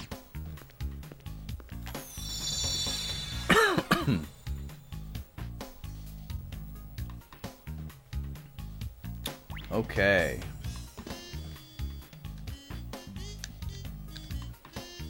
This one looks tricky. Whenever they're grouped together like this, it's harder to count. So that automatically makes it harder. So we've only got 4 free blocks to work with here. So order of operations is going to be super important.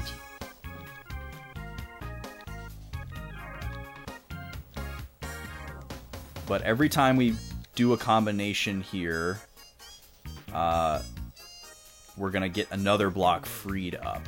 So I guess the name of the game is going to be connect a block and then use the freshly freed block to make another connection and just try to repeat that process as much as we can. So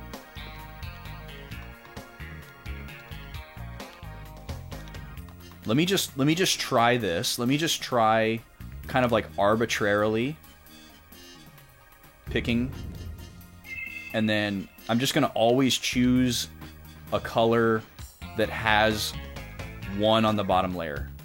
And that's all I'm going to pay attention to. And I'm just going to see how far I can get with that and see what I can learn.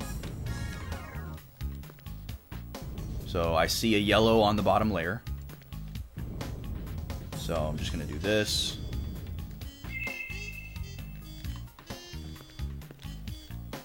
And then I see a green.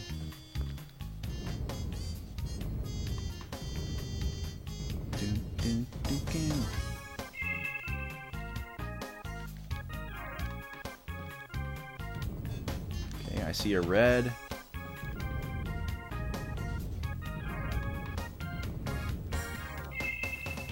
And at some point we might get somewhere where... Oh, okay, I have another idea here. I want to try to not focus on one stack too much. So maybe I'll share the love here. So there's 1 of each color. That's kind of nice to have freestanding on its own. It's easy to keep track of. Okay, we got a gray over here. We haven't touched this one yet, so let's put some over here. And then, do we have another red on the bottom layer? We do, but it's on the same stack. Well, that's okay, because this one's behind. So we're going to say our strategy allows that. Oh, we got a little combo action. Hello! Bingo. Alright, that was beautiful. Let's see, we can do that again over here. It won't be as large of a combination. I wonder... We have never tried doing a combination like this. So we might need to try that and see if that works. So let's do this. Let's do this gray one over here. Because this is going to give us another little mini combo.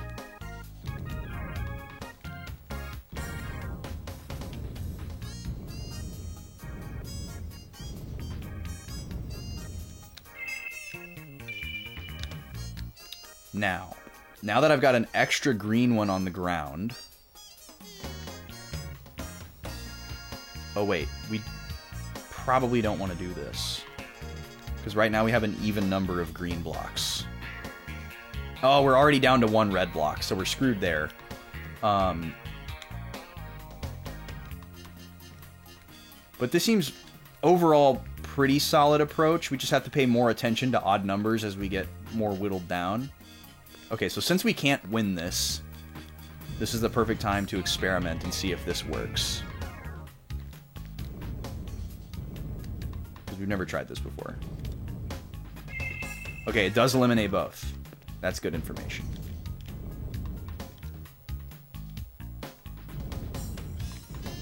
So we would want to do that over here. But yeah, I mean, we're at a point here to where we could get down to just the red block,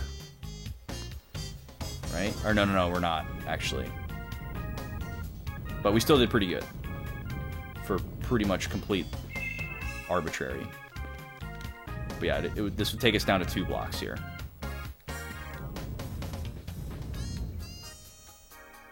Oh no, Flozax, that's like my least favorite. Why is that a thing? Did they call it a winter carnival in your city? Because that's what they call it in the Twin Cities. They call it a winter carnival. Vuvuzelas everywhere. A bunch of people standing out in the cold getting drunk. I don't understand it. It's like a very old tradition that they, for some reason, have kept alive. I went to it like twice, and I was like, yeah, I'm never going to this again. It's really dumb. Your cat does not like it? I bet not. I know my dogs wouldn't like it either. Okay. So we had an odd number of gray and red at the end. So just knowing that, let's start with yellow and green. And then we'll just literally do the exact same thing that I did last time. And see how this goes.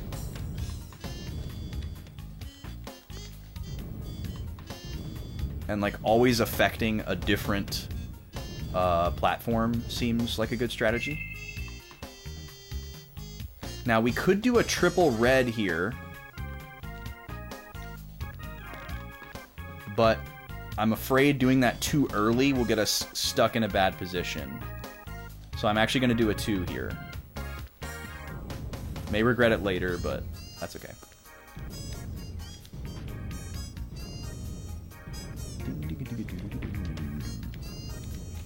And then we got a gray at the bottom of this other one, so we're going to follow our pattern here.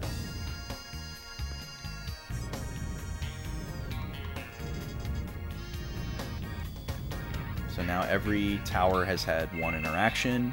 Oh, there's a little combo. Oh, this is the same combo we did last time. Okay, let's take an inventory now. We've got 3 red blocks. 2,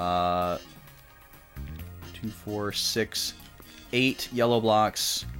2, 4, 5 green blocks. And 2, 4, 7 gray blocks. Okay, so we've got a lot of odd numbers going on here. But we should be able to do this. So let's think.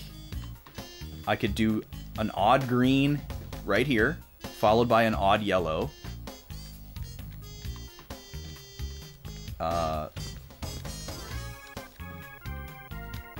Oh, I could also do a combo right here. A triple gray into a triple yellow. And then I'd have a free green.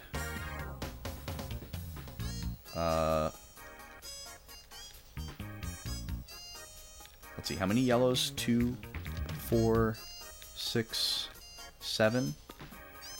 So yeah, we do need to do a yellow combo. And then gray was also odd, was it not? 2, 4, 6, 7. Yeah. Alright, let's just go ahead and do that. Don't think about it too much.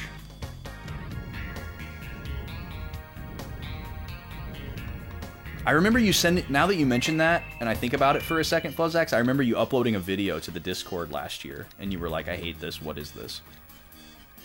And there were like people out on their porches, like waving and whatnot. It was really lame. It was really cringy, I remember. Okay, so now what do we do? We can do another green here. This gray block is gonna probably be the thing that kills us here. So we need to get this red block down so that we can get this gray block down. So let's prioritize this red block. I've got one green block over here to get rid of those, and then I can do a double over here. So let's do that.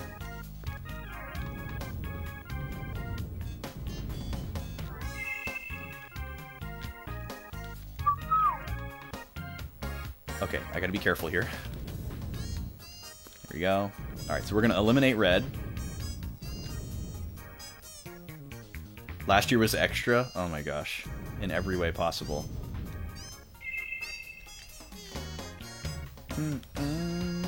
Okay, we've got an even number of gray blocks.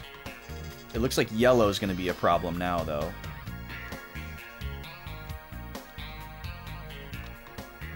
Well, no, maybe not. So if I bring a gray over here, I've got 2 yellows. And then my green, I can eliminate. I think we're good. I think we're good, actually.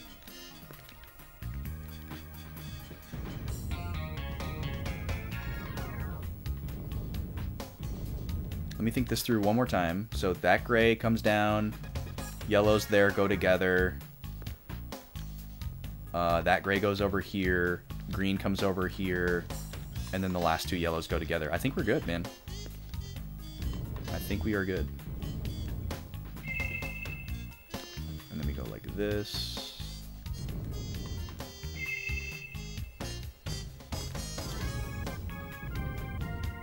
Just got to make sure to not accidentally not get the 3 here.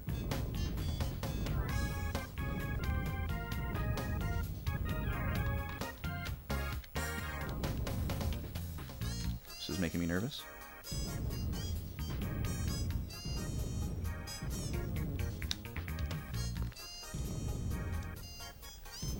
Okay. Super scary. Yes, dude. See, this one was easier than the last one, even though it was supposed to be 1 star or more difficult. The difficulty seems almost arbitrary on these. I don't know how they come up with these star ratings.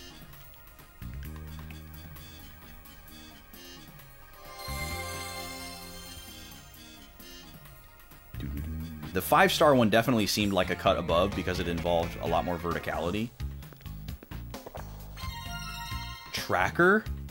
What is that? What is that? That's a new item to our eyeballs.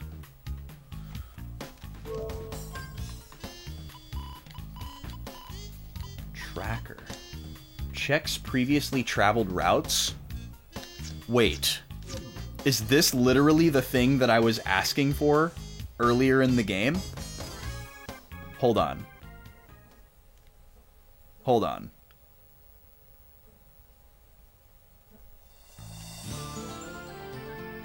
Well, we can already see this, like where we've been. It's not usable.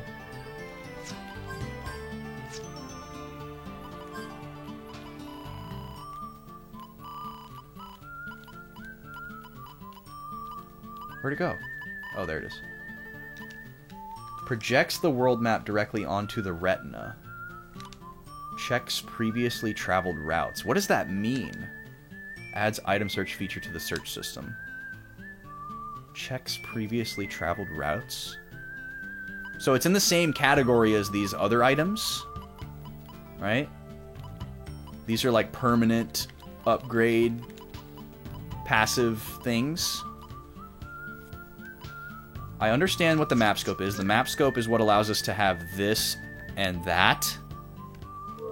And then the item scope is like an upgrade for our little green Hoberman sphere. scan thingy.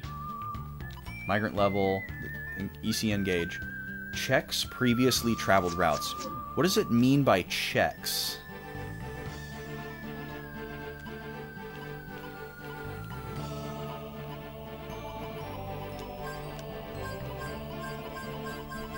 Selecting these doesn't do anything.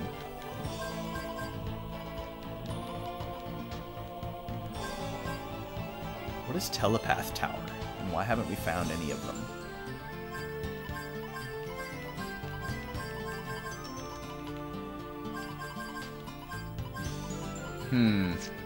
Weird. Well, I may have to have somebody look that up for me and then translate the information to me spoiler-free, if possible. I'm too afraid to look it up myself because I'm worried that I'll see information that I don't want to see. Which is what happened the last time I tried to look something up about a further detail on an item. So if someone's willing to do that, I would appreciate it. If you could better explain to me what that does without spoiling something. Otherwise, if it's not possible without spoiling something, you could just tell me that. Okay, we're going to Millennium Puzzle number 11 here. I'm feeling saucy. Oh, I was talking about this item that we just got, Onimar. We just got this item called the Tracker that says checks previously traveled routes. And I can't really tell what that means. Like, we can already see where we've been on the map. Oh, Kiki's got the info here. Okay, checks previously traveled routes inside dungeons and marks rooms of dungeons as floors. Oh.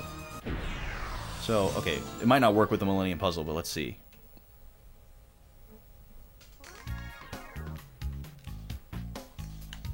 No, okay. Okay, let me just go poke my head into a random dungeon really quick, and maybe that will illuminate things for me. So is it like a... Because we haven't had dungeon maps in this game. So maybe... Maybe it's like a map/compass for dungeons.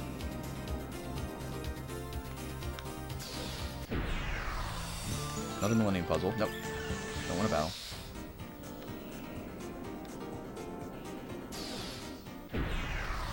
Here, Ruins of Dreams.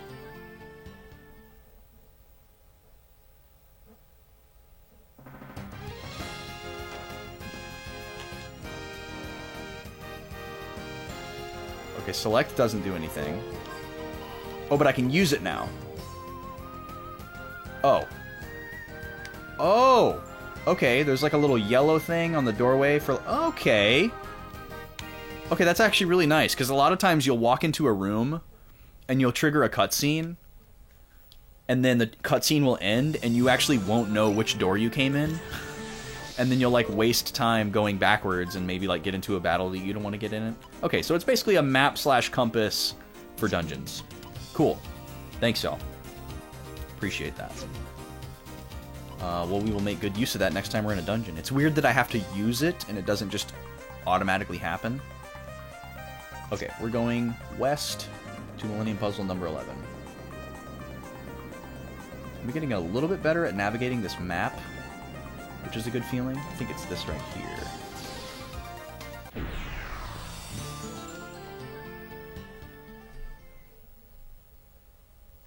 The floor number thing seems like it could be more confusing than it's supposed to, but we'll see. We are going to go to Philadelphia tonight. Whoa, look at this. This is a small one. Ooh. Okay, so this is there's probably only one right way to do this. So we can only move... Let's see, we don't want to move this gray one because we can't access gray over here. There's 3 of each color, so everyone's got to be a 3. Interesting. Okay, so what's one that I can do a 3 of right away? I guess the gray. So we move this green one out of the way. And then we bring the gray one over. Oh wow, this is gonna be a chore. Okay, let's go like this. And then let's go like this. Is there can I stand right there? Yeah. Wow, this is like a Rubik's Cube. Oh, no, we can't do that. Oh, wait, yes, we can.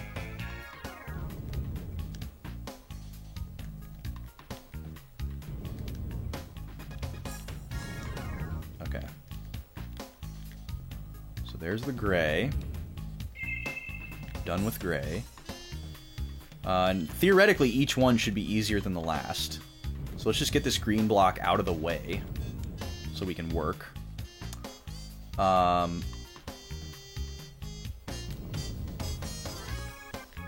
What can we do a combination of 3 of now? Yellow. So let's go like this. We can push this over here. Go like this. Get that out of the way. Or actually, wait, no. We want it right here.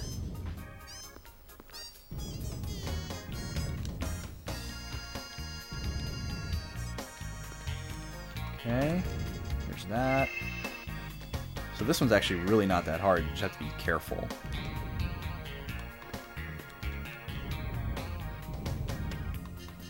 See, like in my eyes, this would have been this should have been a 1-star, because this is like so easy for my brain. Whereas some of those other ones, there's like so many moves that you got to think ahead. Yo, Nine, how are you, dude? Welcome. We're doing some buzzles. Some buzzles. I don't know why I said it with a B. That was so easy. It was a cool one though. I liked the style of it. And I liked that it was short. Some of them are so long. So yeah, somehow that was the same rank of difficulty as number 10, but number 10 was way harder than that one.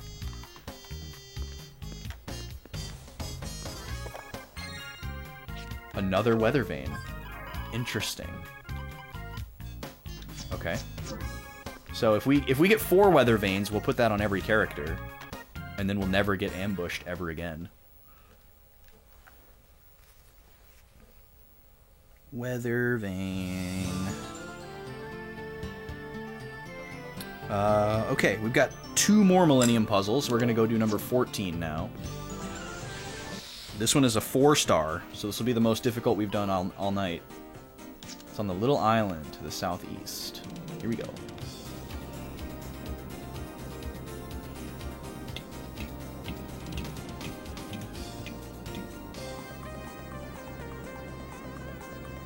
Right here? Yeah.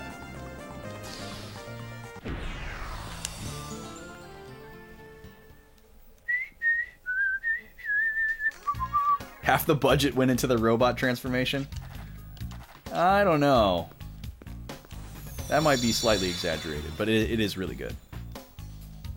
Oh, this one's kind of a similar style. Okay. But this one we've got altitude involved, so it immediately becomes a lot harder. Okay, we've got an even number of gray blocks. Even number... Do we have 4 of each color? Yes, we have... Oh, nope. Yeah, we have 4 of each color. Okay.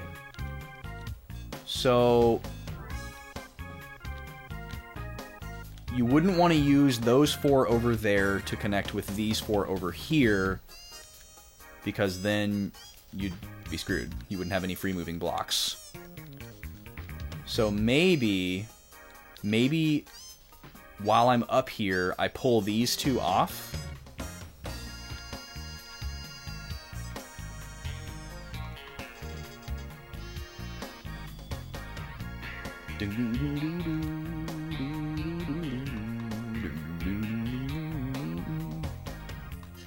Yeah, okay, this seems like the play. Because this will get rid... This way, I'm seeing a way I can get completely rid of the middle row here.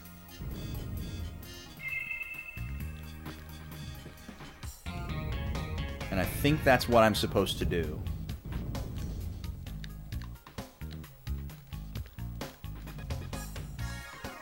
Oh, wait. No. No. It's not what I want to do. So I need... Let's see. I need a green one over here, and I need a red one over here. So I'm going to have to push this green one off so I can use it later. And now I can pull this gray one over here and the red one.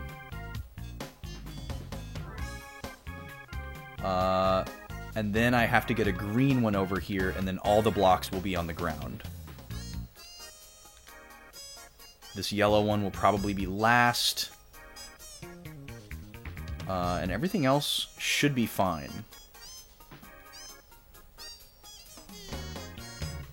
So I'm going to be stuck in here, but the gray is going to eliminate, and then the red is going to eliminate, and then I'll be able to get out.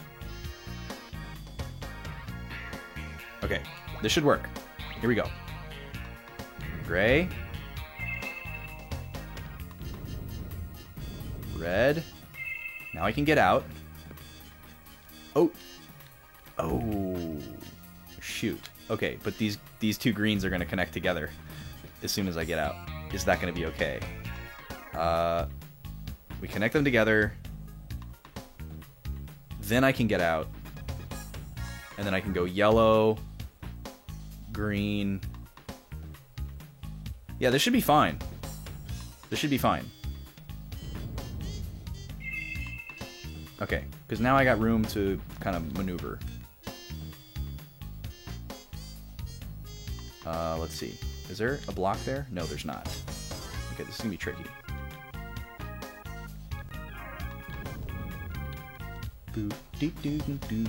Alright, so here comes the green.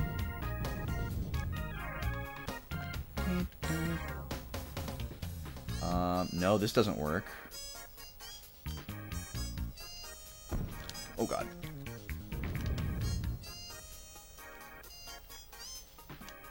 Okay, move this over here.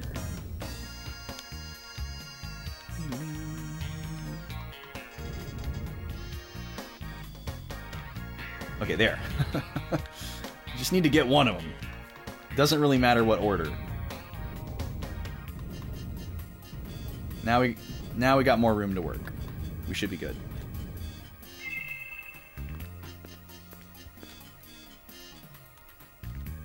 Okay, we'll pull this.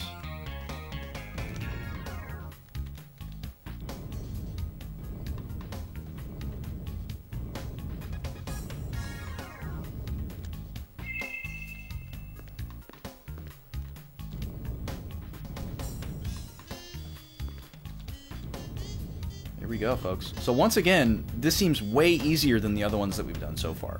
And this one's a 4-star. So I don't know how they come up with these difficulty settings. Maybe the person who made these has like the opposite brain of me. Or maybe, like, the other ones were definitively harder. There were so many more blocks, there's more verticality. You had to think more moves ahead. I don't know. That was super easy. I'll take it.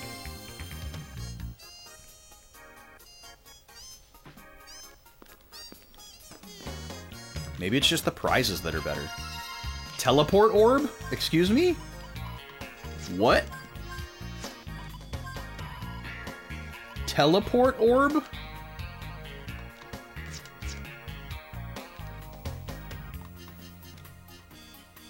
Warps user to previously visited towns and dungeons. Are you serious?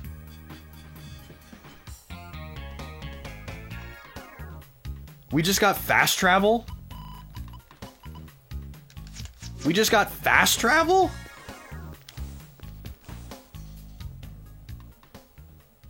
Hold on. Hold? Hold?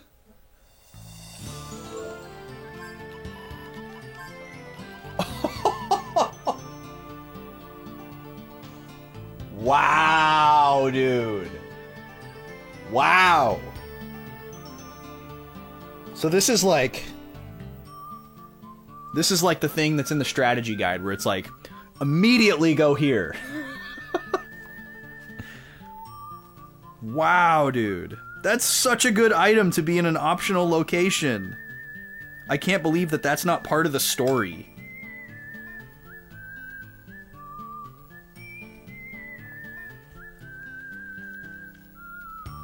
That's wild. Okay. Can I teleport to a... No, I can't teleport to a Millennium Puzzle. Okay. Let's go to number 16. Dude, I am stoked that we just got that. Holy crap.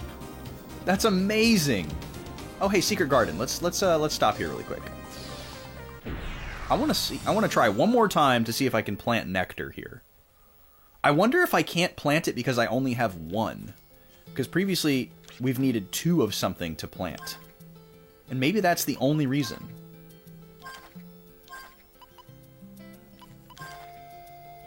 No, it's not even on the list.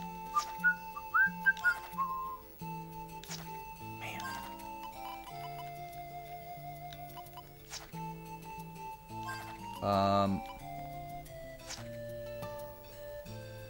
I guess I could save one.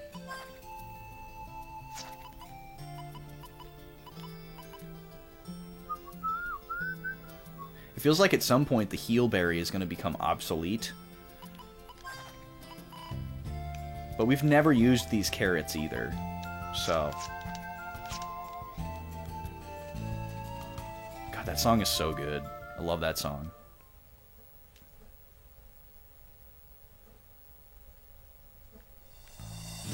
Okay, now I'm going to try the fast travel since I can fast travel to this point.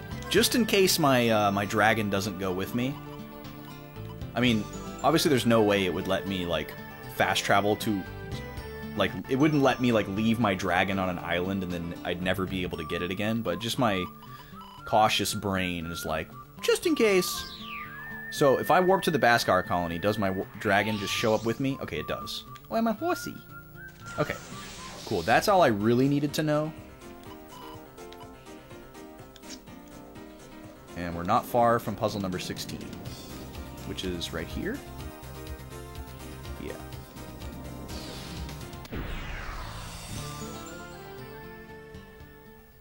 Yeah, I love the music here, too.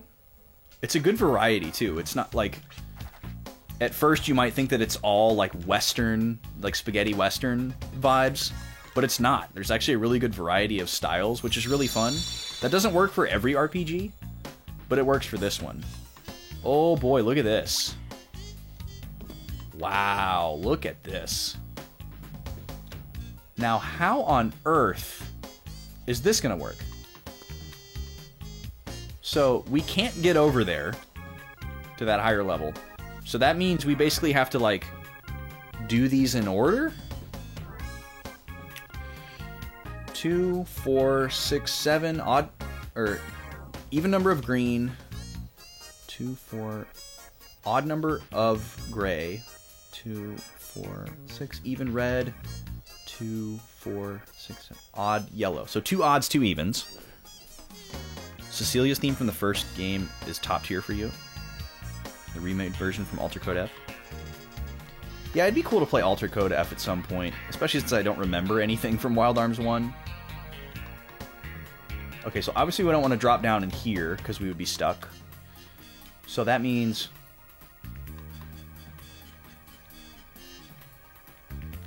And we can't pull from the big pile. We can't pull from the big pile first. We'd have no way to get it out of there.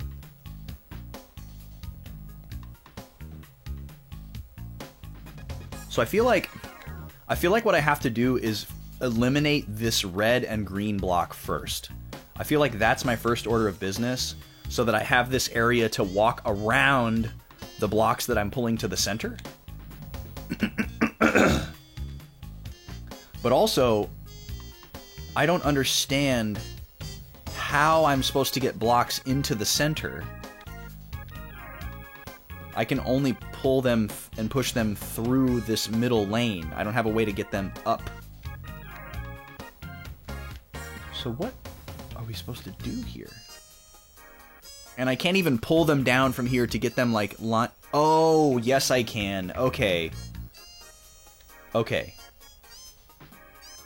I see. So basically, to a certain degree, the upper area is kind of defining the order through which I can eliminate blocks. Some of them will be able to eliminate in that area, and it'll get easier as we go. I still think I need to get rid of these 2 blocks first, though. So, let me see if I can do that. It looks like I should be able to pretty easily.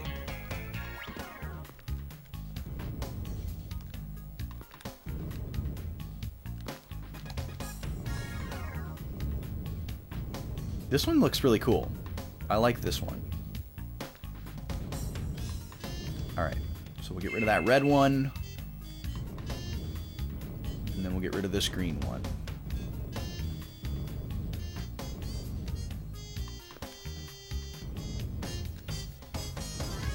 Now, if I follow my line of thinking here, the idea is for me to pull this down to here, and now it's basically set up to get eliminated. But first we've got to move some stuff around so we can get to the other green block. So, I have to pull this gray one through.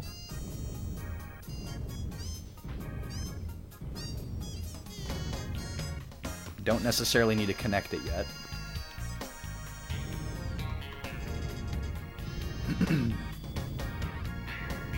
Alright, so we do have an even number of green.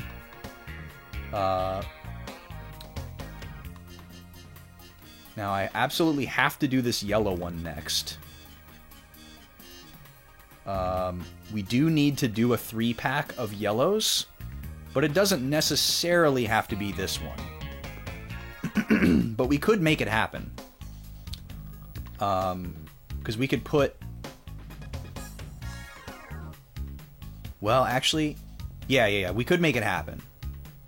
So, let's just say sooner rather than later is better. So, let's do this. We're going to take this guy and put him right here. And then this one's going to come into position right here. And then we just got to finagle this one.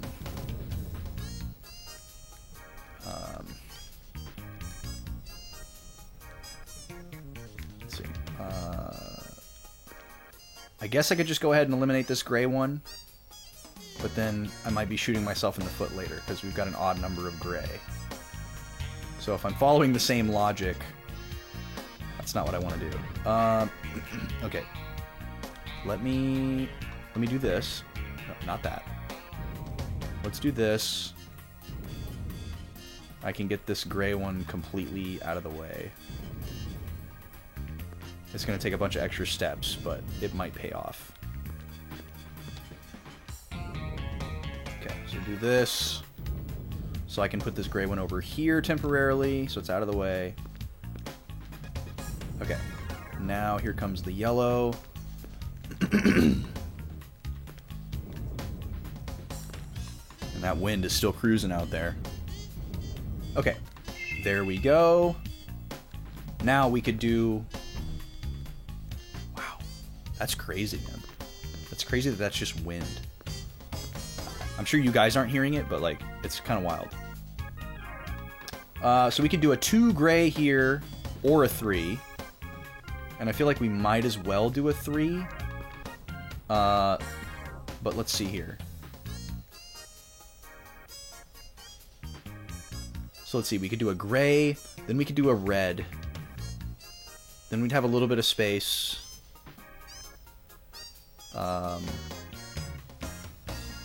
But we could actually really easily get stuck here. And end up with no blocks that we could connect. Because we can't pull blocks all the way out of here. So let's see here. We got to eliminate these gray ones first. There's no two ways about that. Just wondering if I should do a 3 or not.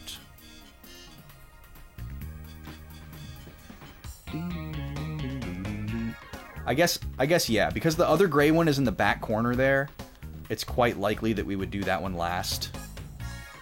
So we'll just leave one gray block out here. Oh wait, what am I saying? I don't have a way to push a gray block into there, so I can't do a 3 here. I'm going to have to do a 3 at the end. So that freestanding gray block out there, I'll have to come and bring it down here and then finagle. Okay. So yeah, this has to be a 2. Now, we have some choices here. I think the smarter choice is actually to go yellow to green here, because that gives me a lot of room to work. Because it's all focused on one side. But what odd numbers do we still have? Have we eliminated all the odd numbers? Except for gray. We've got even red, even yellow, even green. That's fantastic. So I think if the last move we do is the grays, we're set. Because we can do this. And then we can do this. Okay, we gotta do a little finagling here. But yeah, we're good on yellow.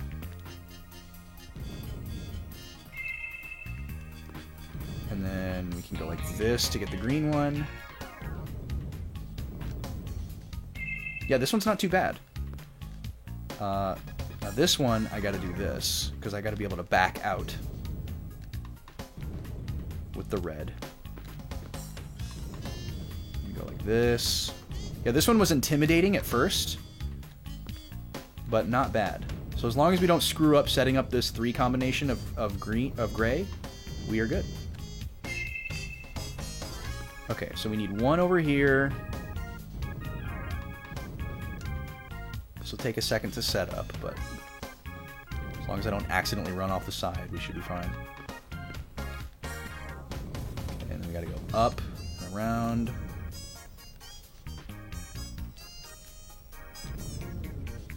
Yeah, the thing that makes them hard is when the blocks are stacked on top of each other. But it's like, if all the blocks are on the same altitude, it kind of doesn't matter what you do with them. It's immediately, like, way easier to work with, in my opinion. And I think that's why I've been solving these ones so much faster, is because they have less verticality. So it's, at least for my brain, it's easier to think about. Okay, so let's see here. How do we need to do this? Oh, I need to be able to back in, so I can go around. So we're gonna go, like this. Yeah. Or wait. No, I don't have to back in. I just go like this. There, okay. I was setting this one up to back in, but now it's going to be the other way around. Yay! Alright. That's not all of the Millennium Puzzles, but it's all the ones that we've found. We're getting close, though. I should see how many are left. We've done a vast majority of them.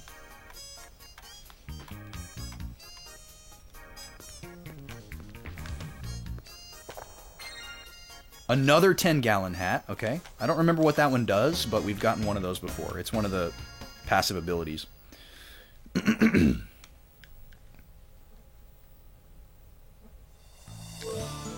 let's take a look at the map here. So we need 3, 4, 7, 9, 12, 15, 17, and 20. So how many is that?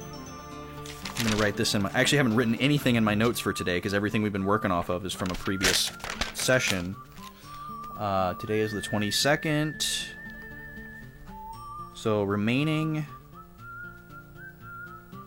Millennium Puzzles. We've got 3, 4, 7, 9... 12, 15, 17, and 20. So we've got 1, 2, 3, 4, 5, 6, 7, 8 more to go. Oh, I forgot 19. Sorry. 9 more to go. Yeah, you're correct.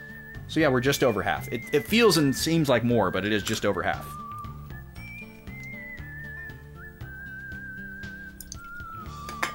The fact that we got fast travel, though, is like... Oh, wow.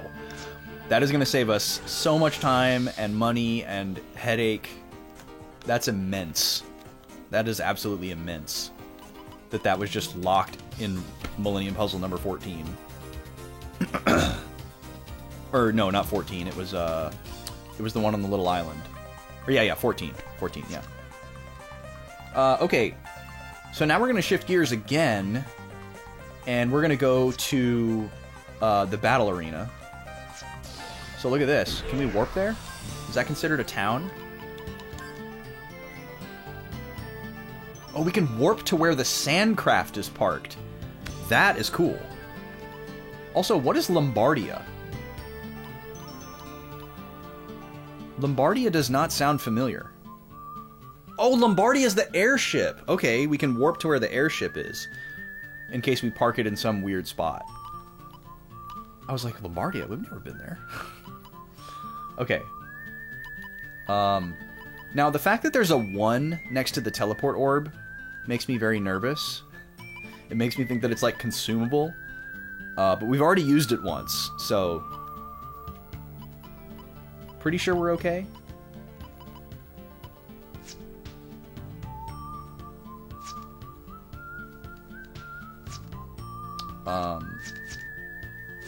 Where is Gunner's Heaven? Over there. Is there a save? There's not a save point at Gunner's Heaven, is there? Yeah, there is. Absolutely is.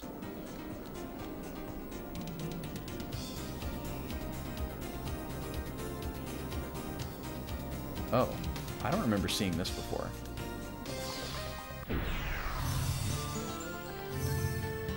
This looks very important. This looks like the other half of the gate that's out in the middle of the ocean.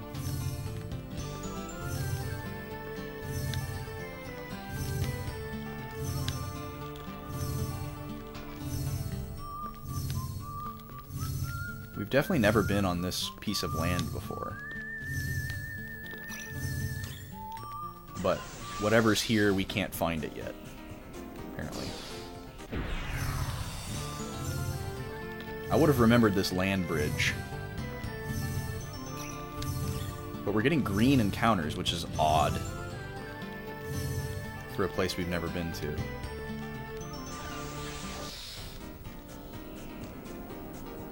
Because it's connected to this, but it's not accessible, right? Yeah. What continent is this? Oh, this is the... Okay, yeah, this is the other side of that land bridge. Yeah, we've never been here before. I'm going to continue scanning this before I go to Gunner's Heaven. Oh! Another Millennium Puzzle? Dude. Might as well, right? This is number 17. Ooh, we got a 4-star here. Oh, I'm trying to go pick up the reward like I've already done it. Okay, number 17. Oh, this will be a quick one, possibly. 4 stars. Oh, okay. Here we go. This actually looks challenging.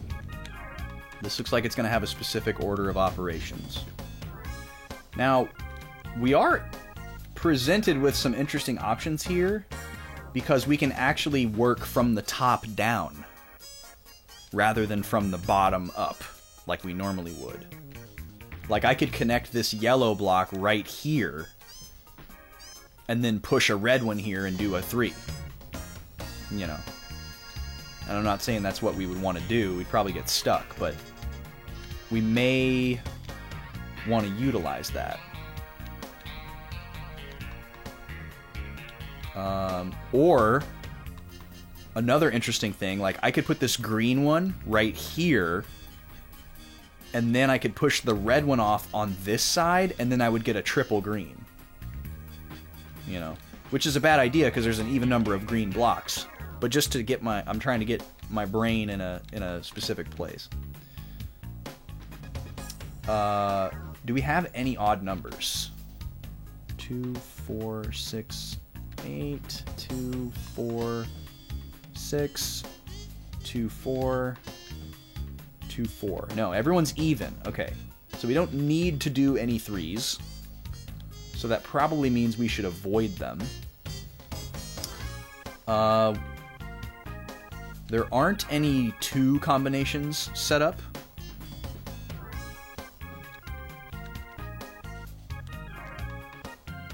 So let's see, if we were to, because basically we have to get all of these blocks off of here before we jump down, right?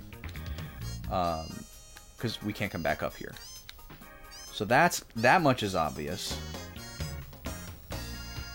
So let's see, we could push the red one off here, and then we could do a chain there. We'd get rid of 2 greens and 2 more reds. But that is a bad idea, possibly. Because then the last red one is the only way to start working this stack down. And we wouldn't be able to do that because we only have 1 gray block to work with. So we don't want to do that. If we push a gray one off over here, we don't create any double combinations. And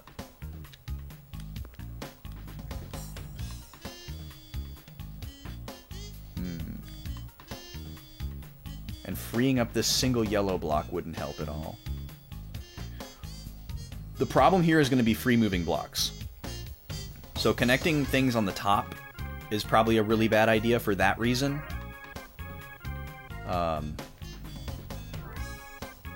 Because it would ruin how many free moving blocks we have.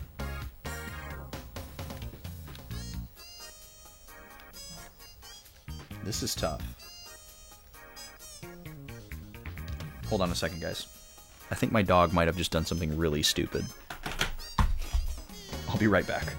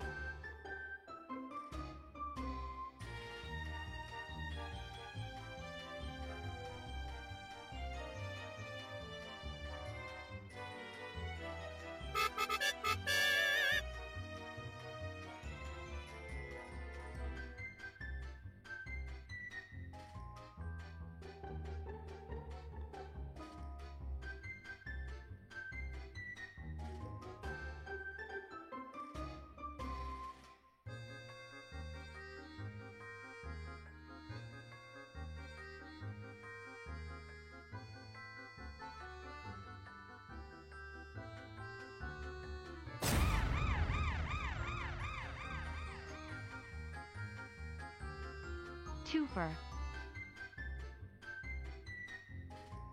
Alright, I'm back. My dogs weren't doing anything stupid. I thought the lady had left the house because she came to tell me a minute ago, or a little bit ago, that she was going somewhere. And I thought she was still gone. So when I heard a big noise, I assumed that my dogs had done something. And, like, knocked something over. Oh, my camera died. That's really weird. That hasn't happened in a really long time. Okay, I'll be right back. Let me unfreeze my camera. My capture's not frozen, right? Yeah, capture's fine. Okay, let me go unfreeze my camera.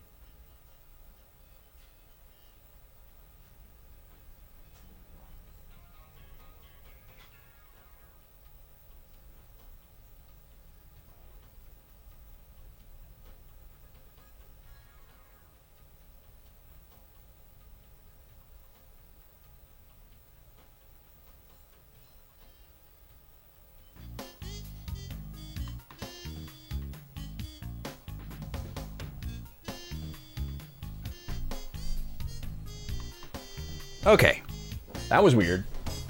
That hasn't happened in, like, over a year. I have no idea why that happened. My cam link used to freeze every time I did certain things in OBS.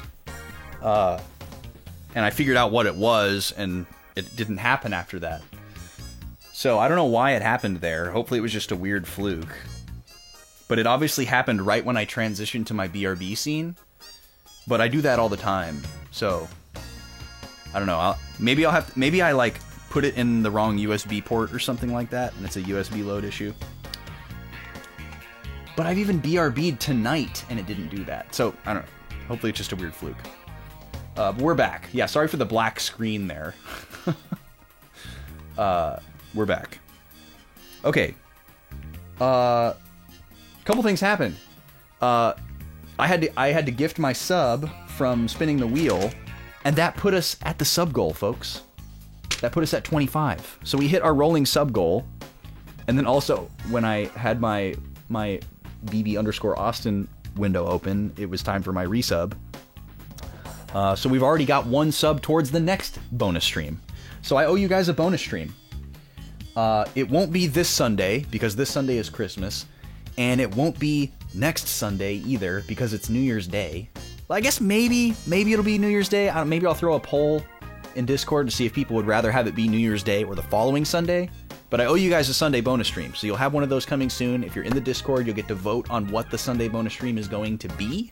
And because the next Sunday that's available is a holiday, I will ask you guys if you prefer to do like a hangover stream, or if I should wait until the 7th or the 8th or whatever it is. In addition to that, we've spun the wheel so many times tonight that a blackout is possible. And if we black out the wheel in a single stream, that also unlocks a bonus stream. So we have the possibility of unlocking 2 bonus streams at once. And they would stack up, and I'd owe you 2. So I'm going to quickly mark off the wedges of the wheel that we've hit tonight so that we can keep track.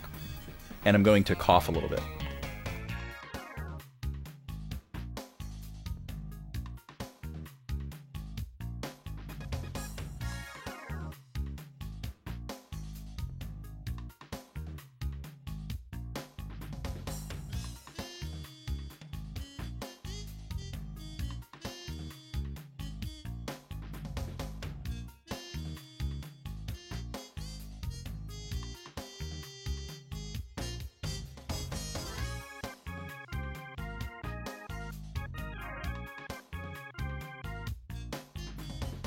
Okay, so we are 7 out of 12 on the blackout on the wheel. The BBB, the Better Backlog Boys Business Bonus Bureau. Yeah, that's the BBBBBB. Oh, that's really good. I like that. Okay, now then, back to the puzzle at hand. Another thing that we could do here that would be interesting is we could push all of these down without having them immediately interact with another block. So we could push 3 of them singly here, and then we could maybe push 1 on the opposite side. Strategically, that's going to be the last one to get used.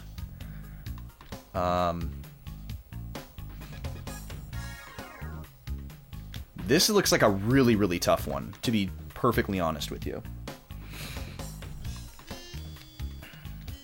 I'm not sure where to start here. But usually if I'm not sure where to start, the best thing for me to do is just to like randomly, arbitrarily start putting blocks together, and then I'll like learn something. So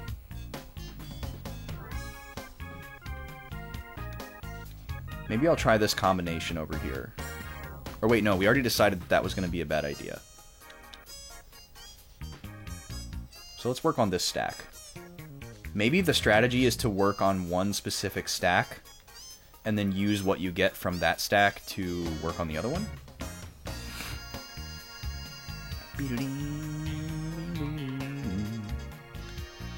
So why is this combination bad? We get rid of 1 red set and 1 green set, and then another red set. So we'd have a gray and a yellow on the ground, and then we'd have a yellow stacked with a red. Yeah, I'm gonna go for this. I'm just gonna go for this and see what happens. This seems like generally okay.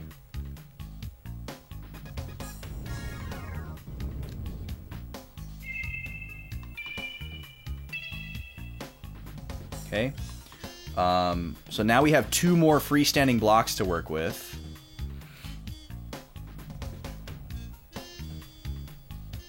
And then...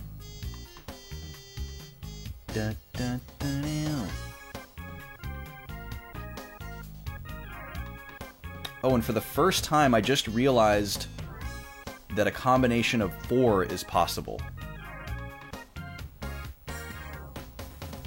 We've never done that before, but it is possible. Okay, let's think about this for a second. So we got two gray ones.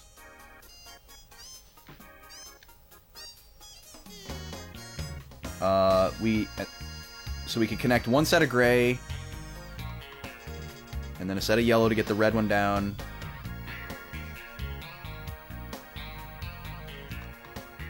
So I think we've only got 1 more set of green, so obviously we know where that needs to go. So I think this is where we push the other 3 blocks down, and we just start, and then we just jump down there and try to do the rest.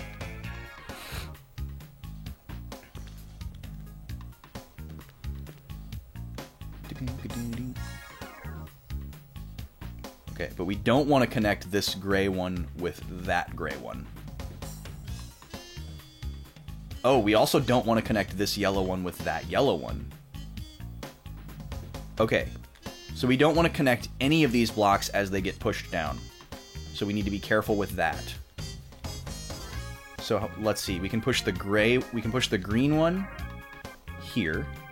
And we also want to make sure they don't stack on top of each other so that they remain free moving. So that one goes there.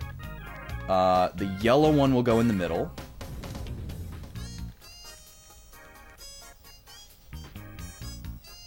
Alright, Flozax, dude, thank you for being here even though you weren't feeling well. I hope you got some cozies. I hope you get some good rest, and I hope you get to feeling better in time to enjoy the holiday to as much as you possibly can. Thanks again for being here, man. Don't push it too hard. I know you're the type. Don't do it. Don't push too hard. Get some rest. Please, at least for the holiday. Oh, this is going to put me in a sticky situation, but yeah, we won't be locked into it. Okay, so we're going to push this down. Oh. Now, we jump down into the middle. We're going to connect the green. Oh, no! I didn't see that. Okay, that's a huge problem. The triple red just screwed us. Dang, we would have been fine otherwise. Because all the rest of this we can handle.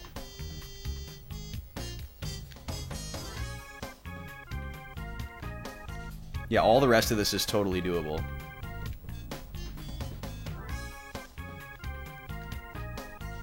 Okay, start over. So close.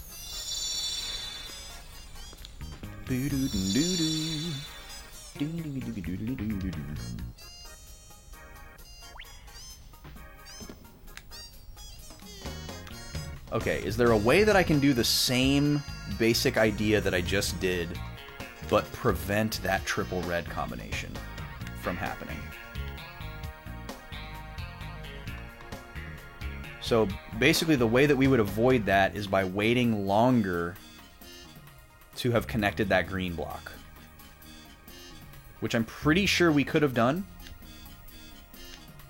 So let's start down the same path. Let's start down the same path. Get back to that same point. Here comes our big combo. Wombo combo. 1, 2, 3. Now, basically, we need to make sure that that red one connects with one of those red ones on the outer sides before the green one connects with the bottom. Which means we got to get those grays across. So if we were to push the green, if we were to push these 3 blocks into the same positions, would we be able to execute that? I think so, because there's a bunch of room behind there where we can... Yeah, okay, let's do the same thing. We want to push the yellow one into the middle.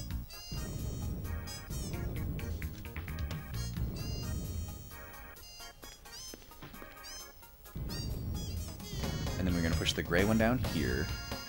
Now, instead of doing the green one first, we need to focus on this red one. So we're going to push this gray one backwards to get it out of the way. And then we're going to do this gray one over here.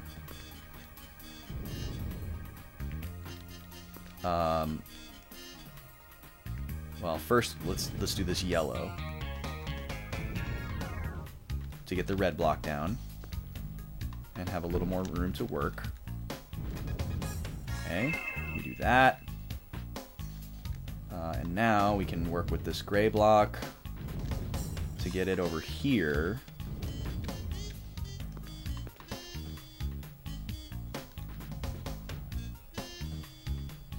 Okay, so if we do this, we're going to eliminate 2 yellows, which is fine. And the one behind there is a gray, right? Yep. Okay, so we're going to do this. Beautiful. And I think we're good now. So we're going to go like this.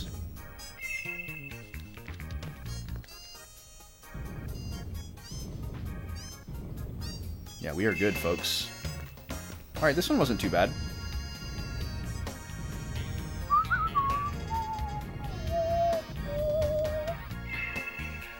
Boom shakalaka. Easy. Baby game.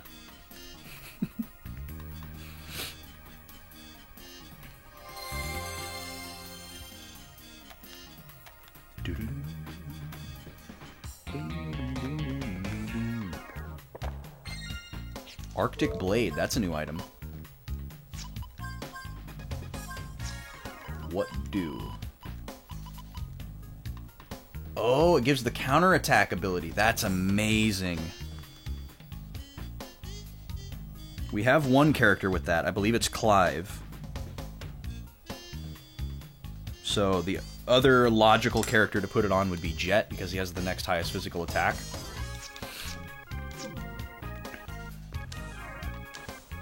Cool.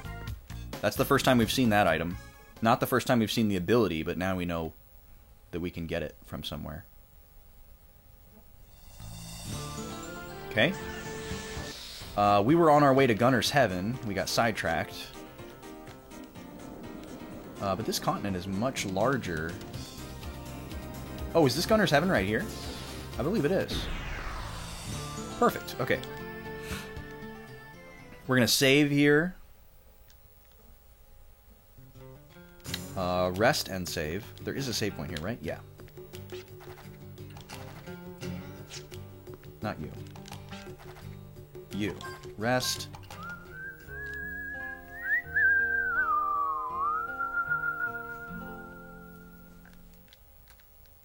Does this guy upgrade my weapons? He sure does. I don't even know if I noticed this guy was here. When strength is bound together with human spirit, you don't get pure energy, you get a meaningful existence. The power to protect and the power to destroy. Mankind brings meaning to strength through his mind, and that's what makes body and arm one. This text seems super familiar, though. Don't matter whether you like it or not, each time you draw your arm, you take a step towards where your mind wants to go. Alright.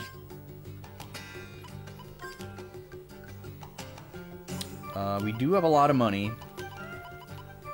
despite having a bunch stolen from us in the Abyss.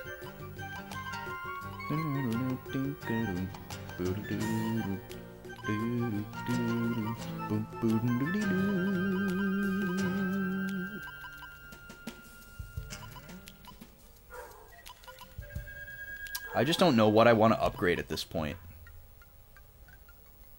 I feel like the only thing worth upgrading at this point is either shot for damage or crit rate for damage. Maybe I'll just up everybody's crit rate again because it's like not expensive at all. It's like really cheap. So let's do that. We'll up everybody's crit rate.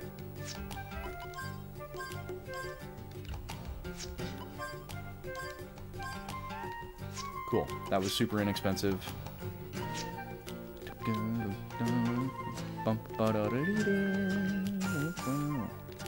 Oh, there's a cat over here. I had no idea. Now, I wonder if she gives me any different tips after clearing... Oh, there's only 3 divisions. Okay. Novice, Journeyman, and Master. So we beat Novice already. 5 consecutive battles. We cleared the Novice division pretty easily. But the fact that there's only 3 has me inclined to believe that the second one is going to be significantly more challenging.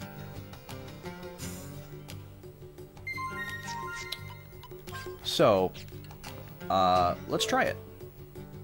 Let's see how we do. The good thing about this is that you, okay, so we have 20 turns. We have 5 less turns. Sorry, hang on. I want to write down something from earlier in the stream because I think I'll forget, and I'm already forgetting. What did we do before we did all the Millennium Puzzles? Oh, we went to the Abyss. Yeah, did first 10 floors.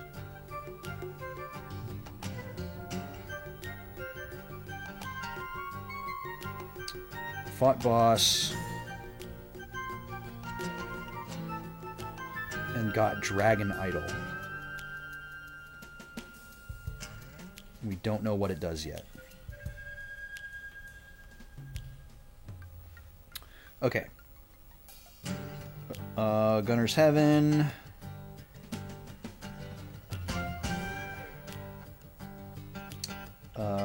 Journeyman Division.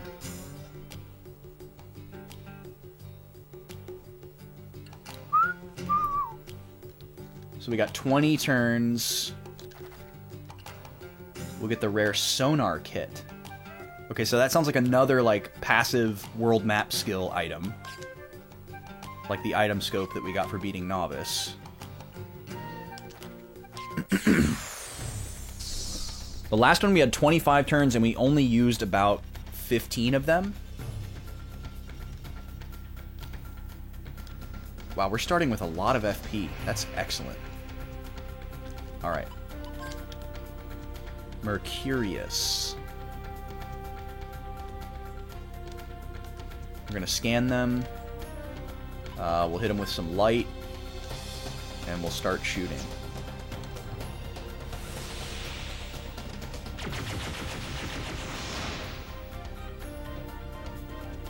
Okay, they use electricity. Oh, but that was like a terrain effect. Nicely done, Gallows. These guys are very strong. Nice crit. Alright, what can we learn?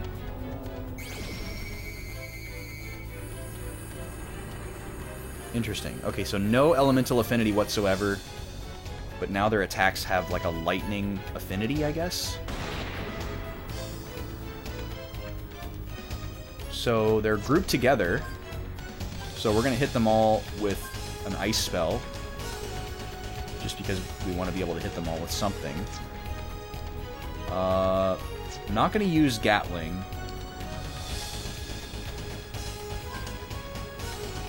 We don't know how much HP they have.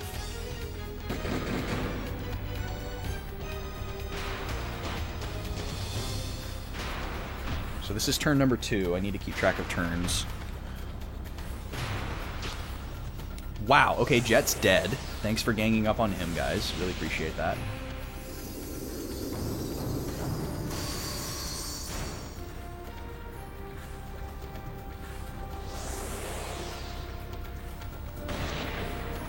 We haven't even killed one of these guys yet. So we may not be strong enough for this, is what we're finding out.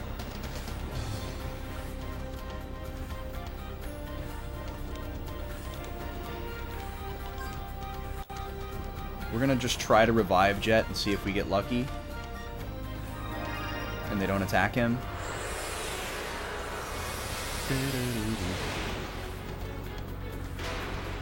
Great. 1,800 damage. Dude, what? Holy crap! They're gonna party wipe us. Alright, well, this very clearly and definitively tells me that we are not ready for this yet. And we're going to have to get a lot stronger. So, that's good enough. Way too weak for this.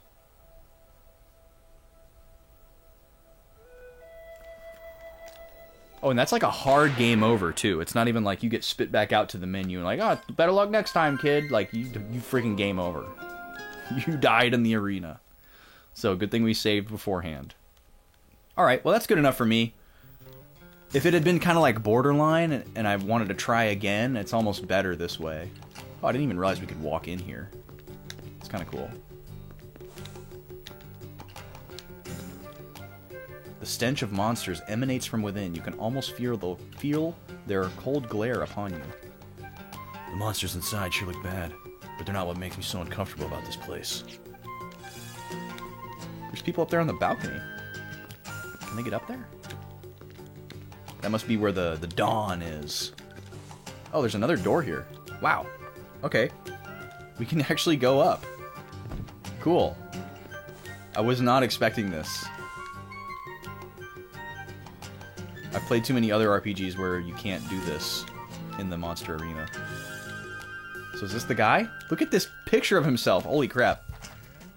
Everyone looks exquisite with blood on their clothes, especially when it's their enemies.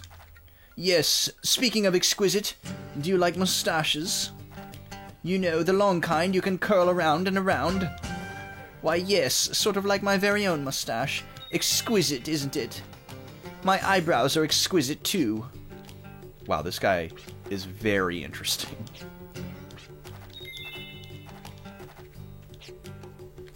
That's all he says. Okay. Have fun in your office, buddy.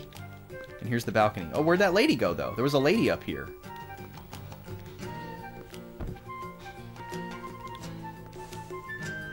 Very mysterious. The books on the shelf sport titles that mention corruption, beauty, destruction, angels, and blood. The pictures are pretty cool, but in a real fight, blood ain't this pretty. Does Virginia say something like sheltered about it? Oh, dang it, you can only look one time. Alright, well, it was exciting that we were able to come up here, but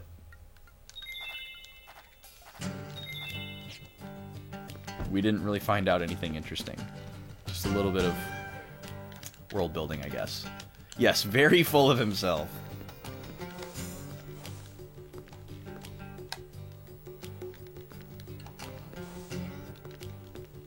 And now that mystery lady's not up there.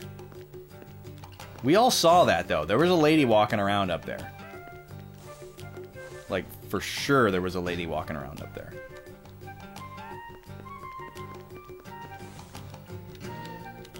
I know I didn't imagine that.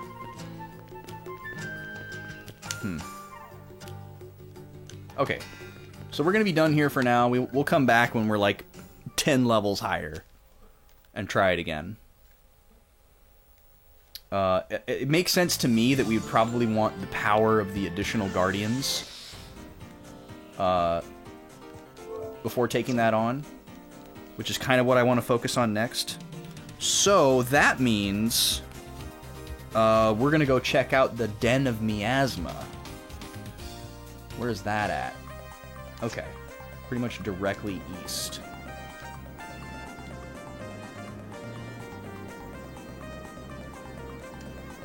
This thing right here? I thought this was Philadelphia.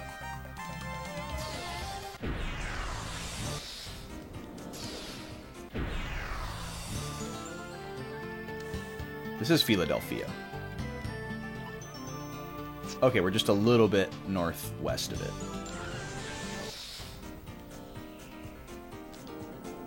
So it's right here?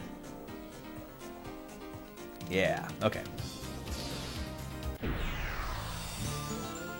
I'm good with the save that we had at Gunner's Heaven, so I'm not going to use a Gimbal coin outside of here. Okay, so this very much seems like an optional area, because we know exactly where the next required area is. So this is definitely... Oh, I didn't have to use the item. It's already active. Okay, cool. So there's a blue dot. Previously it was yellow. So we're going to have to learn the language of this thing a little bit. It's a little cloudy in here. A green exclamation point. That's interesting. Sometimes these can be blown up. Nope. Nothing back there anyways.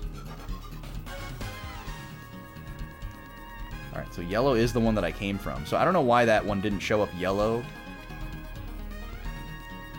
Wait, we've been here before? Oh, is this where... This is Clive's prologue, right? Is that right?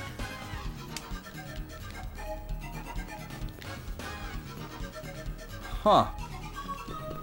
I wonder if there's going to be something here that we couldn't get the first time we came here? Like maybe over here?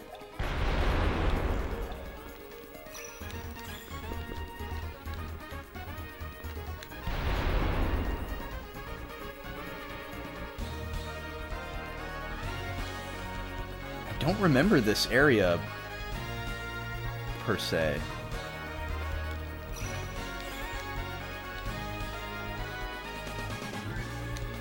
But we would have obviously had the bombs when we were here because we would have needed them to traverse these jelly dudes. So I don't know why we wouldn't have blown up that rock. Oh yeah, the pan flutes go hard in this game, dude. They go super hard.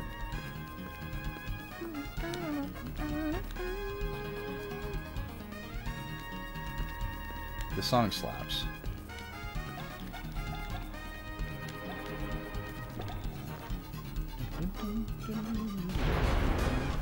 I've said this before, but there's something about the pan flute sample on like late 80s, early 90s keyboards where it's like, I guess they figured out that that was a really easy instrument to synthesize and have it sound like the actual thing. So, oh, this one's not a solid circle, meaning that we've never been in here before. Whoa, look at that thing.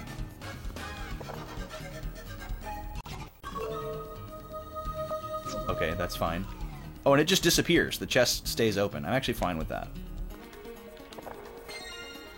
300 Gela. Okay, so what is this? We sense something moving towards us in the darkness, but we can't...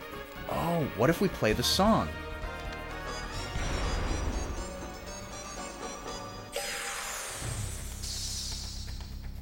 It's boss music. Auriok. Okay, we're definitely gonna scan these guys. We'll try some earth on them. And then we will shoot them. See what we can learn.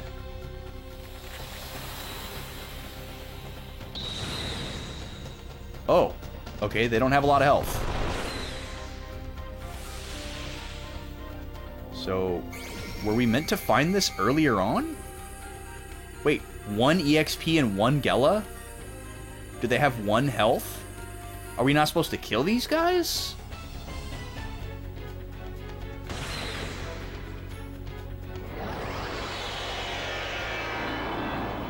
Zero damage. What in the world? Okay, I'm gonna have Jet try to steal. In case they're carrying some special item. Doesn't have anything, okay? What? 2. We've seen these little monster orb things throughout the game, but we haven't been able to interact with them. And we just got this thing that Gallows has to summon the monster. I am the Grand Duke of Vengeance, Auriok. Even though I may succumb 99 times, I shall continue to rise in order to pierce thee with my blade. My spiteful revenge is unforeseeable, and I shall creep upon thee silently, wherever thou may be, under any circumstance, without warning.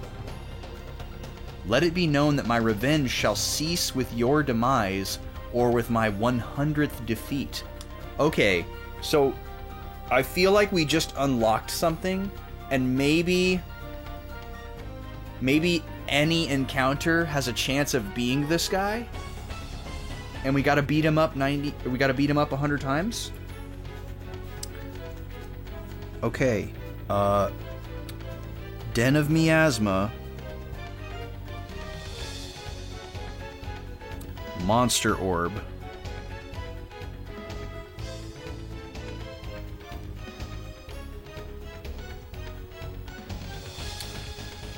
Auriok. Says he will take revenge.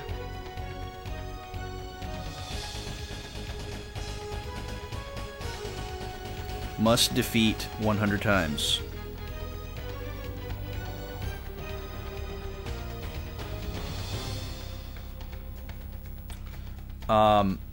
So this seems like a very optional thing that probably leads to some like special item or ability or something. We just don't know what the parameters are going to be on this guy showing up again. Is it going to be every time we do one of these little monster circle thingies? Or is he just have a chance to show up anywhere? But what I'm going to do is I'm going to make some room in my notes here for me to make tallies, so that anytime I do encounter this guy, I can keep track of count and know how many times I've defeated him, just in case the game doesn't keep track for me. 1, 2, 3, 4, 5, 6. This reminds me of effort value training a Pokemon.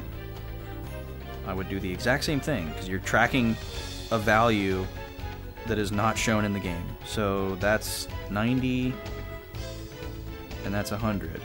So 1, 2, 3, 4, 5, 6, 5 is 30. And yeah, okay. And there's our first tally.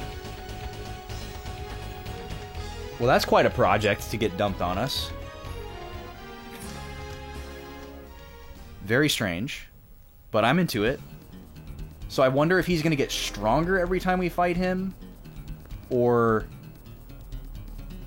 not. and it's just like a joke. Oh, I didn't mean to do that, dang it.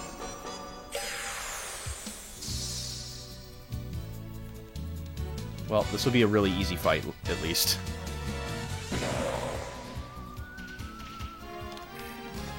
So hopefully, if this guy can show up in any encounter,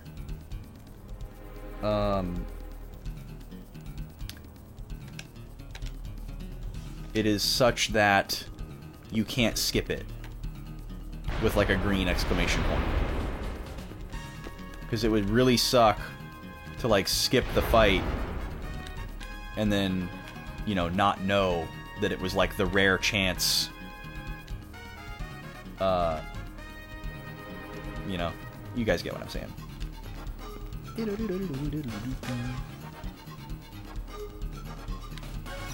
Well, now I want to go back to other dungeons that have had those little monster circles, because we can interact with them now. And either we can fight more of those guys or other things. And if we're revisiting early areas like this where all the encounters are green, it's basically free. You know, we don't have to worry about getting into a bunch of unnecessary fights that we don't want, because we can just skip them all without wasting ECN. So that would be pretty cool.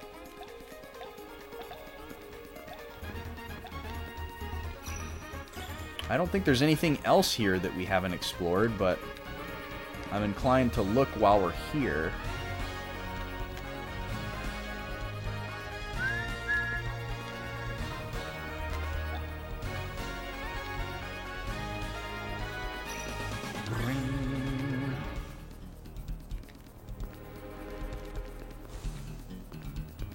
Because we've seen larger versions of those little monster circle things too, that are like at the end of a dungeon, and we couldn't do anything with those either. I wish there was an easy way to know. Oh, did we just leave? Okay, whatever. We'll call it good. I wish there was an easy way for me to know which dungeons I visited have those, because I didn't keep track of that. I know several of them have, but there's no way I'm going to know by their name. And I don't think I would even know based on, like, stepping inside the entrance. So I'd have to just go one by one and find them. So I don't know, maybe that's something I could do off stream? If I'm, like, really bored or something? That sounds like a really boring thing to do on stream, so I don't think I will. But I'm gonna make a note here. Need to search all previous dungeons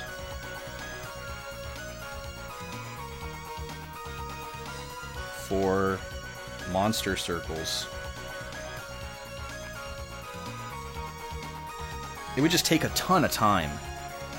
So I feel like maybe I could do that off stream and then just like write down all the ones that I find, and then we could do them on stream. Because I don't have a way to like warp out of a dungeon either. You have to backtrack, which really sucks. Unless maybe I can, unless it's gonna let me use like the teleport orb from inside the dungeon. Might be worth a try. Okay, well, what does that leave? That leaves going back to the Abyss or going to the next story destination. I don't think that there's anything else that we can do. Or not that we've found, anyways.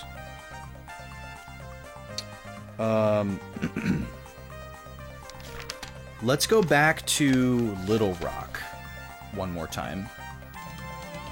Little Rock gave us information about the Abyss,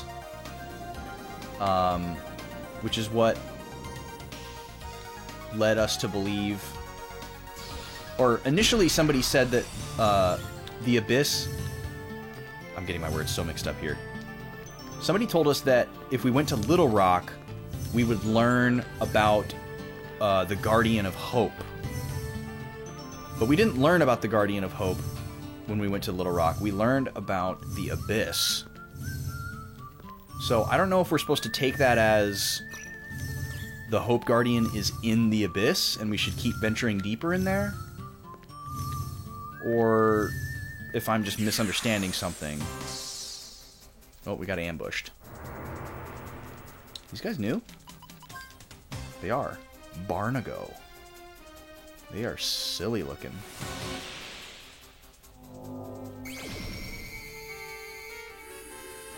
Okay, they're weak against ice and they don't have a lot of health.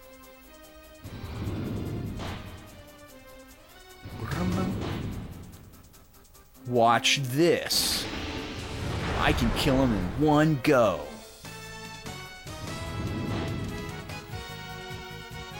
I'm going to take my midstream break here pretty soon too, guys.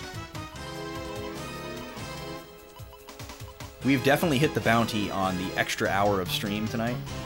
And we started an hour earlier too, so it's going to be a late night. So we'll definitely stream till midnight tonight. It's 8:30 now.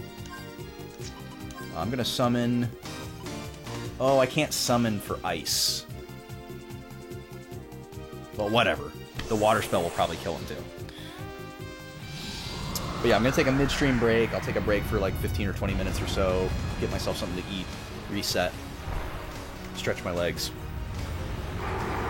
Rest my eyes from the screen. All that good stuff. Yep, bye-bye. See you later. And then we'll come back and play a bunch more. It's been really good tonight. We hit the sub goal. We're already on our way to the next one.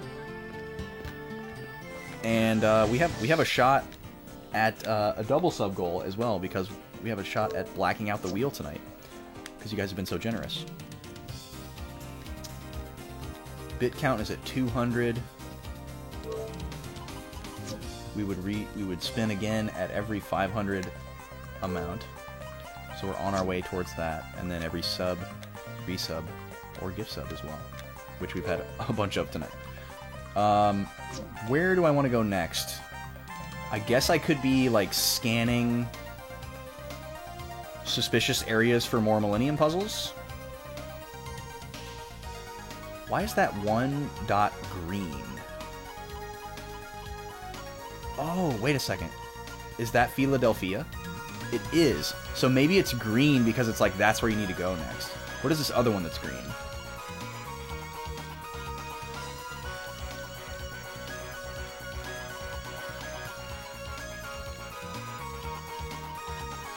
That is... Oh, it's not somewhere I've been before? Oh, it's the Abyss. Interesting. The Abyss is marked as green on my map as well.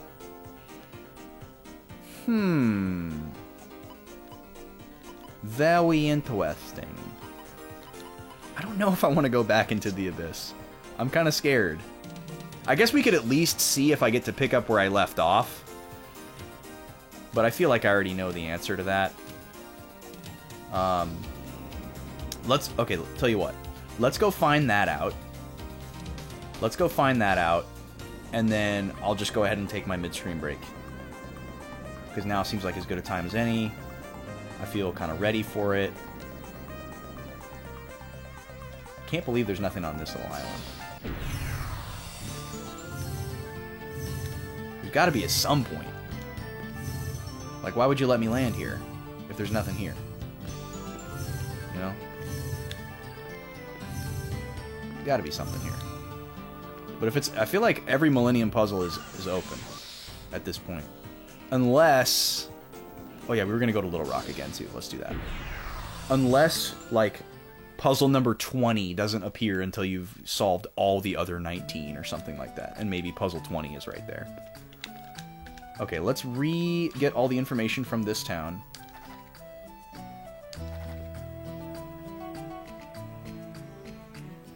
Okay, so this... Okay. The abyss is not just a ruin, it's the source of all calamity, and in the very bowels of its cavern lies a single light. That is the light of hope, the guardian lord of hope, turned to stone. Zephyr awaits his restoration. Okay, so the guardian of hope is trapped in the abyss. But if we get down there and he's turned to stone and we don't have a way to turn him back from stone and I need some like special item and then I have to like leave and do the whole thing again, I'm gonna flip. But at least we have confirmation that the Guardian is in there. That's actually a big deal because I wasn't sure of that up until this point.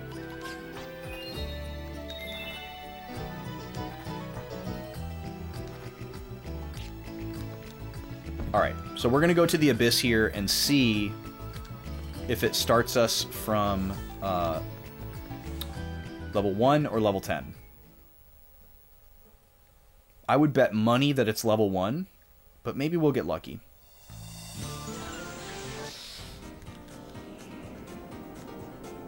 And we gotta do this long trek to get there. This island is also very suspicious. Seems like there should be something here. Like, why would you put an island here if there's nothing on it, you know? Like, I guess it makes the geography more interesting, but like, I don't care that much. Oh, I should probably sleep. Yeah. So I go in there with fresh ECN and vitality and all that stuff. Alright, back to Little Rock.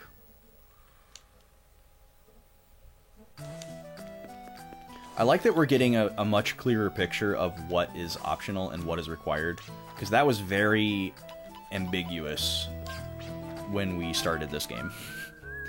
Like, when we first got out onto the world map and we got, like, a horse and stuff, it was kind of hard to tell, like, if we were finding stuff out of order, or if we were finding stuff in the order that the game intended.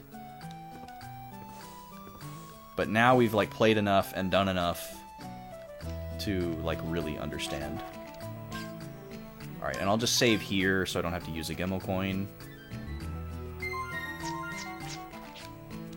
Alright.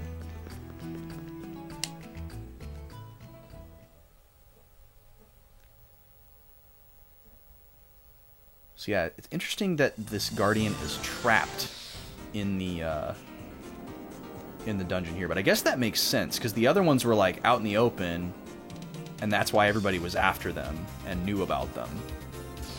Whereas this guy, it's like, you know, nobody knows about this guy because they think that he's gone or something. Another ambush? Man. Look at this thing! What is that? Jumbo Bearcat. Oh my god. That is horrifying. Ugh. Oh, it looks awful. I hate it.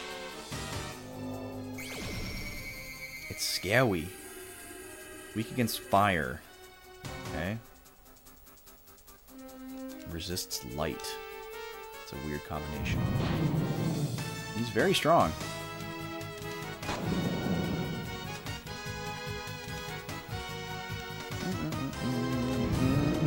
My party members will come back after 3 turns, so. Nice we got a miss there. That's huge. I want to get that ability on everybody. Okay. Now, everybody shoot. I'm not going to bother with fire because Jet's magic sucks. Nice crit. Terrible damage, though.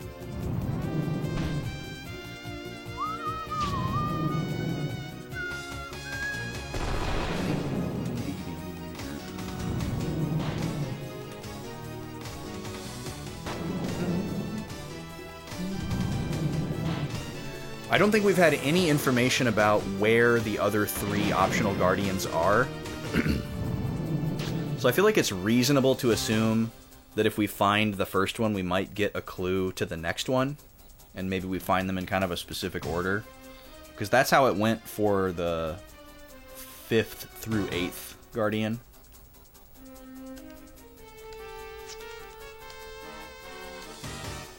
We had to find them in a specific order.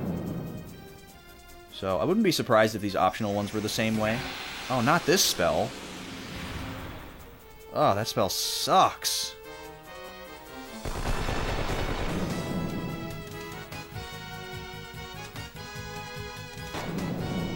Jesus. Man, this guy is absurdly strong. Is he a rare encounter? My God. Okay, so we gotta do a Mystic Potion Berry here. Do a Gatling and a Lock-On. This guy needs to die.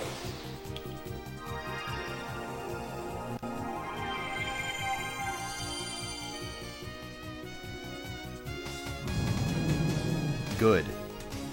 Nice miss.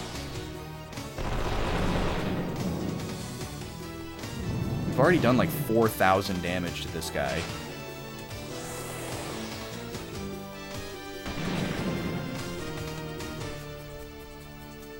So he's got more HP than most enemies that we've faced. Might as well do a group heal here. Oh, we have a Gatling though. Alright, we'll take that while we can. Another Gatling. Reload. Alright, hopefully he attacks Clive. Because he's defending. Does he counter? Jesus. Okay, finally he's gone. Jeez.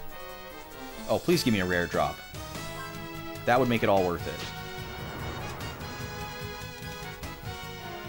Mini carrot.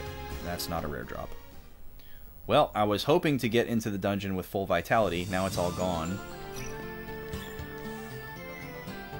Okay, let's see what we can find out here. Do we get to start on floor 10 or is it floor 1 again?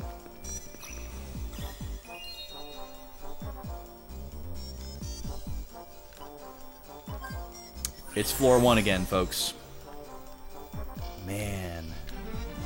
Alright, well, I'm committed. I want this Guardian, so we're going to pause here. I'm going to take my break, and we're going to see how far this thing goes. If it's not, like, for, like, an ultimate weapon or, like, a key item or whatever that's optional, I'm inclined to believe that there's no way that this thing has, like, 100 floors. It's got to be, like, 20 or 30. We'll see what happens. I'm not going to leave the PS2 on for a week, I'll tell you that much. So, it's ride or die on this one. So, I'm going to take a short break here. I'll be back around 9. I'll throw some music on for you. I'll run some ads to cut down on the mid-rolls. And when I come back, I'll have a piece of boys lore for you. And we're going to taste a snack. And then we'll be all caught up on the wheel spins for tonight. Thank y'all so much for hanging out and for participating. We're halfway through stream. We got plenty more coming. And we'll see you in a little bit. Enjoy the tunes.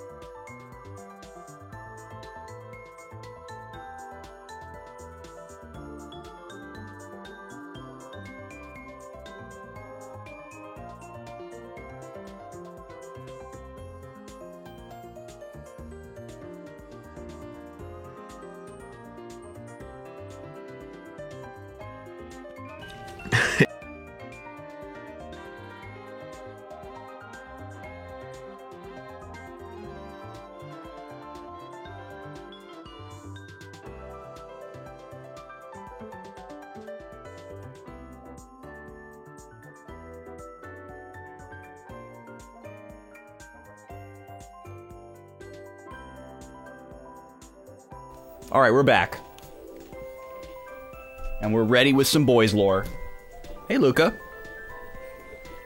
Brack was here a little bit ago, but I don't know if he's still here. We're gonna taste a new snack, and we're going to watch a little piece of boys history. A little piece of boys lore. So, you texted him? You need him for something? Or you just really want to hang out with him in chat? Okay, I'm getting ahead of myself here. Let me pause the music for a second. We're gonna watch a piece of boys lore here.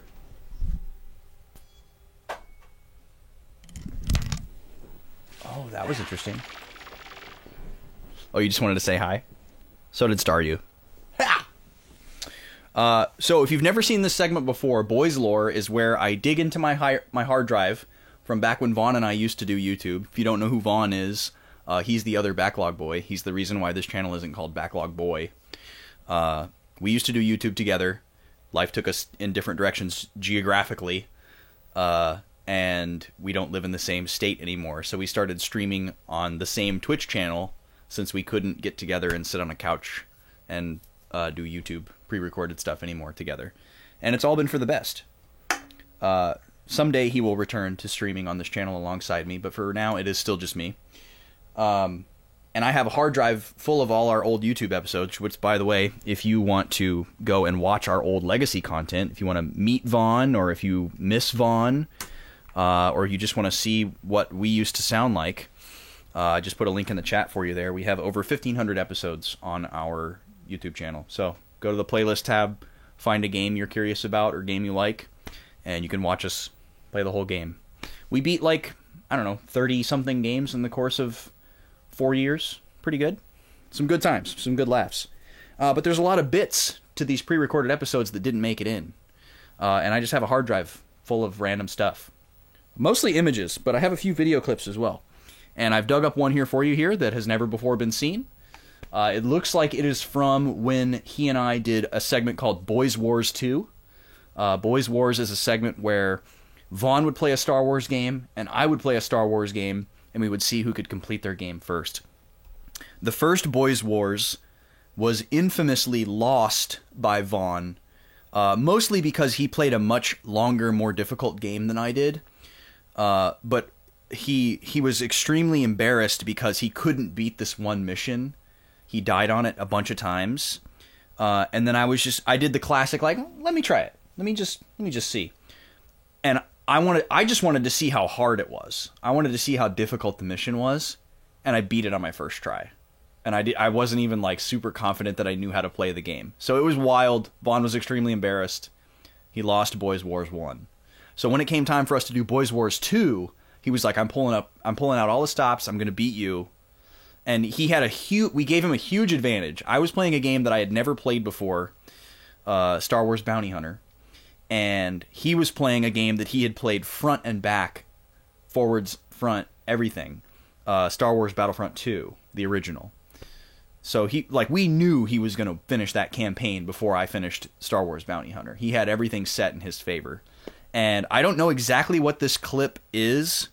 All it is called is The Way to Win Boys Wars 2. And I can tell that it's from Vaughn's Battlefront series. So I don't know if this is him, like, saying some, like, monologue or whatever. I have no idea what this is. I haven't pre-screened this. So this must have been, like, between episodes or something when we were talking. We'll see what happens. Here we go. It suggests something very valid. What's that? It suggests that you have a player 2 and an AT-AT behind you, lighting the shit up out of the place, and then you go in and capture it. And, like, the AT-AT is covering, like, the right half while you hide on the left half. I see a second controller over there. There is a second controller over there. This could be... And I heard there was another boy. There is another boy. he was able to be reached for comment.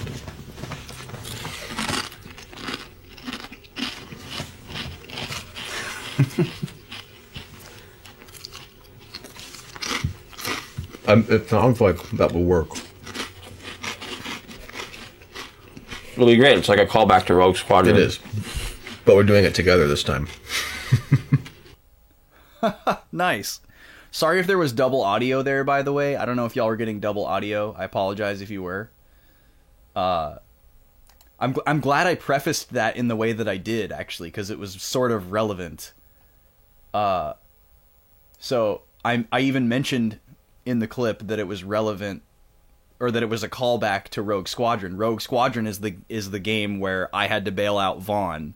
So we were stuck. Vaughn was stuck on a mission and he had died on it a bunch, and so we had taken a pause, either in the middle of an episode or between episodes, to be like, okay, we got to like look up a strategy for this mission so that you can definitely beat it the next time you do it, because we need to like make progress for the sake of content. And so he had looked it up and he was reading through like a strategy, and the strategy recommended doing it co-op. And so we were like, oh, this is like the perfect like mirror image of what happened with Rogue Squadron. So like I had to like come in as the second player and like do some cheesy stuff off to the side so that we could beat the mission. That's funny. I didn't remember that specifically, but apparently that was a thing. Okay, so there's your boys lore, piece of boys lore. Definitely highly recommend Boys Wars if you like spicy boys content. I actually made a special playlist for those on the YouTube channel. So if you wanted to just watch like my Star Wars series or his Star Wars series, you could do that. But there's also a playlist specifically for Boys Wars and Boys Wars 2, because the way we did it is we released, we alternated. So like I would release an episode of my playthrough, and then he would release an episode of his playthrough. And for the first Boys Wars, we didn't actually record them that way, so the continuity was kind of off. Like I would record like 10 of mine, and he would record like 10 of his, but then we aired them alternating. So we didn't like completely plan ahead like how that was going to work out. But when we did it again, we actually recorded them in that order. We recorded them in the same order that we would release them. So we had both of our games set up, and we'd get together to pre-record a bunch of episodes, and I'd like play my game for a little bit, and we'd record that episode, and then we'd go over to Vaughn's game and record that episode. So if you watch them all in the order of the Boys Wars 2 playlist, it's actually got the continuity and all the conversations, and like we're referencing things that just happened in the other person's game. So we took great care to preserve the Boys Wars Star Wars canon. Just for you, for all of you legacy content watchers, so that you could go and have a better experience. Anyways, that's enough plugging my old content. We're gonna taste a snack. And I'm pretty excited about this, actually. This was gifted to me. We're gonna taste some very fancy granola. This is whole cacao granola, dark chocolate flavor, from Blue Stripes Urban Cacao. So this is like super food forward, like all the good stuff. High in antioxidants, 70% cacao, 5 grams of protein. Made with the entire cacao pod. Sweetened with organic maple. Non-GMO. Upcycled packaging. Fair trade cocoa. We got all the buzzwords here. It's got a little explain to you on the back about what cacao is. I don't know if you guys have ever seen cacao out of the pod. It's actually really gross looking. It's like this white sticky stuff. Kind of looks like maggots. Kind of crazy. Rolled oats, maple, whole cacao blend. Almonds, pumpkin seeds, sunflower seeds, almond oil, poppy seeds, chia seeds, sea salt, and sacha inchi. I have no idea what that is. So you can't have this if you have a nut allergy, but I'm good. I only have to worry about peanuts, which are not nuts. 5 grams of added sugar, 6 grams total. Cool. All right, let's get in here. I had a banana while I was on my little break, and I was going to eat something else, and then I was like, oh, wait. I could actually eat this as my snack. This looks incredible. Holy moly. It looks very chocolatey. It smells very nutty. At first, I thought there were like whole chocolate chips in here, but it's just that everything is like very well dusted. I should have got a little bowl. I'm gonna put a little bit in my hand here, and then come up to the camera so y'all can get a close-up. It's almost coffee-like, because that like chocolatey and nutty at the same time.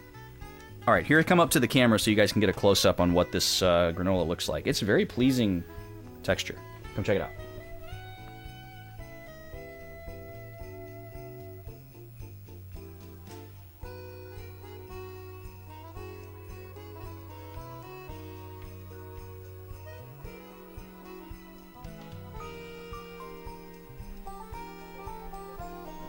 It's nice though, but because there's not like chocolate chips, it's not, nothing's like melting in my hand.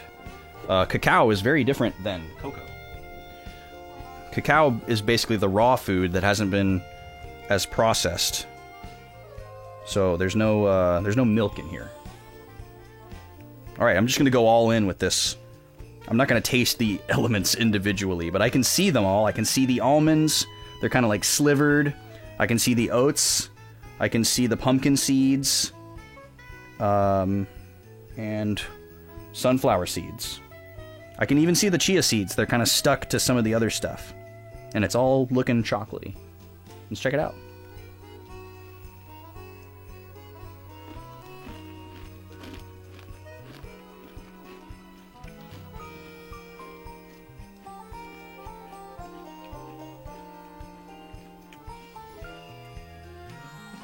Wow.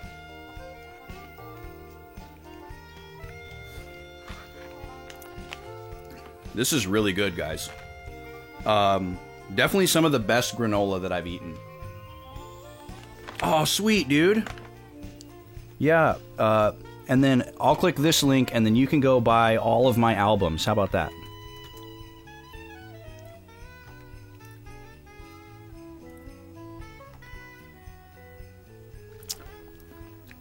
This is really, really good. You can taste everything that's in here. You can taste the chocolate. You can taste each of the individual seeds. I tasted the almond. I tasted the sunflower seed. I tasted the pumpkin seed. So it's like really, really well balanced. I kind of got some of the maple. That's probably the lightest flavor, actually, which is kind of nice because sometimes that can be overpowering. This would be amazing with your, yogurt of choice or yogurt substitute. I've become pretty partial to cashew milk yogurt. It's kind of weird looking, but once you get it all in the bowl and all mixed up with your granola and stuff, it's really good. I wouldn't eat it by itself, but then again, there's not much yogurt I would eat by itself. Maybe some like 2% Fage. But I haven't had dairy-based milk or dairy-based yogurt in a little while. I'm not opposed to it though.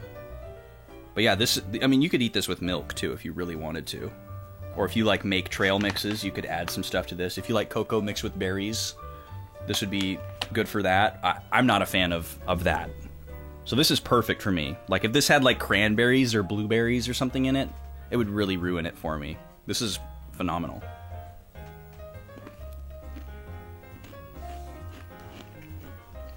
I like that it's not too chocolatey, and it's also not too nutty.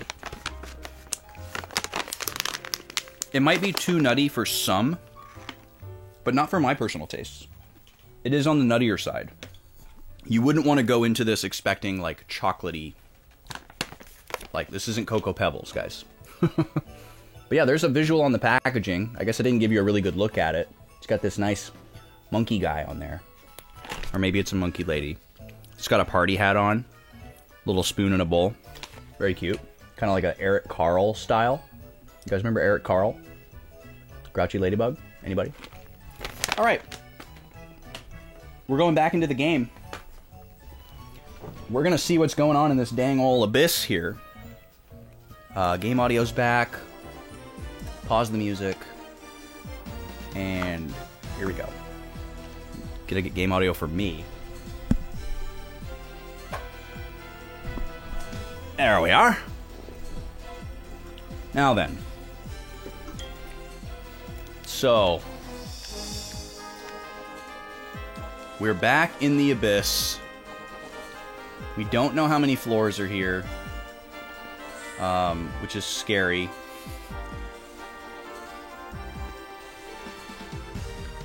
Because my deepest, darkest fears tells me that it could be 100. Is this procedurally generated? This looks very different than where we were before. Maybe, just maybe, this is floor 11. I'm gonna keep count this time. I think even if we do have to go through the same floors again, I don't think we would have to fight that boss again. That seems out of the realm of likelihood. That would be really intense and crazy. But this is definitely a different layout than we had.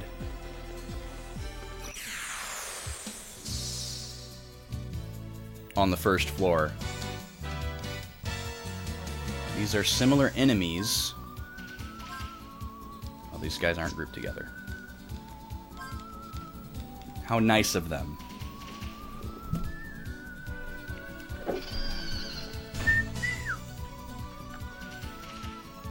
But as long as we don't see those frog guys, I really don't care. Also, how convenient would it be if amongst all of these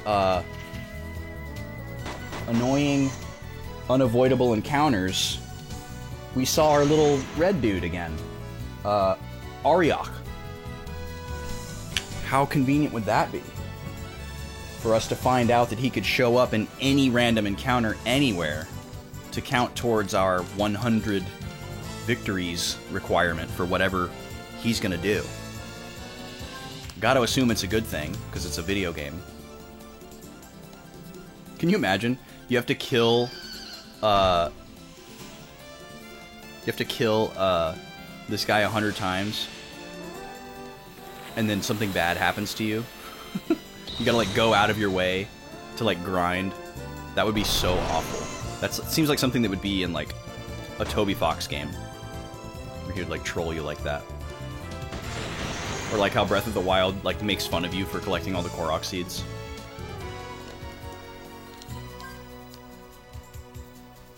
Alright, I'm gonna eat this cookie.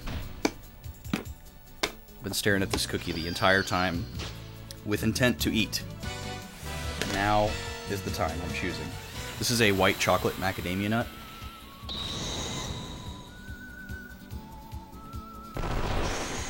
And it's like a little bit toasted around the edges. Dang, dude. Real good. Ooh, and the bottom side of it was touching a snickerdoodle, so there's a little bit of cinnamon on there. Oh, that's a nice little bonus.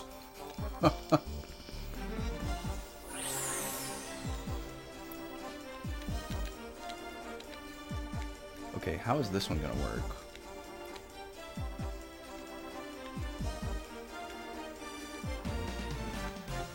Oh, is this one a dead end? This one looks like a dead end.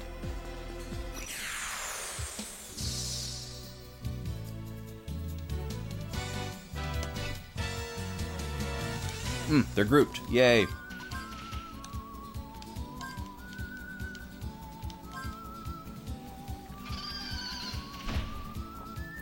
You stole a lucky card? Wow. That is brutal, dude.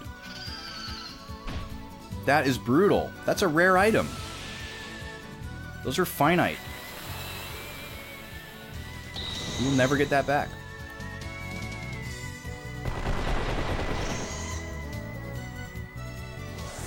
That sucks.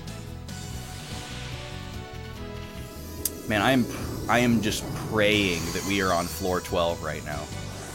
That would be so nice. And honestly, if this game,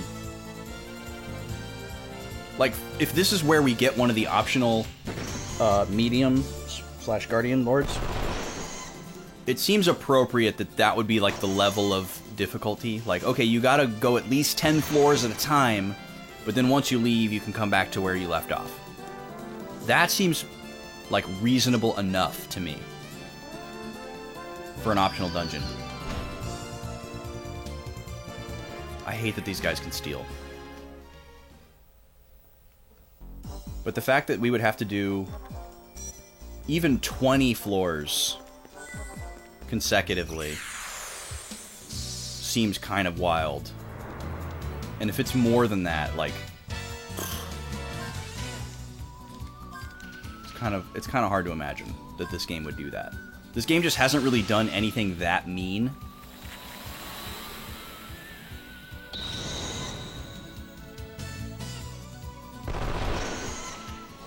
If this was like the post-game optional dungeon where the super boss dwelled, you know, then it would be different. Then I would expect it to be 100 floors. And you can't leave until you get to the bottom. And you gotta somehow, like, resource manage all the way down. You know, that's where I would expect that level of cruelty. Are these two different enemies, or is it just the lighting? Sometimes it looks like one is brown and one is gray, but I think it's just the lighting.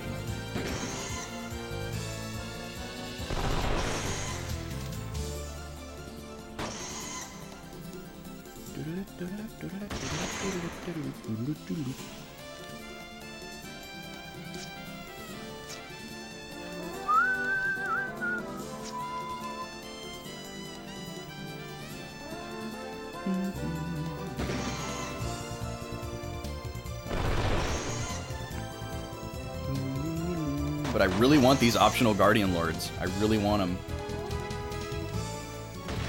And it would be really nice to get them before advancing in the story, because they would make us so much more powerful.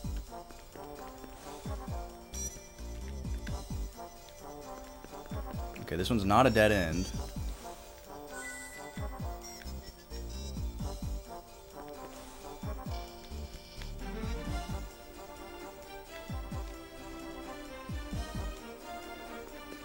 Alright, so we went a stupid way. Whoa, those were close together. Holy crap. This is slightly less steps, I guess.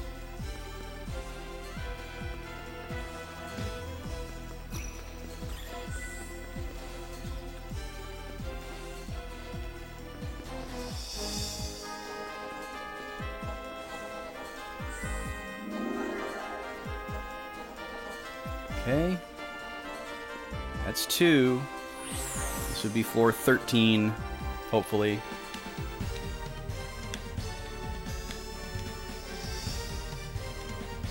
Let's see.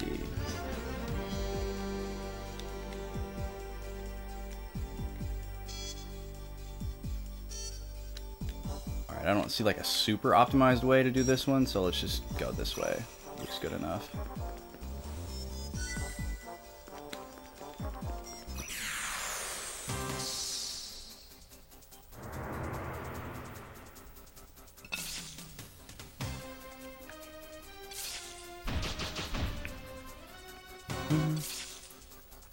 Nice job. Jet doesn't have poison immunity, so it's very fortunate that he dodged that. They're grouped. Love to see it.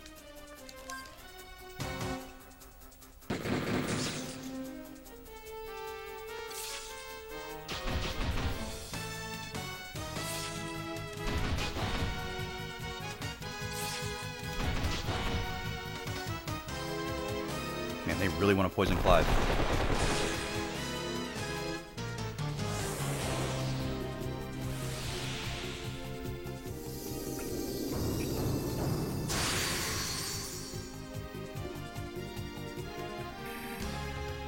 Cool, 1 cycle.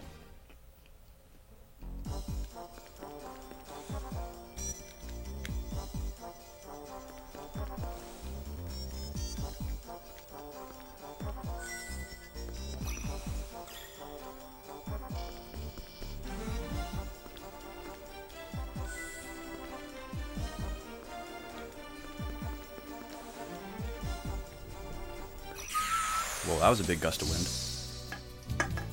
I wanted to get another seltzer during the break, but I didn't want to go outside. to go to the garage because it was so cold. Or it is so cold.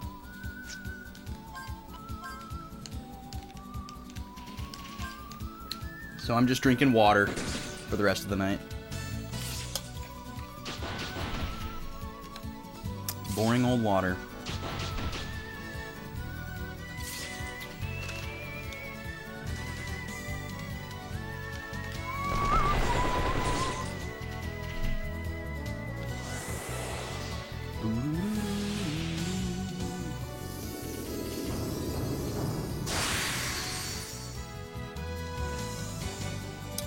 Chest.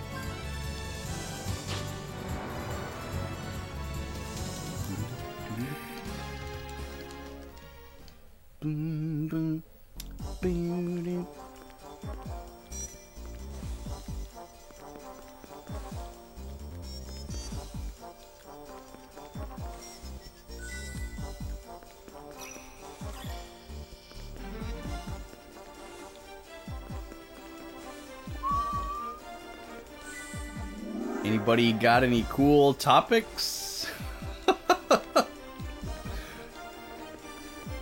I got nothing passing through my brain right now.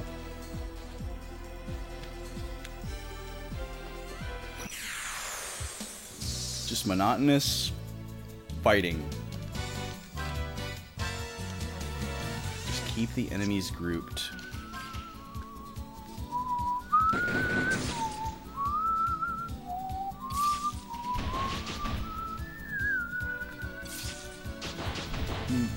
Like I said, I'm glad the enemies aren't, like, really strong.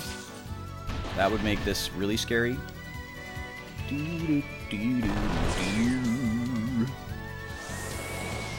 Oh, you know what?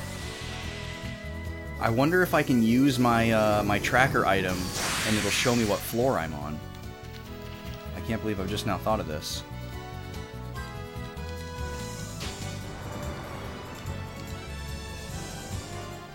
Another moonstone. Nice. We might actually want to utilize that. But first... No effect. Okay, of course. Doesn't work in this area. It's too cool. Who is the one person that doesn't have Poison Ward? Oh, everybody has it. Okay. So we actually don't need those moonstones. But we do have some points we can use. So, let's see here. Oh, Gallows doesn't have that ability active. Okay, so I don't know what happened in that one fight then. Virginia doesn't need that ability. So we're not going to give it to her. Okay, Jet wants his critical hit back. Cool. Clive was working on auto reload. That's maxed out now. Beautiful. Do we have any new personal skills that we want to endow? Let's see here. Initiative. I wonder what we're going to do with this suitcase. I feel like we should know what to do with that by now. We beat Balalquo Naga a really long time ago, and nobody said anything about a suitcase. I guess we should give everybody a Holy Grail if we get the chance. Oh yeah, counterattack. We could give Jet counterattack to start working on.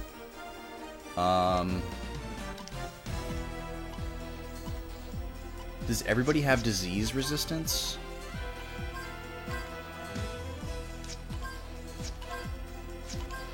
Yes, okay, so we don't need any more Hazel Sprigs either.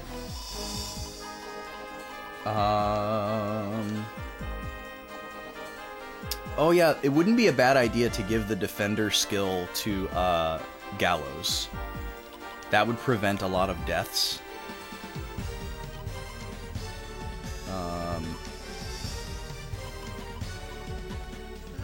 Because usually it's Jet that dies because he has the least health. Avoiding ambush and danger. That's also good. FP save. We've already given that to Gallows. And we don't really have a second candidate for that yet. This would be a good thing to hang on to until we have the other Guardians, and we know kind of what abilities they have, because that could totally change around who's using the most magic. We don't really want to use this status guard thing. I'd rather just try to get actual passive status immunity. And then counterattack will probably give to Jet. But yeah, we can leave it for now. Knowing that we're immune to the statuses that we're running into here is good enough for me for now. Because we're only running into poison and disease.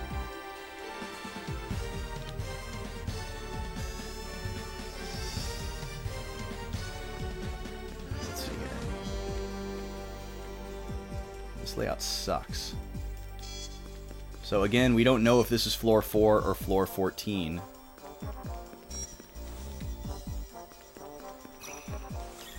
It's a complete mystery. And we won't even know after we've completed the next 10 floors. Well, I guess we would. If we face a boss, then we would know. If we don't face a boss, then we're unfortunately back at the beginning.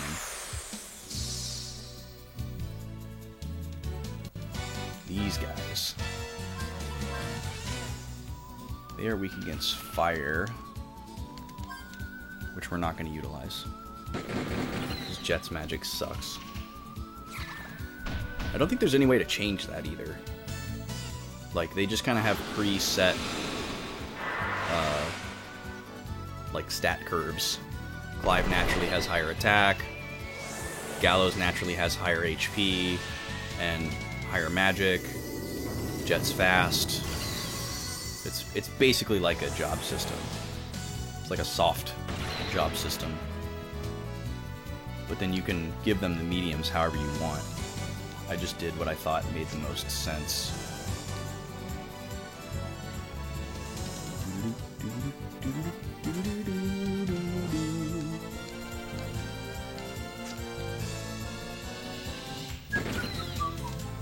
It would be really cool if one of these optional guardians had some type of like better healing magic, and we could potentially have a second healer, because that's something we've desperately needed. So far, everything that we have desperately needed in this game has come, but it has come way later than expected, and like a little too late. Like the airship and fast travel. We've got them now. We had gone so long without them that I had stopped asking and assumed that it wasn't coming. But now we've got it. And we reached that same point even longer ago with the healing magic. We've had this same low-level healing spell since pretty much the beginning of the game. And I just gave up wondering if there was going to be a better spell. But now that we know there's going to be 4 more Guardians, I got to imagine that there's going to be something. And especially since they're like, they're not Guardians of elements like the first 8 were. They're Guardians of like concepts. I feel like that means they're going to be more like more balanced. Oh, not this guy. I feel like I should just try to run from this guy, because I can't kill him in one turn. Tell you what, I'll try Grav. We'll do Gatling. We'll do Accelerator, Fragile, and we'll do Lock On. So we'll try to lower his defense right off the bat. Maybe we can score some crits.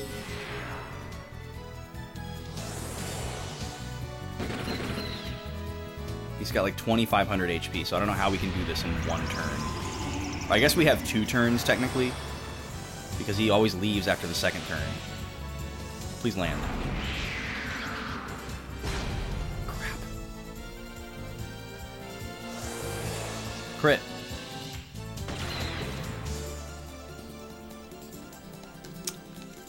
Yeah, so I think I think even if I tried to run here, I wouldn't get away in time.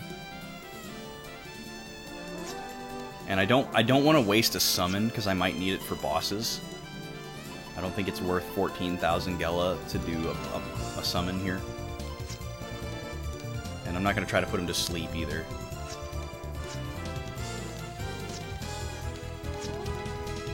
Just hope for a crit, I guess. Okay, there's one. He's gone. Screw this guy, man. So even if we tried to run on turn 1, I think he would still get our money because he would go before Clive.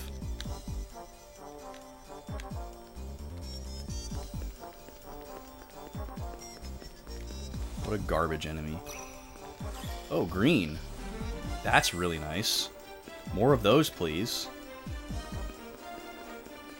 I wonder why that was a green. Oh, I hope that wasn't the frickin' red guy. That was my fear that I was just outlining earlier.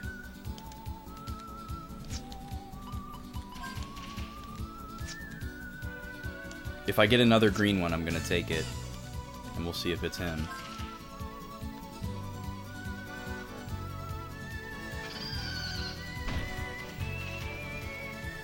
Dude, you could not steal my Gela card.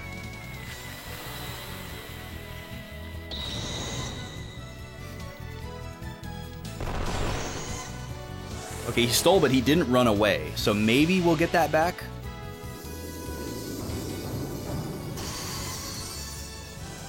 I feel like I need to use the Gela cards on these boss fights to recoup. I didn't get it back! It's just gone! That's insane, dude! This place is brutal. It feels like a post-game dungeon. In a really weird way.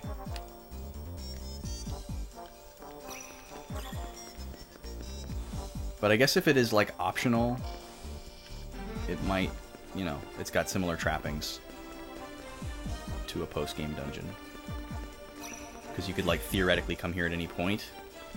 I guess, you know, maybe there's a, like, if you knew this game better, and you were using, like, a guide or something, you could probably figure out, like, oh, okay, if you get to this particular character level, all the encounters will be green, exclamation point, when you come in.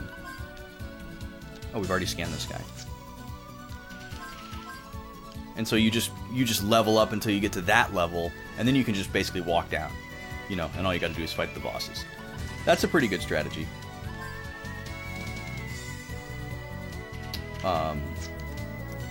But being that I don't have a way to know that without just looking it up, I'd rather just ride blind. And then, like, if I find out that that's level 60, you know, then it's like, okay, well, I don't want to wait that long to get this optional Guardian Lord anyways. I want it now. Baruch Assault.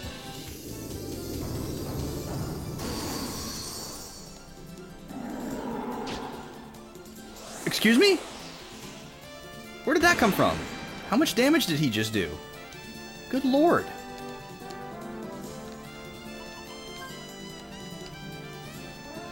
He's just laying there, man.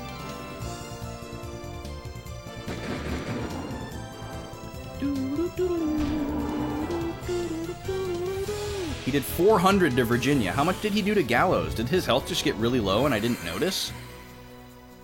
1. That's so garbage.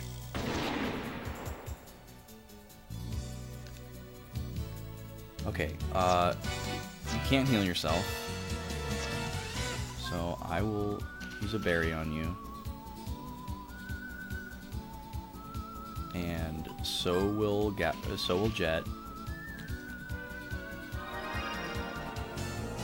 And then somebody's just gonna have to get attacked by this guy.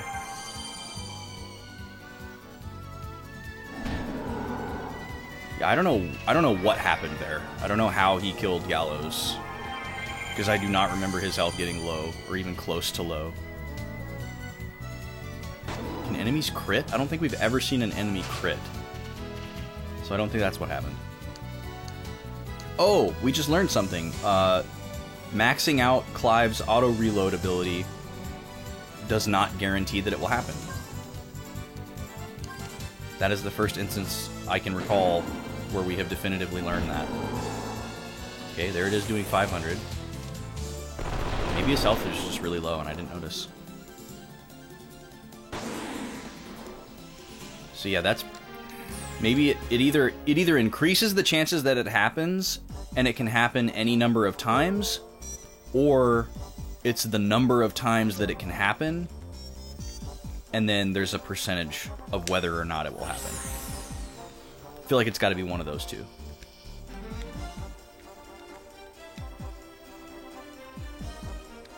Okay, let's try going this way. Alright, so we're hoping that this is floor 15. We have no idea to know. No idea how to know. No idea whether or not? No way to know? What am I trying to say? Oh, they're not grouped. But they are weak against ice. And light.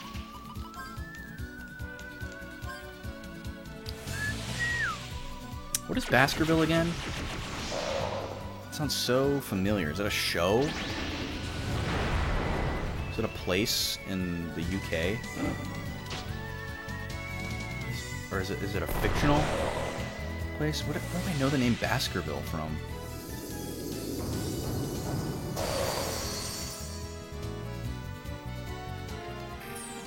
It's kind of bugging me.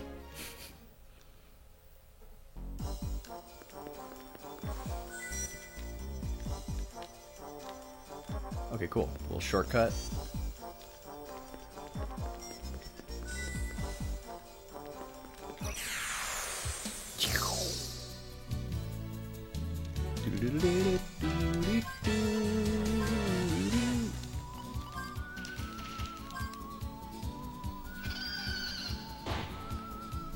Yeah, as long as you don't steal my stuff. Oh, oh, Potion Berry. God. These guys suck, man. I do not like getting my stuff stolen. Usually when stuff gets stolen from you in an RPG, you can get it back. So the fact that these guys can just take a really good item out of your inventory and it's just gone really sucks. Like, even if you defeat them, you don't get it back. It's nuts.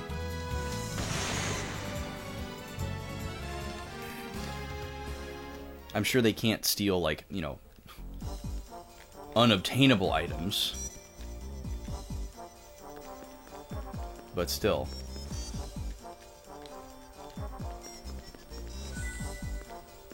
Potion berries are good items, man. I mean, granted, we can grow infinite at the Secret Garden. But, like, the Gela card and the Lucky card, those are finite. That sucks, man. Ambushed by a frog. Let me guess. You're gonna take my money. This place hates me, man.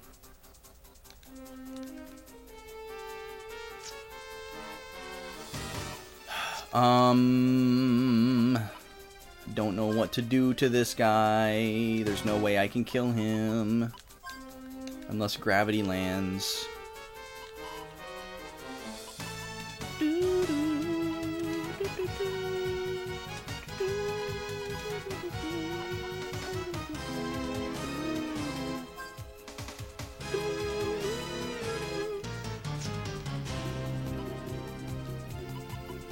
Is there some kind of, like, gimmick to this guy where you can kill him quickly?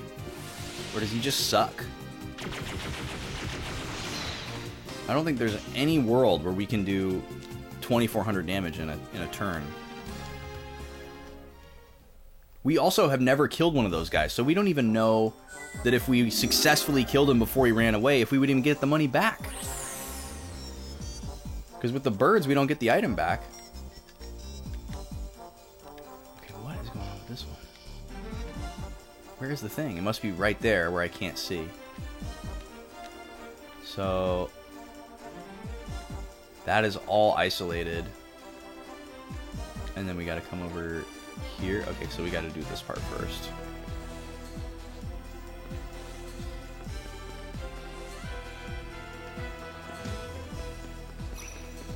Ooh, a green one. Beautiful.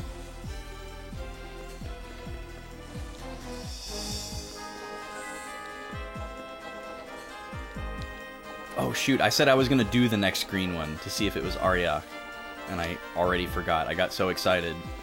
Alright, I'm taking the next green one. Don't let me forget. This guy's gonna steal some stuff from me, isn't he? Another potion berry. Come on, dude. Take my heal berries. I wish I could just, like, offer him an item to end the battle. Another potion berry! God, these guys are maniacal. They're just looting.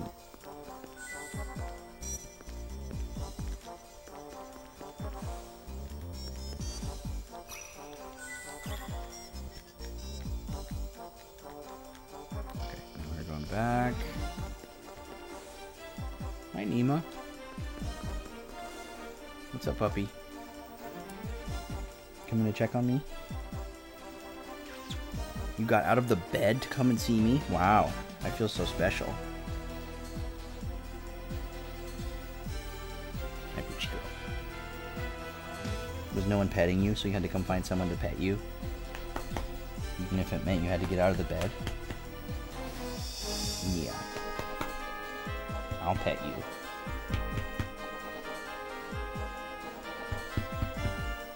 You wanna come up here?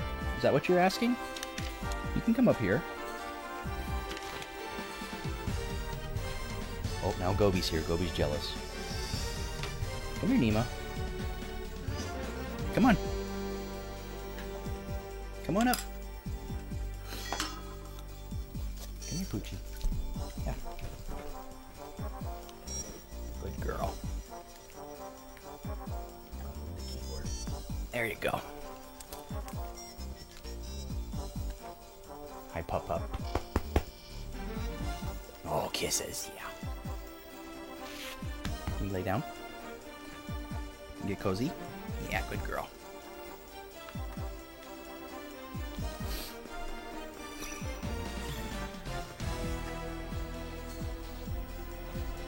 Good girl.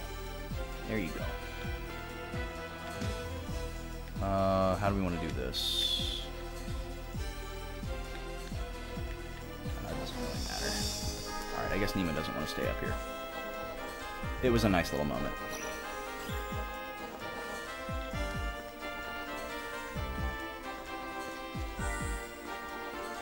She just wanted to make Gobi jealous, that was all. And she was good after that. Okay, next green. Give me another green. No, not a red. Oh, I hate this guy too. This guy's actually the least favorite so far. Sorry, my nose is running. I also had like a kind of a wild nosebleed today. So I'm like trying to stay on top of that. Make sure I don't bleed all over myself in front of you guys. Okay, he's weak against fire.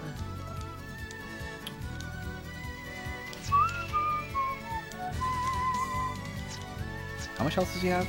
1800? Let's try Fragile. Let's do Accelerator Fragile.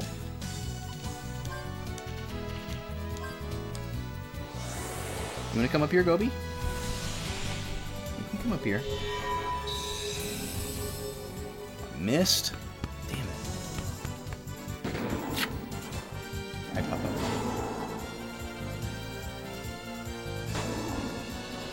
I like that Gobi will just stare into my eyes. If I look at Nima in the face, she'll just kiss, kiss, kiss, kiss, kiss, kiss. But Gobi is just like, hey, what's going on in your brain? She'll just have a staring contest with you. Can you lay down? Good.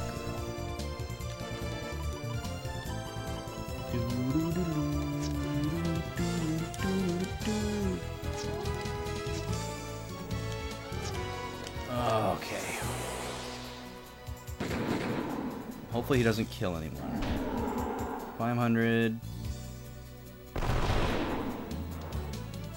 That attack super consistently does 500. I must have just not been paying attention to Gallo's health.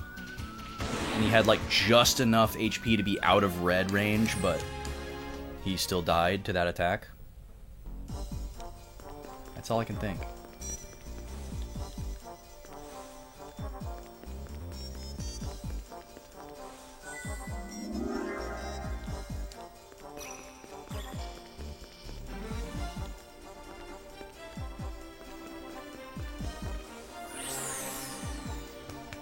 Man, if we get a green exclamation point fight and it turns out to be the red guy, that's going to be kind of overwhelming.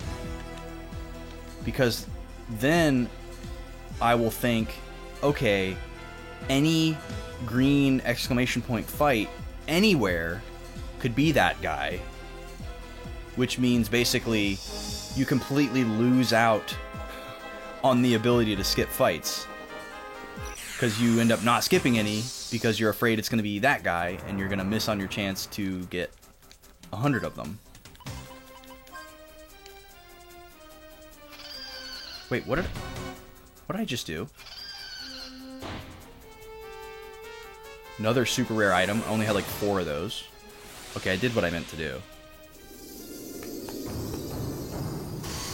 Again, it's an item that we can replenish and regenerate, but it's still just like such a kick in the nuts. Wonder if there's an ability that prevents getting stolen from. That would be nice.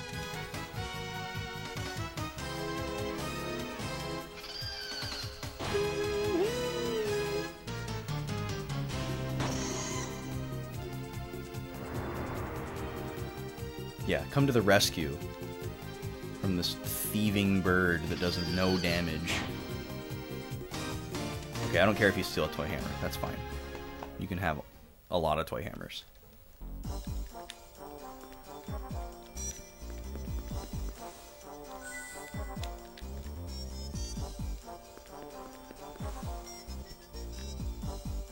Okay, so now we're gonna go all the way around that way, right?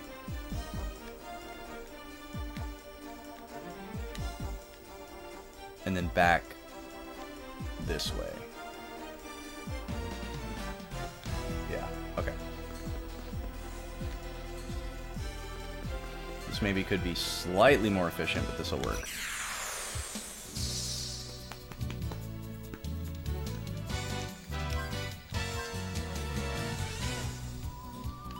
So yeah, if we get a green exclamation point fight and it's the little guys, then we're gonna be like hyper motivated to get that done as quickly as possible so that we can start skipping fights again.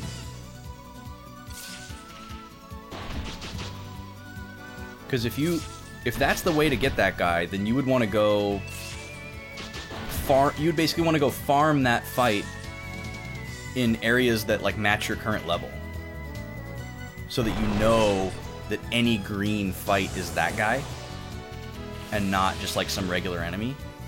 Because if you revisited an earlier dungeon, every fight's going to be a green exclamation point, and you have no way to know if one of them happens to be the little red guy. And that would just be overwhelming. Like if you're backtracking somewhere and you gotta just take every fight because it might be that guy. No way. No way. So yeah, you'd basically want to try to finish that quest before backtracking anywhere, or just not try while you're backtracking and grind it out later, I guess, would also work. Okay, we have to go all the way out to this one and then back. I gotta say, this is a really, like, boring gimmick for this dungeon. Like, presumably procedurally generated floors. Maybe they're not procedurally generated. And you're just collecting crystals and fighting a bunch of really annoying enemies. Like, every single one of these, for the most part, it is just annoying rather than, like, threatening. Like, the guy with the big horns that does, like, 500 damage, that guy is, like, a regular enemy that's threatening. And I guess these kind of are, too. Like, they do really good damage. But, like, the birds and the gas bubbles and the frickin' frog, they don't even do damage to you. They just annoy you. They try to inflict you with status effects, and they steal your stuff. It's ridiculous.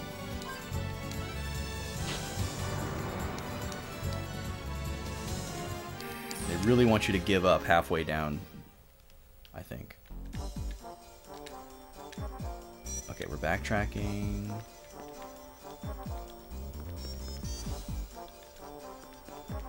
But I am a dogged perseverer, and that is not a word. Alright, we're gonna take a left here.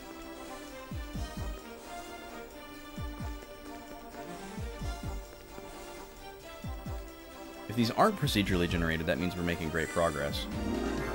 Because we're definitely not repeating the first 10 floors, but if they are procedurally generated, we have no idea. And if this is an optional area, it seems like a great excuse for it to be procedurally generated.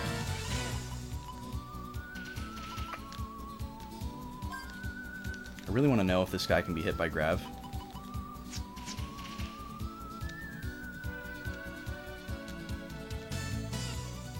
It's the only way we have any hope of killing him in one turn, so I'm just going to go for it. Or, like, everybody crits. Which we obviously have no control over.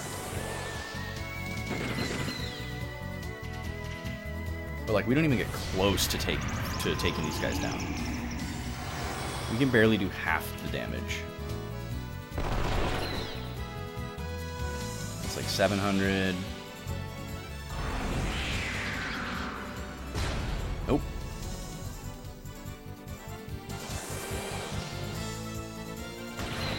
And that's like 1,500. It's like a little over half his health. And then he's just gonna run away.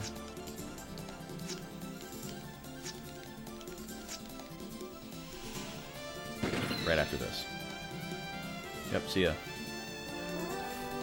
God, that guy has taken so much money from us. We're down to 100,000. We've lost over like 60,000 Gela to those guys.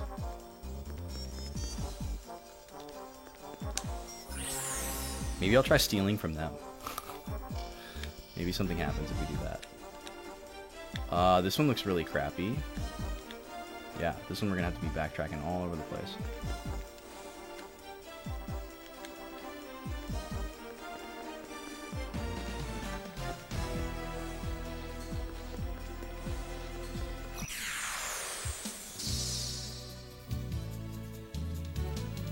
These guys again. I'm actually not disappointed to see them. Because these guys literally can't do anything to us.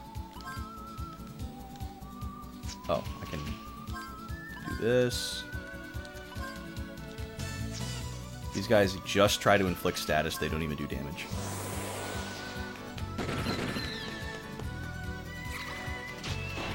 Oh, I take that back, but it's really bad damage. Nothing to be super worried about.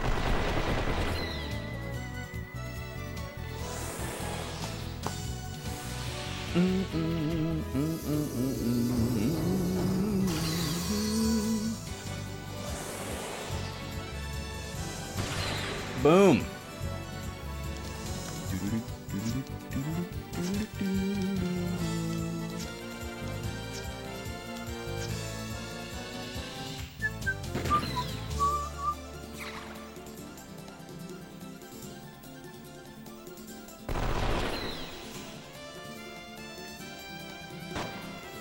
Miss? What the heck? We haven't missed a regular attack in like a really long time. These guys just take a little bit to die, that's all. Oh yeah, I guess they do cancel your action. That prolongs the fight too. But honestly, out of everything that we fight, they're probably like the second choice. First choice is the little bug guys that are weak against ice. Especially if they're grouped together.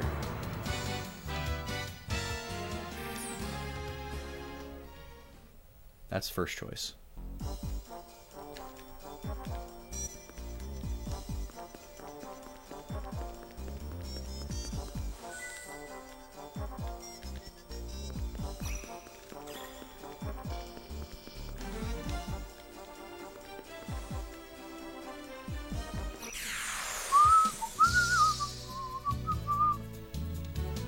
There they are.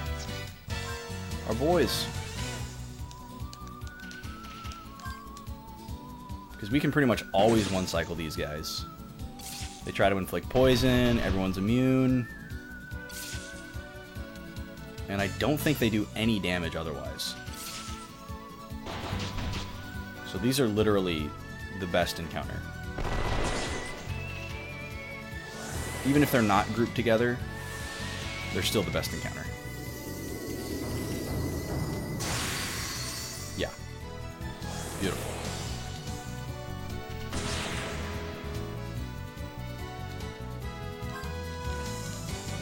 And they keep giving us moonstones, but we don't need them. 2 moonstones! Wow! Can we get that rare drop luck on some other stuff, please? That's insane.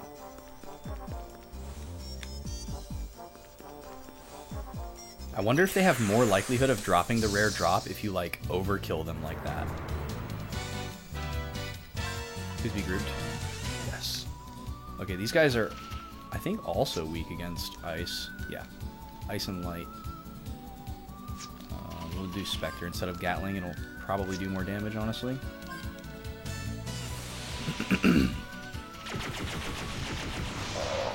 Yeah. Gatling would have done like 200.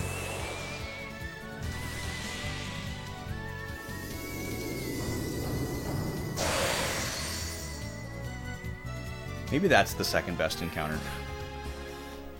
I guess that was a preemptive, though. The thing with those guys is they do a lot of damage. Whereas the gas bubble guys, they take a long time, but they don't do any damage. So I guess I would have to say they're the second choice.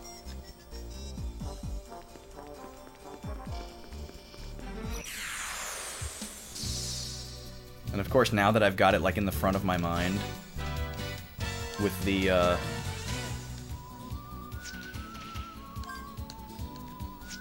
green exclamation point, now it's not going to happen. As soon as I forget about it, it'll happen again, and then I'll press circle.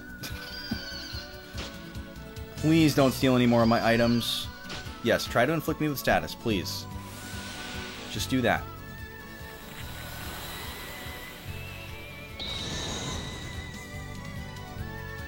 Just do that. That's all we want to see from you.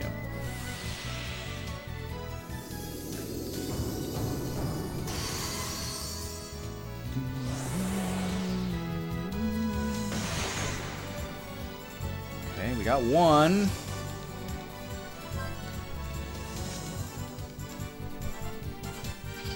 No.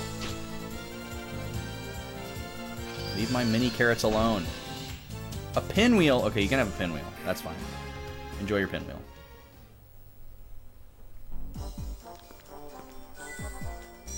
Okay, one more? I think that's the last one. Give me a green.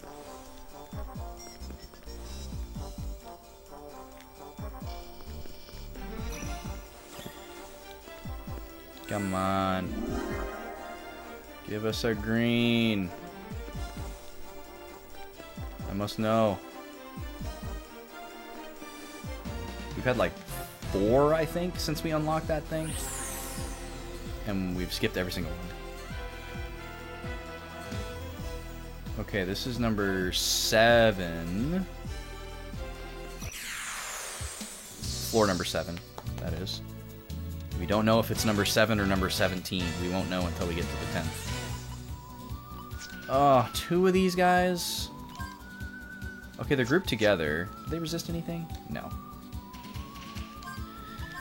We can at least hit 2 of them. Let's try Spectre on him. Probably do more than her attack. I will try Cremate, I guess. Maybe it does more than I remember. But I feel like last time I used it, it did like 100 something. Dead. How much health did she have?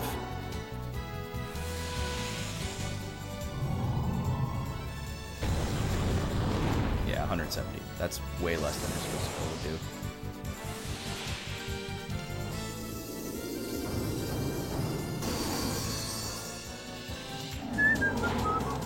Okay, that just has a chance to instant kill. That's what's happening. So these guys are by far the worst encounter. Okay, we're gonna revive Virginia, I guess, because she goes first. Clive, please kill this man. Okay, so Stampede is the regular attack, and then Big Horn, or whatever that is, has a chance to instant kill, which is garbage. He didn't kill. Okay, Virginia, you need to attack, because you have no frickin' points. And then, let's see, we can Accelerator, get rid of this guy, and then Potion Berry on Virginia. Hopefully she lasts that long. If not, he'll use it on himself.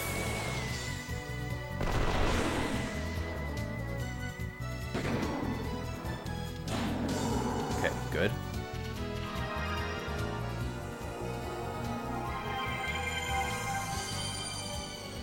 These guys suck. 2 is insane, too. Like, 1 is bad enough. I don't have enough to do Accelerator again. Let's just do a Revive Fruit, honestly. We have so many. And it gives back more HP. And I can have my stronger characters attack. Hopefully he doesn't get killed immediately. Oh, actually, he can take an attack. So as long as it's not instant death. So Revive Fruit is percentage based. Not fixed. Auto reload, there it is. Cool. So yeah, it's just random whether or not that happens. It's not guaranteed. Okay, how much health do you have? Let's just kill you.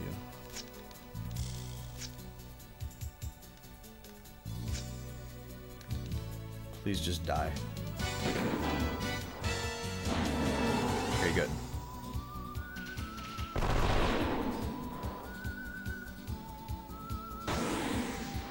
God. That's far and away the worst encounter. Really bad. Anything with an instant death spell, I hate. Oh my god.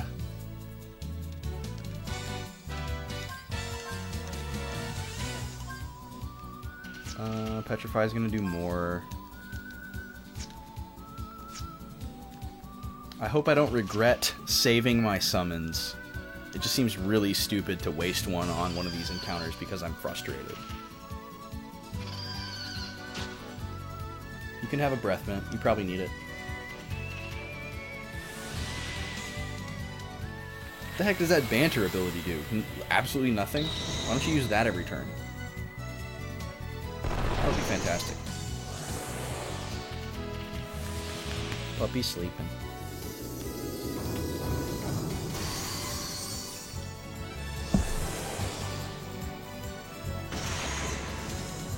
Alright.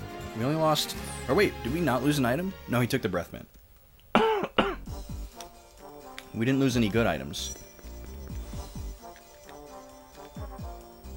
Alright, we're going this way.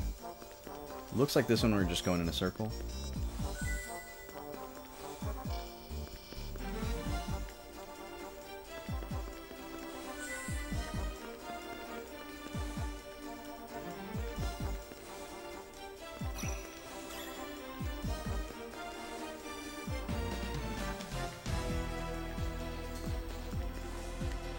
This one wasn't too bad.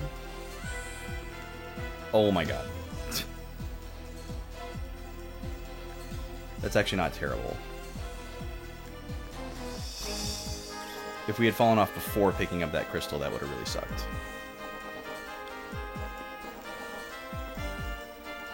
Does it say anything if you try to interact with that? No. I think this was number 8. Or maybe it was 9.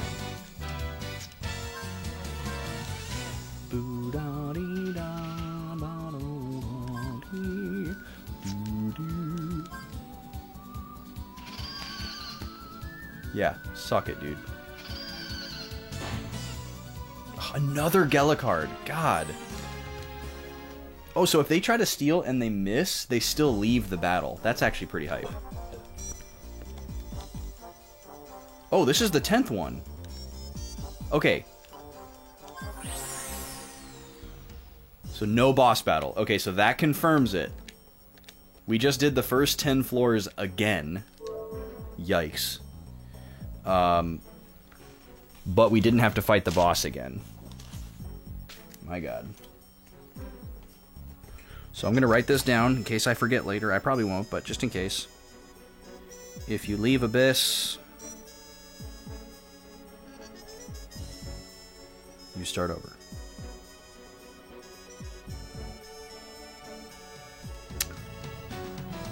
So now I'm going to keep a more strict count of what floor we're on. We know for sure that we are currently on floor 11. So let me,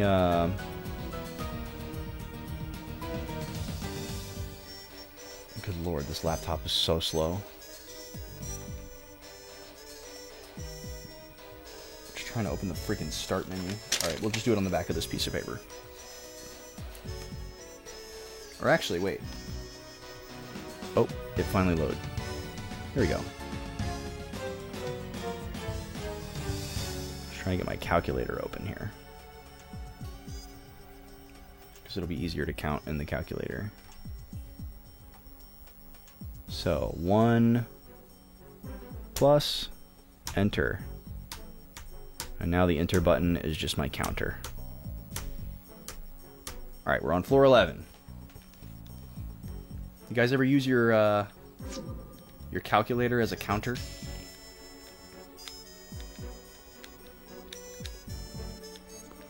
Either like a handheld calculator or on your PC?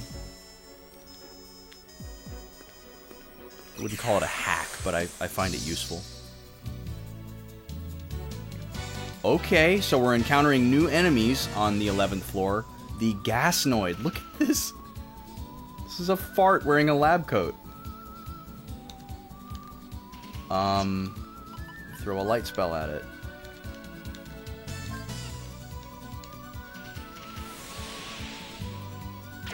Okay, so I guess that's another way we can potentially tell where we're at in the dungeon, is by the enemies that we're seeing. You want to come back up here, Gobi? Come on. Come on. Well, this guy has a lot of health. Holy crap.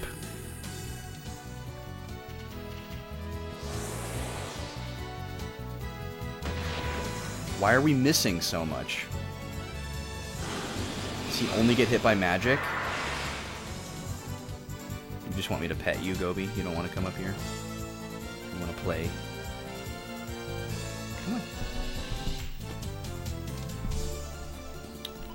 Well, we'll start throwing some magic at him, I guess.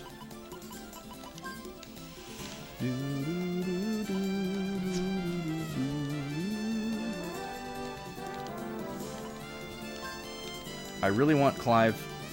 Yeah, because Clive used Lock On, which increases your accuracy to 100%. So that pretty much all but confirms that you ain't hitting this guy with a physical attack. Well, this is a pretty terrible gimmick to run into, because we are definitely not as proficient with magic damage as we are with physical damage. If we ran into a boss we could only hit with magic, we'd really be in trouble. But hey, I'll take this guy over the frog.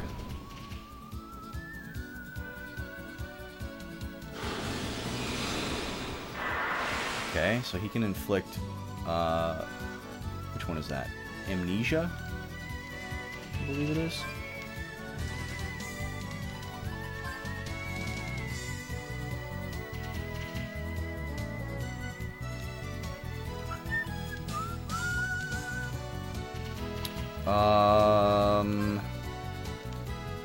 I really don't know what to do other than just use this weak magic.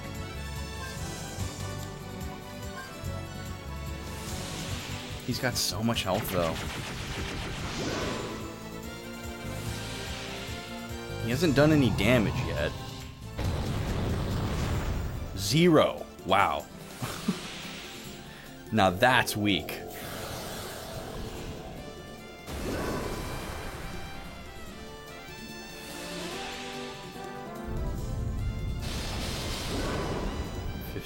That is so embarrassing. Oh no. Can he just inflict every status effect? And that's like his thing? He's gonna try to put every single status effect on it? Look at it. We've only done 1,000 damage to him. I'm gonna try to inflict Feeble Mind on him so we can do more magic damage. This is ridiculous.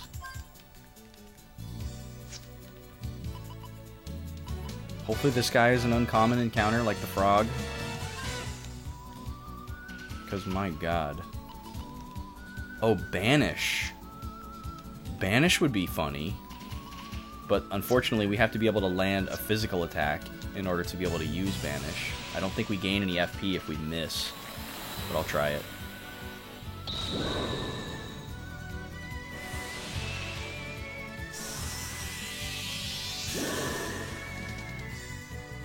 Why did the fire spell do 0? Miss. Okay.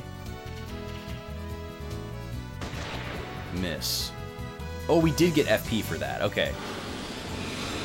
That's reassuring.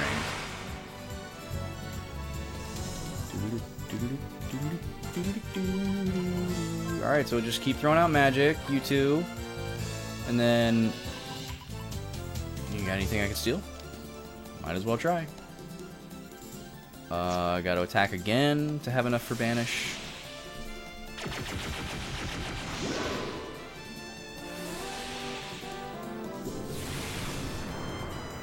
Doesn't have anything.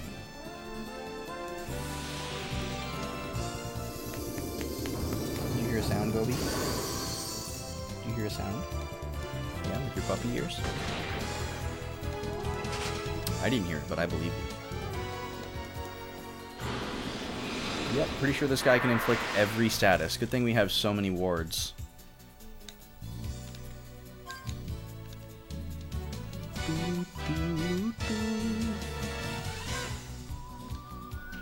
I don't have anything else I can try on this guy. Other than just shoot him and hope that I can hit. How much do you need for Banish? 48? My god, I thought it was 32.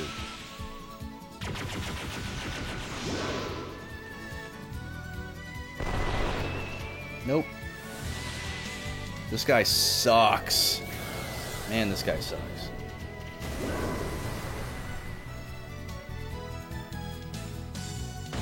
If this is a common encounter on this floor, we are really screwed. I don't know if I'm prepared to work this hard for an optional Guardian Lord.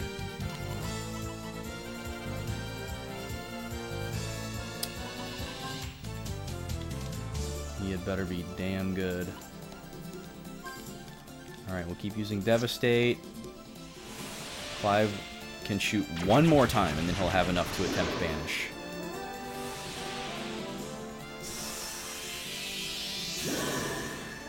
At least that one does damage.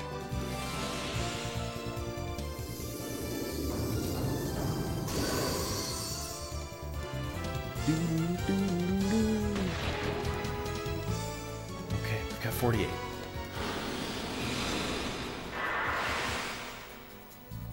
Not everybody has immunity to sleep, though. Get out of here, Nat.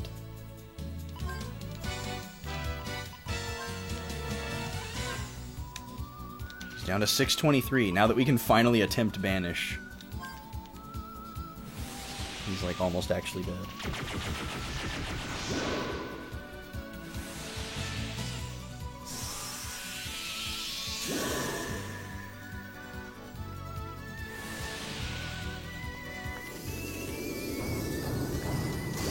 We also don't know if Banish's success rate is based on, like, their HP.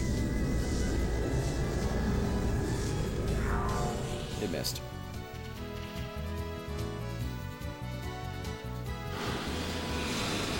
Auto blast me, bro. Come on. Rude.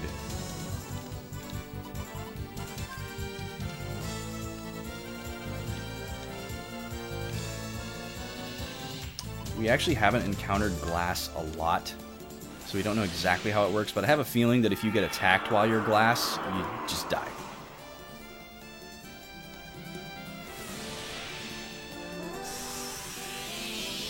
Or maybe we read that in the manual. God, that was as long as some of the boss fights in this game. That was ridiculous.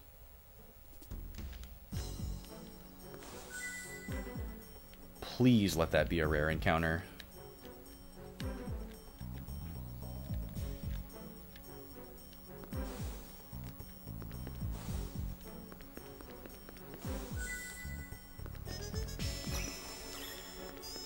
Wow, that took all 10. That's horrible. Oh, we missed one. That's okay. That's pretty easy to grab.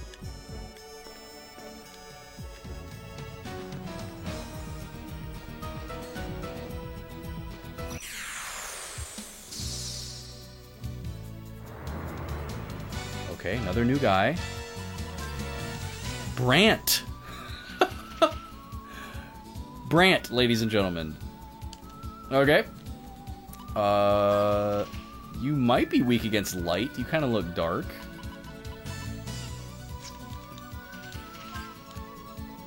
This enemy.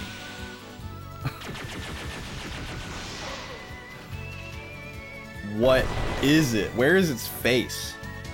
Is its face the little white thing? Oh, and the purple, like, glows in the dark? That's so weird. No elemental affinity, huh? Look at him run around. What are these little guys? That's so weird. Brant. Oh, it's so dumb. Okay. Sure, man. Brant. We love Brant.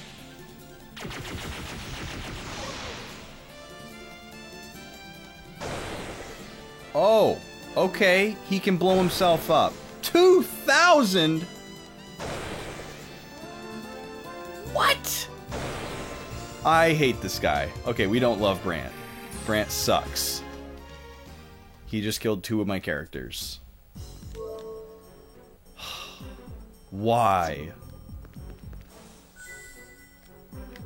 Why does this game hate us? Okay, the worst part about this is that we're on the first floor of a set of 10. And we can't leave until we clear 9 more. Here's Brant again. So are these guys like a ticking time bomb? Do you have to kill them within a certain number of actions before they do that? Kind of seems like that's the case. I mean, this is like a situation where you start busting out summons, but if we're gonna see these guys all the time, like, we'll run out of summons so quickly. And then we'll be screwed.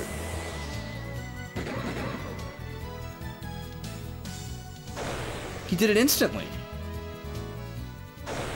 So these guys can just party wipe you. Immediately. Unbelievable, dude. They just went for a party wipe. They attacked all 4 characters individually. This is not good. This is not good.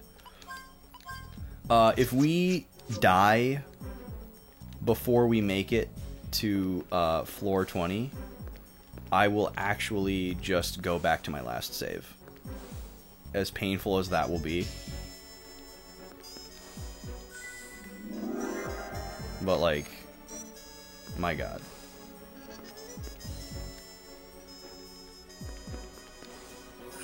I mean, it's not like we, like, gained a bunch of experience or cool items in here. We actually lost money and lost items while we were here, so we would get those back. We just wouldn't get our time back.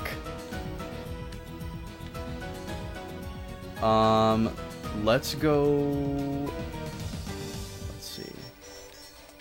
Go to that one first. Yeah.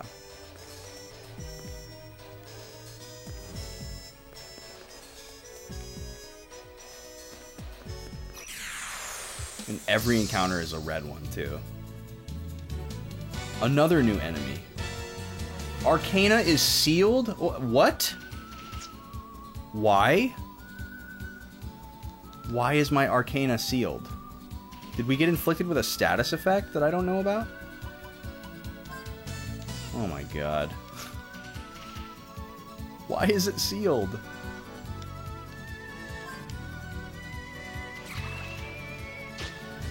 Okay. Alright. Alright, guys. I think we're out of here.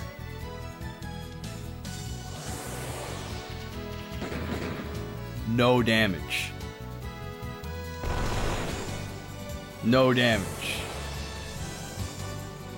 Dude, Brack, this place sucks. This place hates us. So wait, I can't use magic, and my physical attacks do no damage. Got it.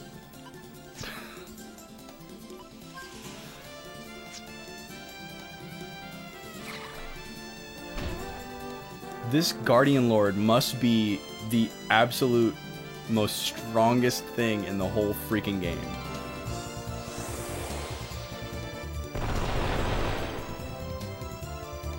Wow. What a huge time sink. So you go down 10 floors, you beat a boss, you get an item. We don't even know what that item does. And then we find out that the next set of 10 floors is like way, way harder. Okay, so these guys just have a chance to do nothing or to just murder you. Let's see if they take any damage from a summon. So far, these guys are invincible.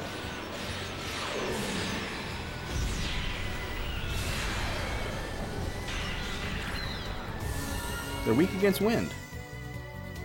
But that wasn't enough to kill them. Incredible. So yeah, we're just gonna die here, and we're gonna go back to our last save.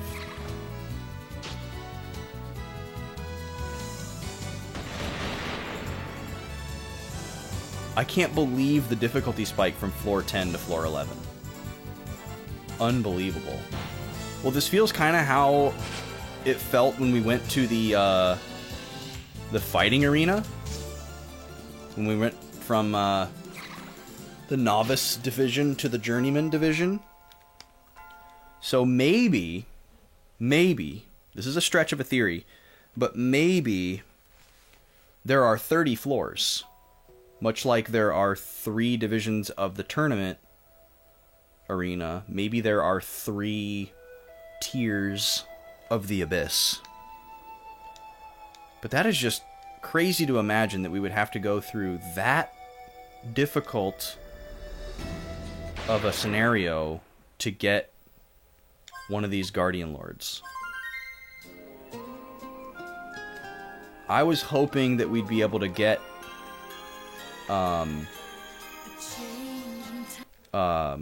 you know, I was hoping we'd be able to get round these guys up now that they're available, and then use their amazing power, you know, for the rest of the story.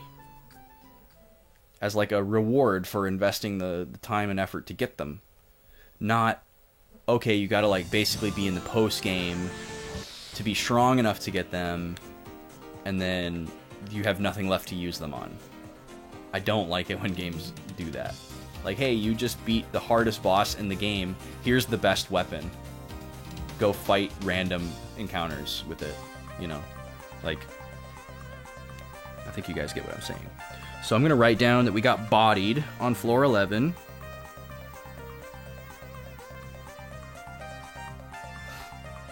Every enemy has a gimmick. It's not even just that they're super strong. Every enemy has like some kind of gimmick. Okay, so we're gonna shift gears here. We still got like 90 minutes to go in the stream, so where do we want to go? What was the other thing that showed up?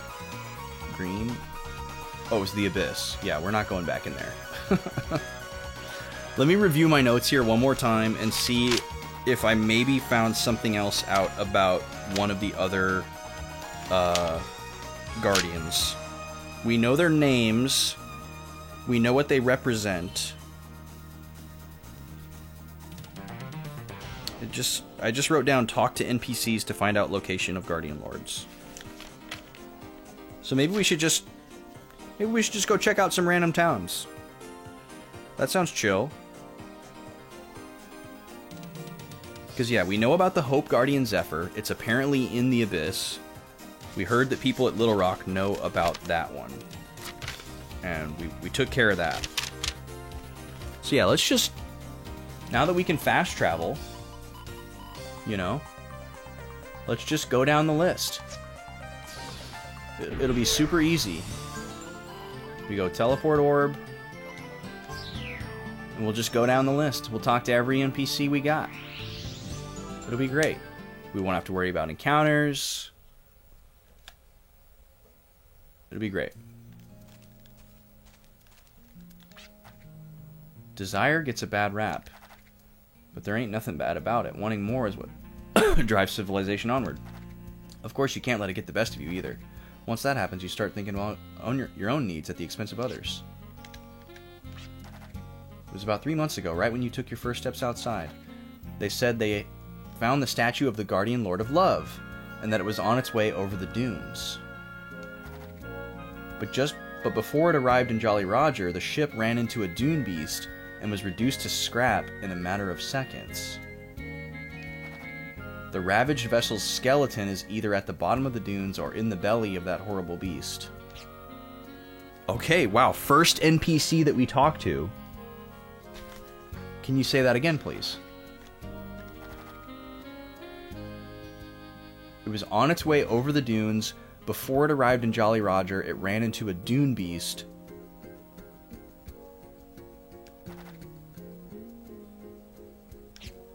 Okay. Let me take a look at the map really quick.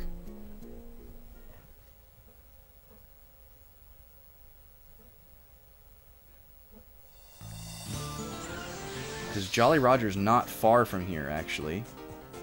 I actually know where it is. We've gone to it so many times.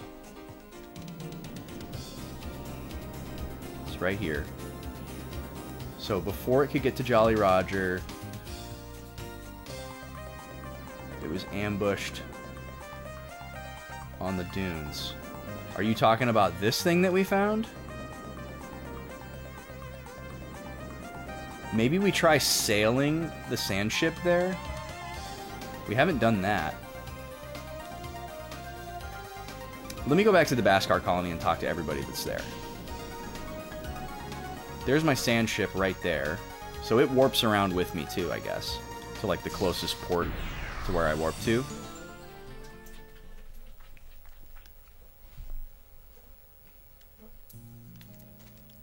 Let's talk to everybody else that's here first. See if we can learn more. Because specific locations seem to be tied to specific quests and whatnot.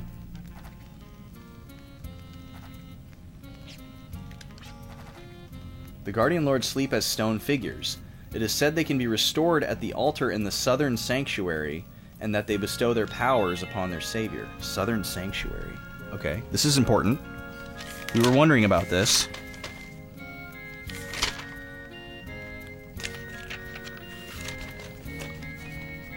This is good. I'm glad we did this. Instead of just stubbornly... Okay, Southern Sanctuary.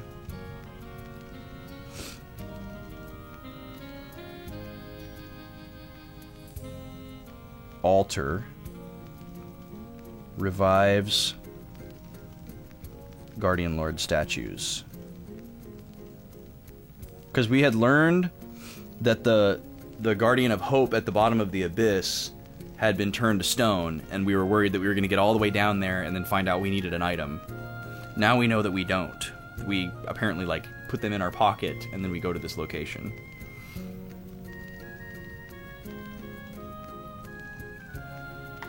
So maybe we can get the other 3 first, and then we can use their power to get the last one.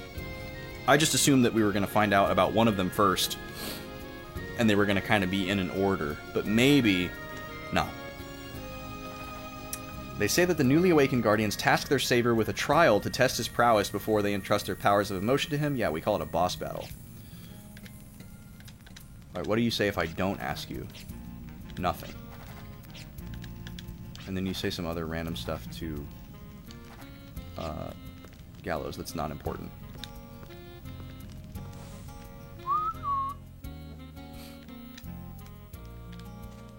So, kind of interesting. Usually, the person who gets the different dialogue gets, like, all of the important dialogue. But that one, it, like, flipped. One person told Gallows the important thing. Oh, yeah, we can just sleep for free here. Forgot about that.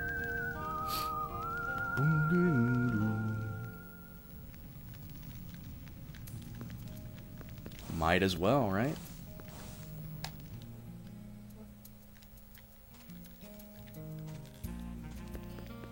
I don't think Granny's going to say anything unique, because we kind of learned about these initially from her, but we'll see.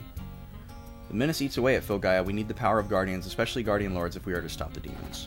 The Guardian Lords are guardians of things that sustain the soul, like love, courage, hope, and desire. Yeah, we knew that, right? I don't think any of those are new to me. Love, courage, desire, hope. Yeah, we got those all written down. We just don't know... We know their names, we just don't know which soul thing they match up with. But they suffered the same fate as this world. Their souls dried up and they lost their powers. Once they lost their powers, they turned to stone and entered a deep slumber. Now mere statues, they have been handed down from person to person, one person to another for countless centuries. We no longer know where they are, but I hope you can find them and awaken them from their never-ending sleep. Alright, what if I don't ask you? I believe we can stand up to the demons if we could just awaken the powers of the Guardian Lords. Alright. And what do you say to Gallows? If you ever cross paths with the Guardian Lords, promise me you'll help revive them. Once a Guardian Lord has lost its strength, it turns to stone. I want you to find these statues and head to the altar inside the Southern Sanctuary. Of course, I assume you will be faced with a trial once you offer the statues to the altar. Pass the trial and the Guardian Lord's powers will become yours. They will be your new mediums. They say the medium of a Guardian Lord can truly awaken the other mediums. You must not face the demons until you have all the Guardian's powers behind you. Okay, so maybe this is required. Also, that's the first time we've heard that there's a possibility that it could have an effect on the other mediums. That would be wild. If it, like, powered up the other ones. So, dragons and humankind surpass the boundaries of race to understand one another. Yeah. The dragon was way more than we could handle at first, and I totally thought we were toast. But it turned out that what we wanted and what the dragon wanted were the same thing. Peace. But make no mistake, this was a marriage of convenience. Nah, it was more like, the dragon was impressed how we could see that it just wanted rest. Yeah.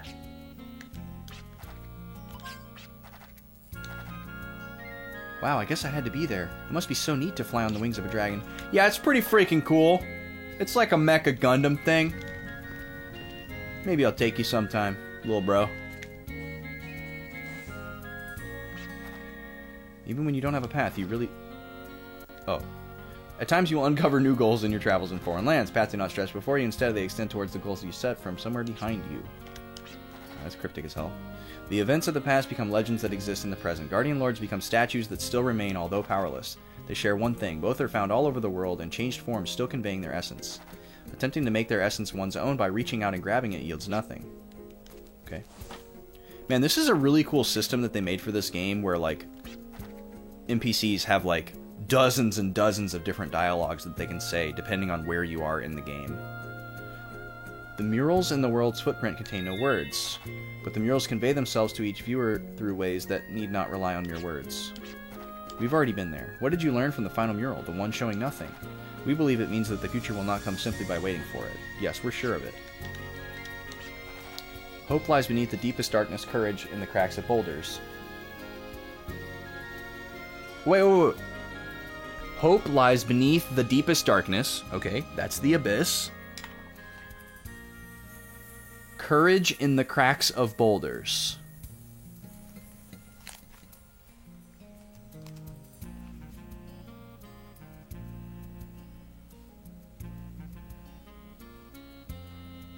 telling us the location of all of them. Deepest Darkness, we already know where that is.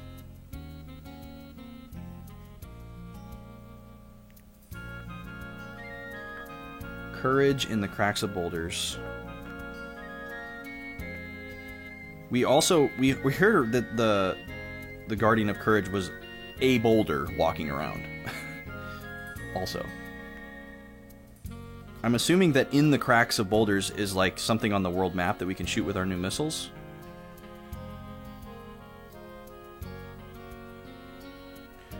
Love swallowed by cruelty. No idea what that means. Could be figurative or literal. Oh, that's probably the one that it's talking about. Oh, yeah, the Guardian of Love was on its way to Jolly Roger and then got eaten by a beast. Okay, so that's what that is. Is banished with tears to the sand. Meanwhile, desire lies at the end of mankind's prosperity.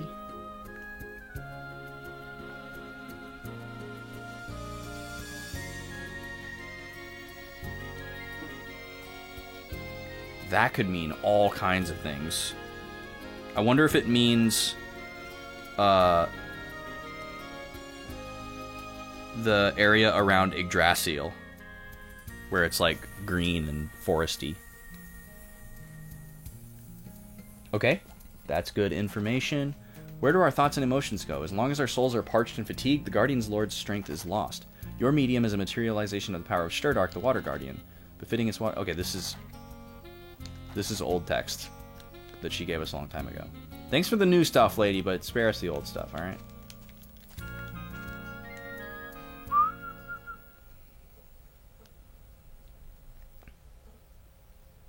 Okay, so I want to see something really quick. We're going to go right over here to the boat. We're going to get in the boat.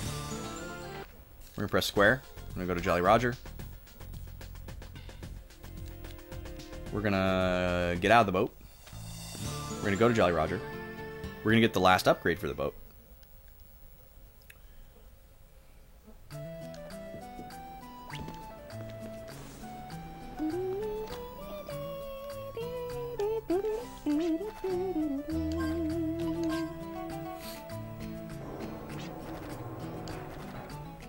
Okay.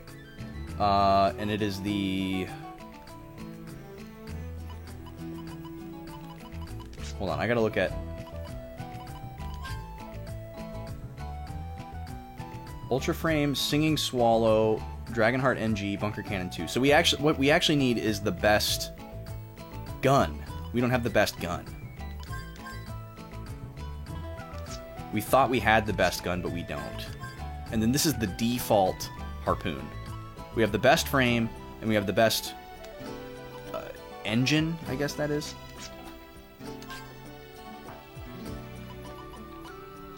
Alright, so this is what we want right here, is the Arc Smasher. The maximum all-around performance gun.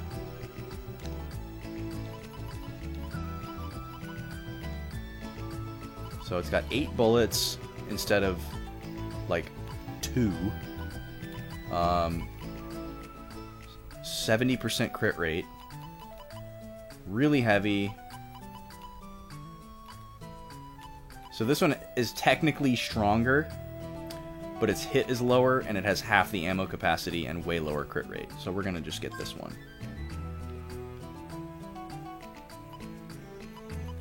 Okay. Now we got that. Now we're going to set... Look at that. We're more than doubling our attack power. And hit rate. Oh, our bullets are going from 6 to 8. Okay. But what that means is basically an exponential increase for our fire all guns at once kind of thing that we typically do. And if we're about to fight somebody with this thing, obviously we want to have the most attack power possible. I really still don't understand what this this harpoon does, but we keep getting dragon fossils, so when we get 40, we'll get the best harpoon. And maybe we'll learn something. Maybe we'll find it useful.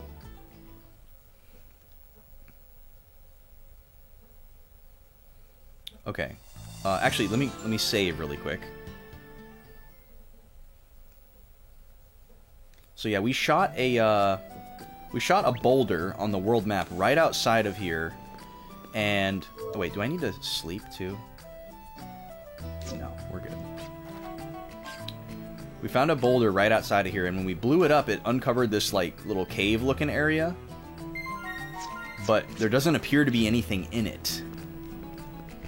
But we only flew up to it with the airship. We haven't tried sailing up to it with the sand ship.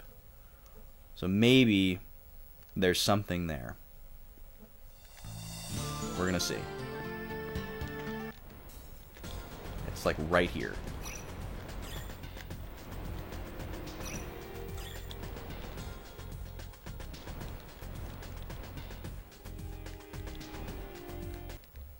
Oh!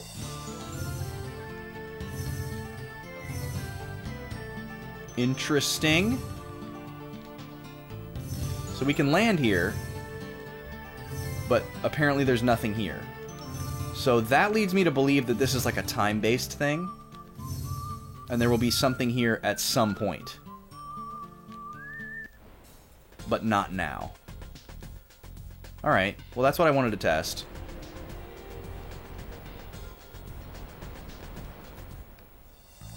Now we're going to continue our visit every town circuit. Oh.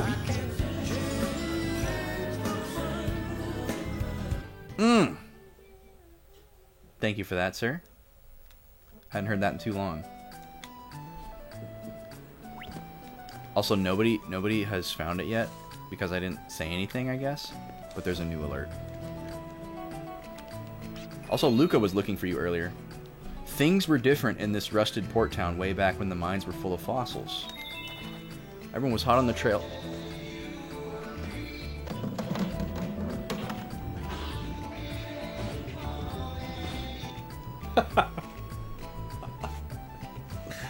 God, I love that so much. Rob sent me that.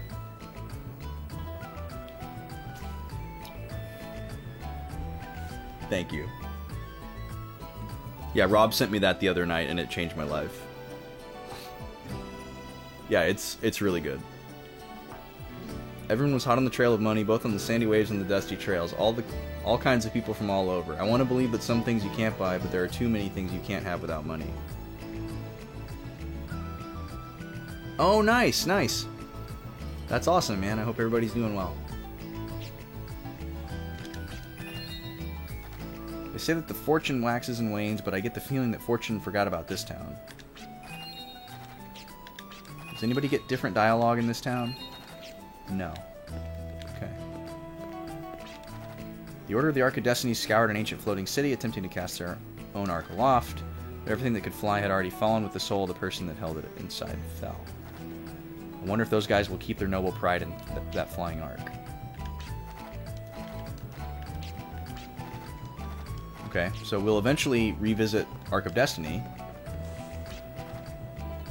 Past the island with the Order's temple, head southeast and you'll find a place separated from the mesa. Okay.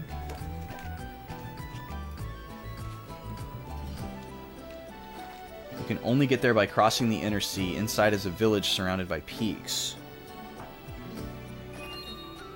That place is called Laxus. Oh, we've been to Laxus. People there still pass on legends of dragons long forgotten elsewhere. Okay, we got the dragon. Yeah, my dragon's parked right outside. I don't know if you saw it. Thanks anyway.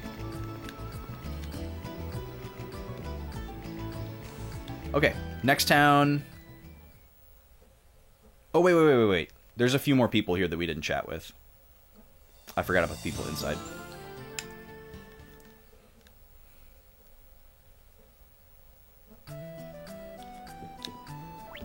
Well, thank you for stopping by, Brack. Always great to see you, buddy. There used to be a guy in here. He's gone now.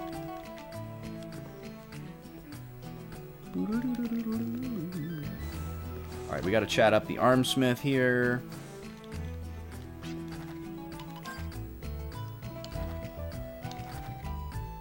Oh, she's asking us about the suitcase. Yo, we were just talking about this earlier. Now you know why there's no ship here. The ship carrying my dear Mario was sunk by the Falbal Aqua Naga. Of course, deep down inside, I knew he didn't make it, but I never was certain. But I just couldn't let him go.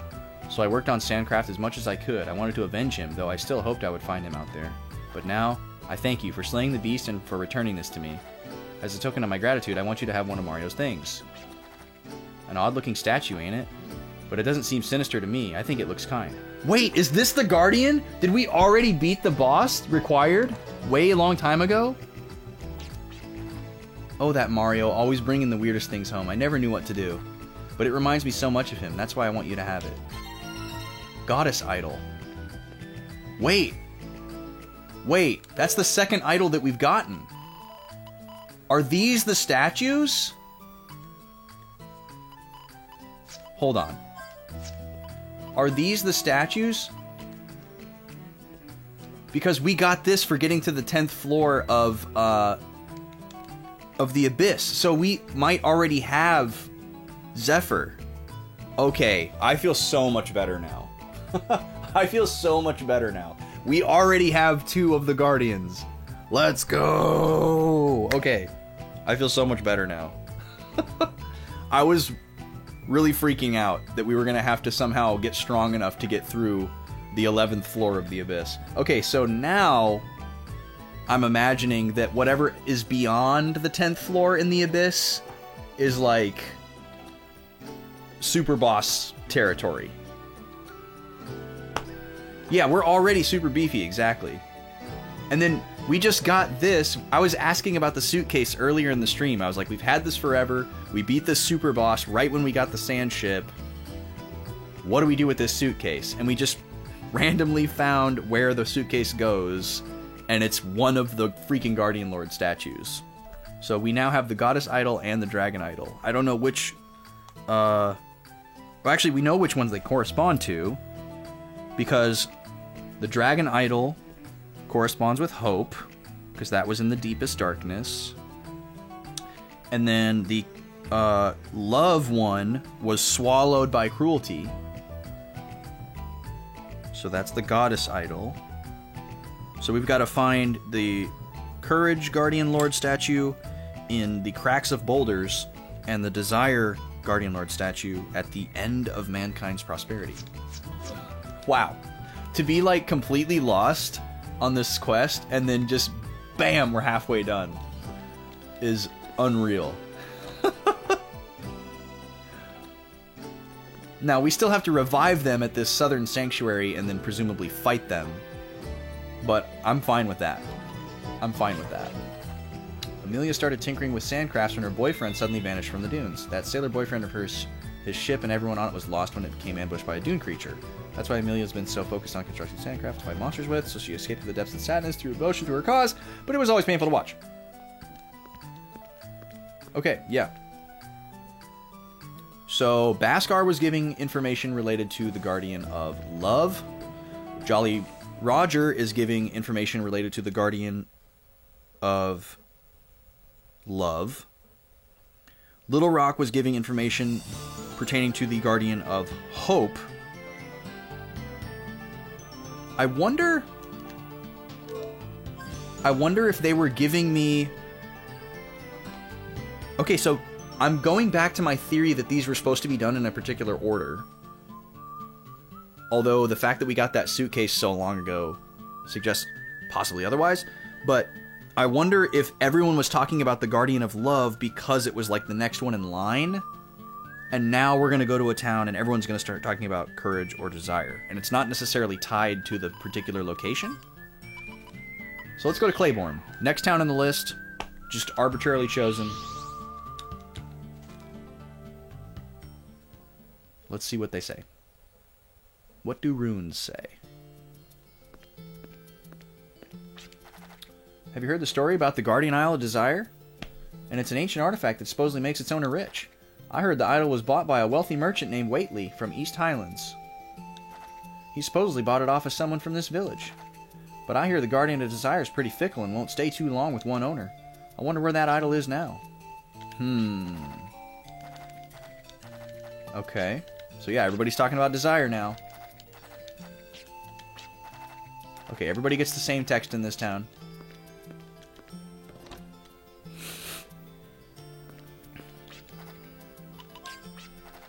Business has been slow lately today. Put on a pot of coffee and was just kicking it for the day. Oh, that sounds great. No use spending your energy when you don't have to. It's important to rest and recharge once in a while. Unless your business is failing and you're a sole proprietor.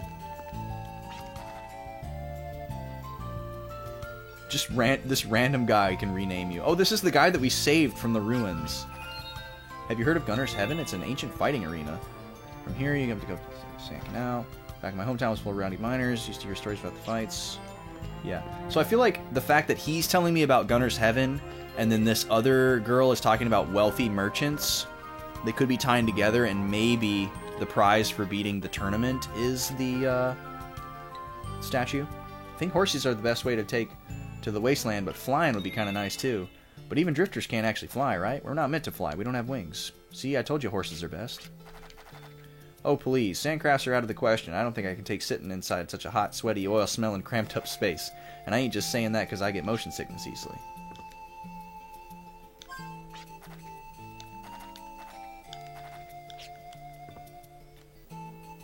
That oil smell. Some people live for that. I'm not a fan.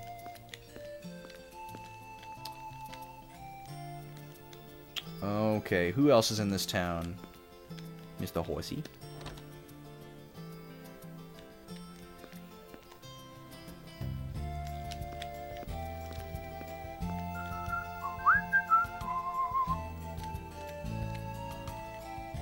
Nobody out here.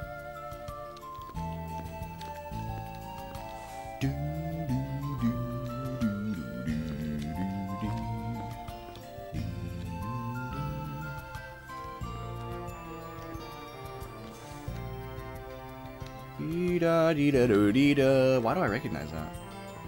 What motif is that? Okay, I think that's everybody in this town, actually.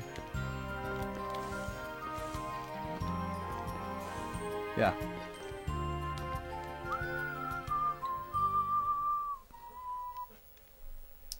Alright, we're gonna warp to the next town in the list.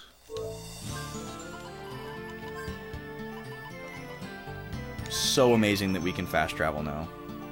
Truly incredible. This game really makes you appreciate it. And the fact that it was just locked behind a random side quest is also insane. My fighting spirit is raging.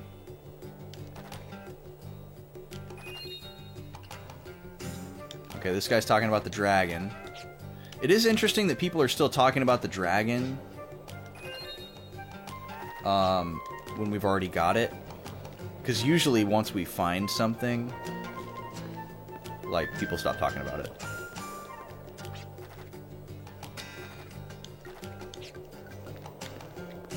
These people are talking about all kinds of different stuff. Talking about Gunner's Heaven, talking about the dragon, talking about the floating city.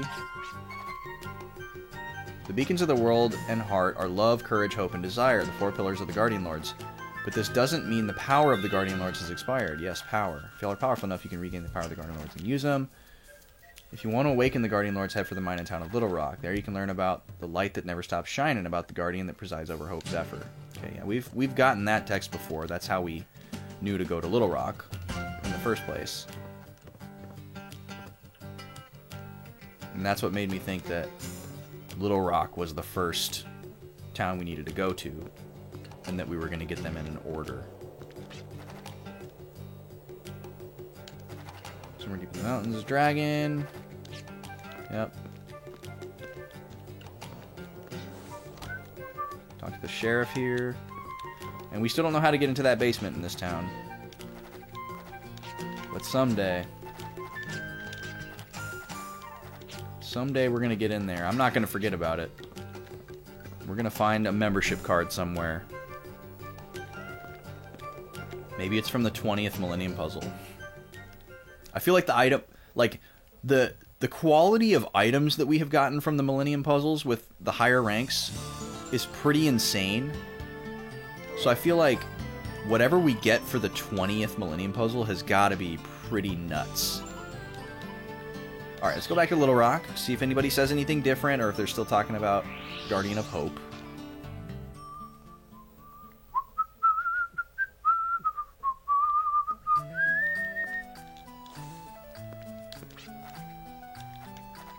Yeah, same thing. Okay. Also, I don't think we know where this Southern Sanctuary is. It sounds familiar, but... Oh, wait a second. Are they talking about the area where we got the first 4? I think that might be what they're talking about. That's right outside of the Beskar colony. Okay, Humphrey's Peak. We haven't found any more storybook chapters, chat, unfortunately for you guys.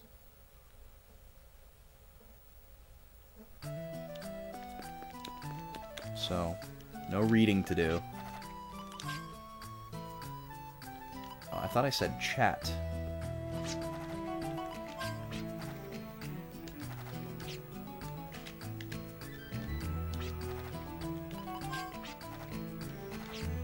Alright. Clive gets different text here, so we gotta talk to everybody twice. Okay, you're talking about the dragon. Dunes west of here are the inland seas, but it's blocked off. Even if you try to get through from the seaway, the shallows and reefs make it difficult to get through. Powerful monsters. Okay, so that's kind of talking about the Balakwo Naga. Everybody has courage, and some people it's so small they're like pebbles or rocks you find lying around. Okay, we talked to this guy. Speaking of rocks, let me tell you a little story. Guardian of Courage changed his will into a rock and is lying around somewhere waiting for the Valiant One to come. Guardian is said to possess unrivaled strength. You better not catch him when he's in a bad mood. Anyway, where do Guardians get their patience in these crazy fields?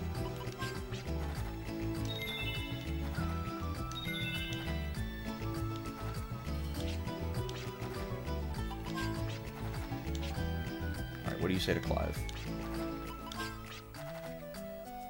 The Guardian of Courage is supposedly rolling around somewhere as a rock, but how are you supposed to know which rock it is? They say that one of the prizes at the Fighting Coliseum is a device that lets you search for items outside. Yeah, those two text boxes seem unrelated to each other, but the fact that they are sequential makes me want to believe otherwise. That somehow the scanning tool that we got is going to have an effect on being able to find that. Did you hear... Okay, and this is where we heard about Gemstone Cave having a different entrance. So maybe this is related. The Gemstone Cave to the northwest has another entrance. It connects to an island that borders the inland and open seas.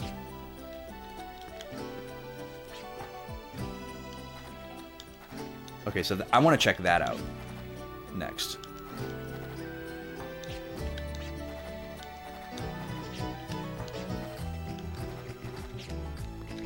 That seems promising. So that could be related to the Guardian of Courage.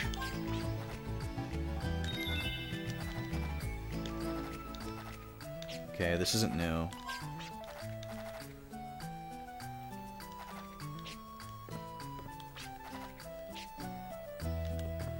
Okay. There's one more house in here. I do remember talking to all these people pretty recently, but just to be thorough.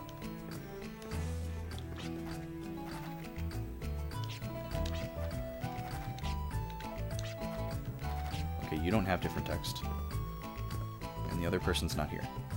Okay, so we're gonna try to find this alternate entrance to the Gemstone Cave.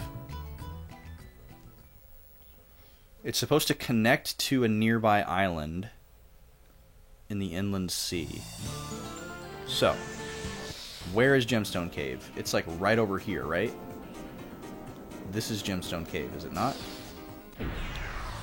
It is. So maybe it connects to this island, and are they talking about this?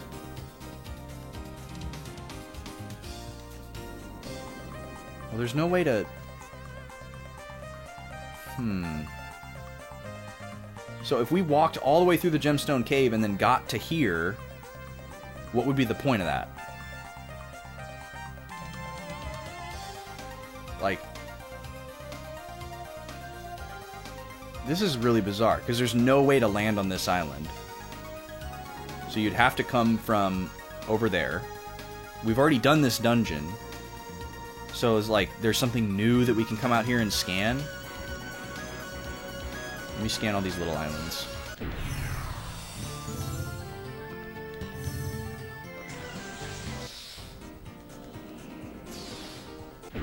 I'm sure we've already done this, but I'm going to do it again.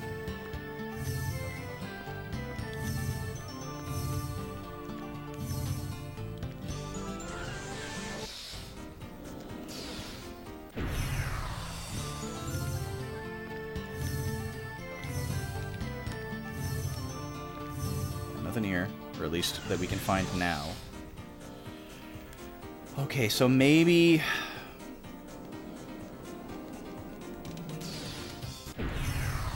Maybe we go through the Gemstone Cave and hope that all of the battles are green.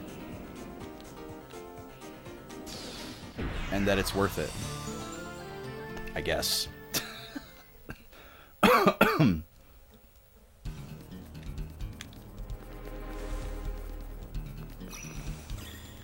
Okay. So far, so good. Hopefully it's pretty linear as well. Most of these early dungeons were pretty linear, so...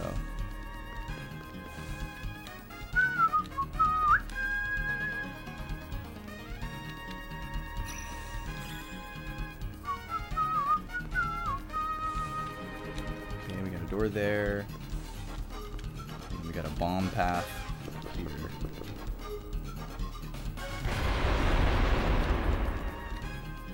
That's just a chest. Okay, cool. Still linear. Love to see it.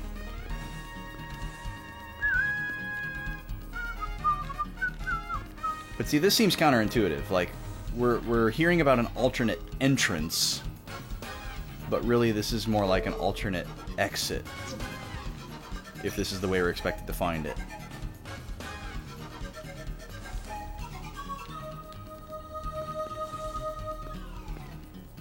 And this is not, you know, harmful to investigate, but it's very time-consuming because we don't have a way to, like, warp out of a dungeon when we're done exploring it. We just have to manually backtrack, which really sucks. Bit of an oversight, if you ask me. Like, you know, when you do most of the dungeons for story purposes, you just automatically get warped out. But if revisiting dungeons is going to be a thing, might want to give us like an exit spell.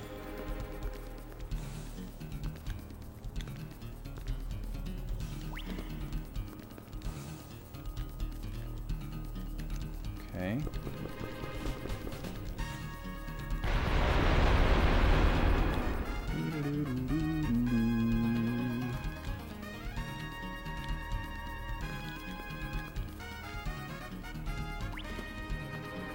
Floor 6.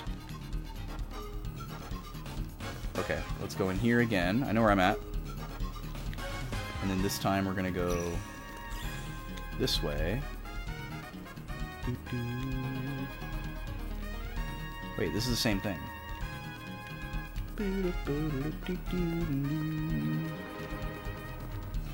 Thought there was another door in here. Oh, this is new. We never found this.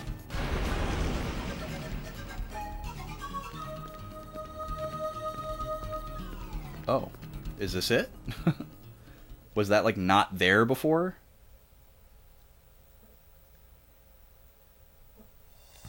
Okay, this led exactly where I thought it was going to. What do we have here? A sign. Valor is found all over the place, just like the rocks at your feet.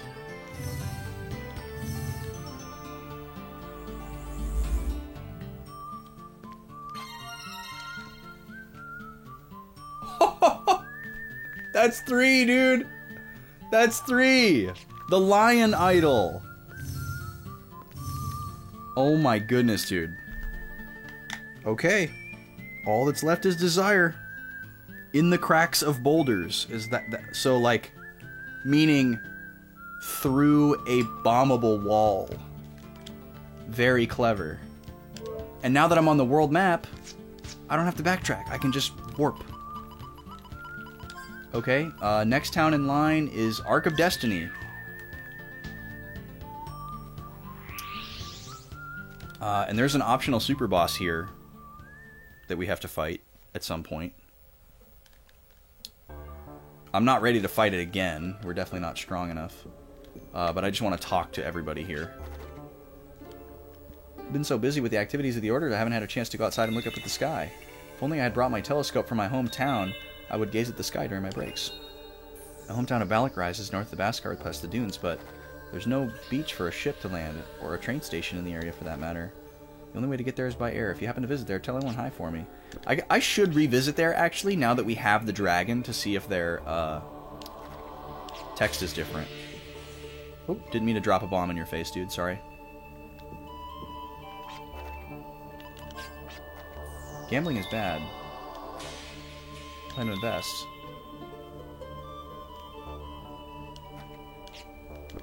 We've talked to this guy before. This isn't new.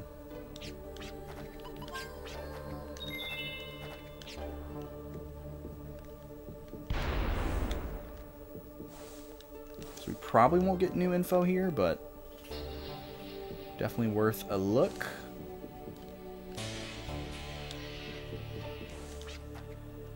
Oh, I've heard of a dragon. So I wonder. Usually, a place talks about the same topic or person or place. So it's like if the first NPC says something about a dragon, I feel like, oh, I should go somewhere else because everybody in here is going to talk about the dragon. But that hasn't always been the case. Because when we were in, which town was it? Little Twister. Everybody was talking about different stuff. But every other town has followed that pattern. God, I'm so glad they didn't keep that font.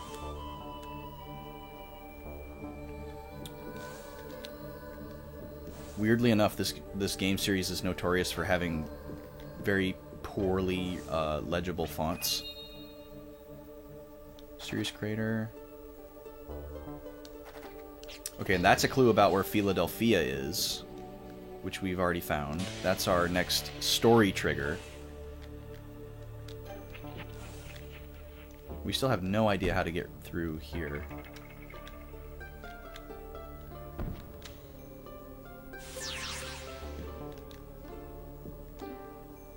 But we've gotten all the optional items that we can in here.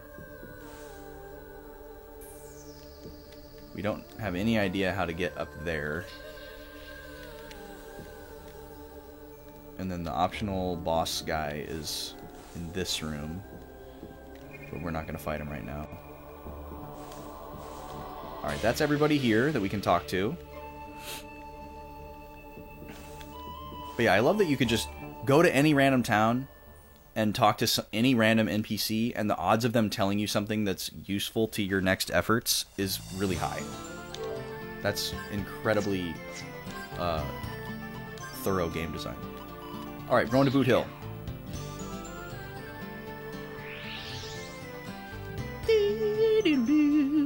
Presumably Virginia's going to get special text here, because this is her hometown, and that's typically how it's gone. Head south along the dunes from the southern beach. You'll eventually come across two beaches.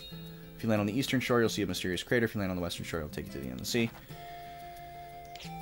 Yeah, we've talked to this guy before. Alright, Armsmith.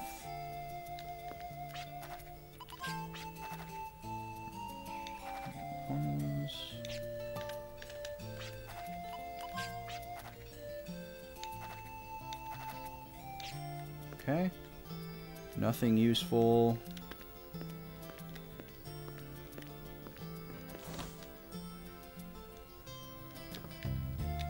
No people in here.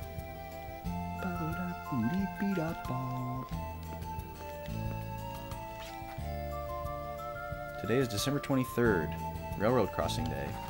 If railroad crossings were alive, how would they feel being crossed every day? South Farm Station's nearby, so I'll go ask next time. There's not like an actual calendar in this game, right? Surely she says that same text box all the time.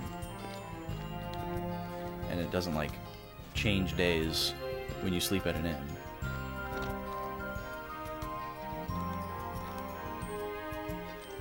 In the bed.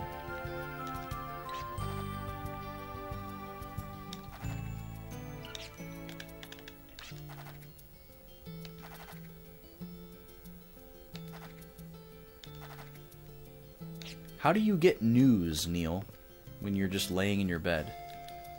How do you know about the dragon?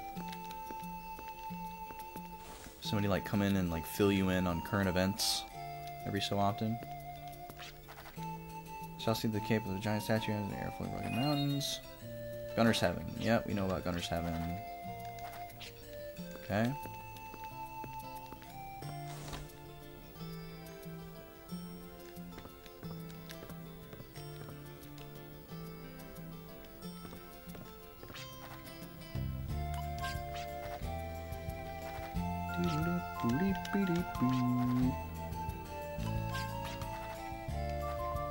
Yeah, the number of dialogue boxes in this game is staggering.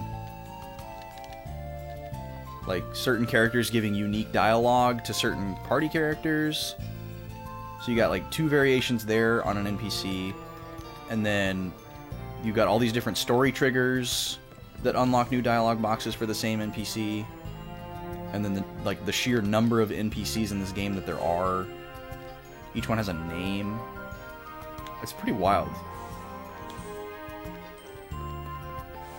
Like, it's different in, like, you know, Majora's Mask or something like that. Oh!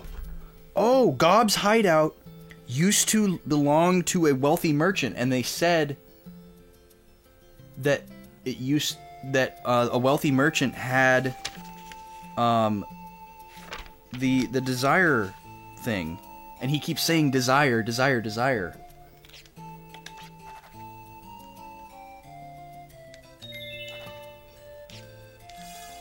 Could it really be at Gob's Hideout? That would be insane. That would be absolutely insane. We will go there, and we will look. I'm going to do a hard save here, because we haven't done one in a while, and I wouldn't want to redo any of that.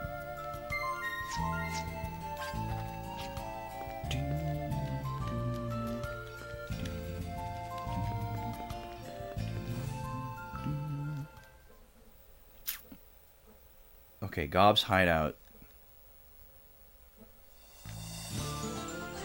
That is over here? No, that's the statue. Well, let's scan this little island right here.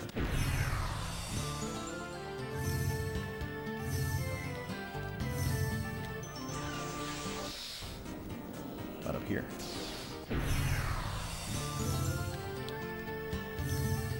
Have we found anything on an up high altitude yet? I don't think we have. So I'm wanting to find something that like validates my landing, my trying. And that it's not just an attempt to make the geography more interesting. But so far that seems to be all it is.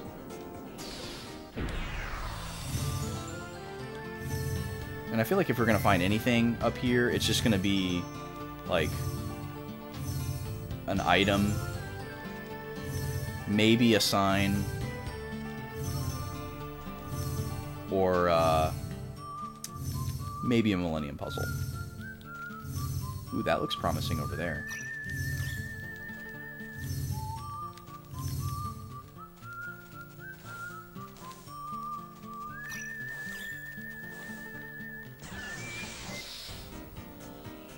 Because there's a lot of these high altitude areas, so it's kind of a trouble to scan them all. Wait, is this blow upable? No.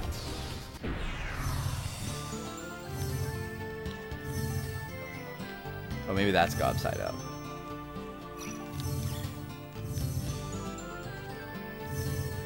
We've definitely never landed on this little island before. This is very conspicuous.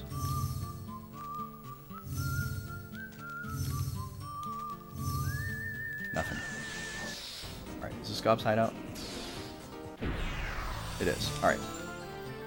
We will definitely get all green encounters here. This is from Virginia's prologue.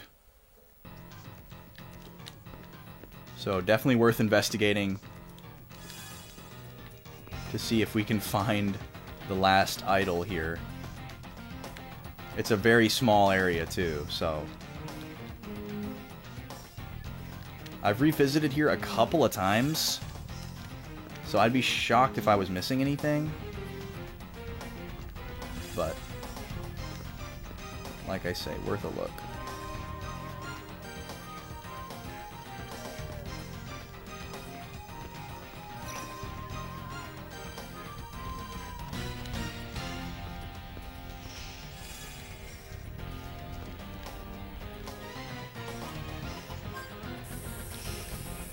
Can't reach that.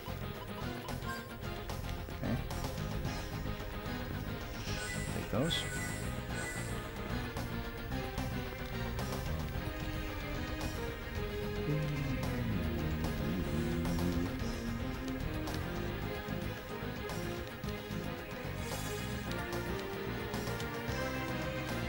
End of mankind's prosperity.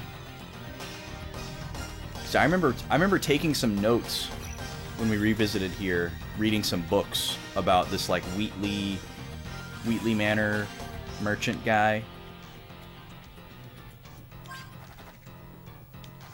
And it would be crazy if like somehow all of this like tied back into this quest that comes way later in the game.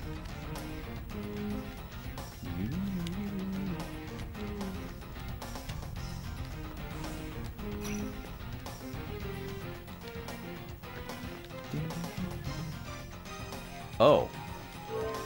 Is this a duplicator door?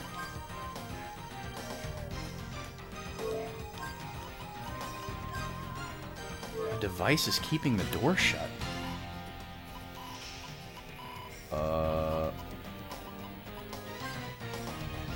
What? I don't remember this.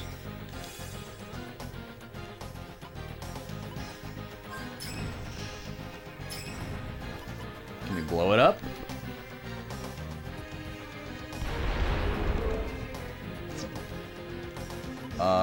Can we pick it up? We've never seen a door that says that a device is keeping it shut that isn't a duplicator door. This just looks like a regular friggin' door.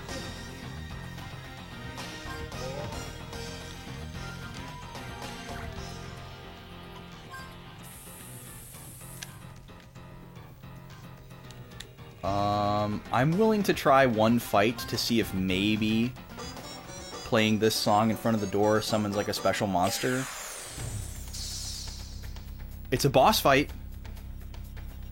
It's this guy! Wait, does this guy get summoned every time we play that song? This is crazy, man.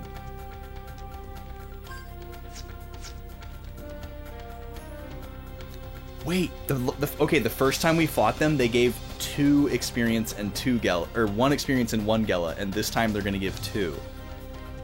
So it's gonna go up by 1 every time.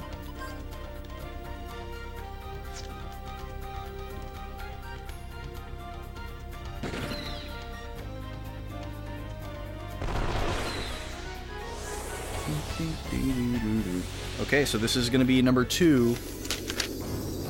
On our little tally sheet, we have to kill this guy 100 times to get something. That's 2.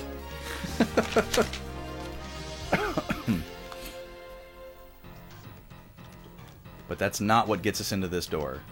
Okay, so wait a second. If I do that again...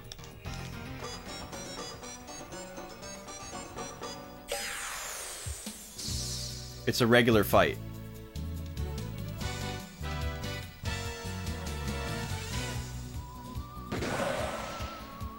So, was that just luck that I got into a fight with that guy? This guy's gave me a dragon fossil. Wow, that's great. Was that just pure luck?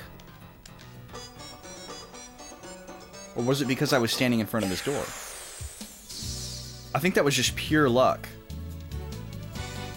Wow.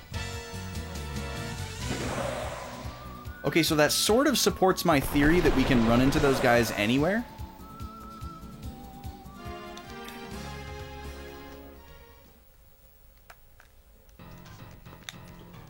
So I should, if I'm in an area where most of the encounters are like at or above my level.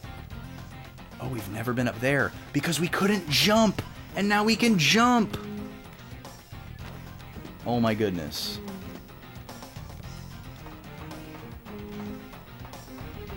This is wild.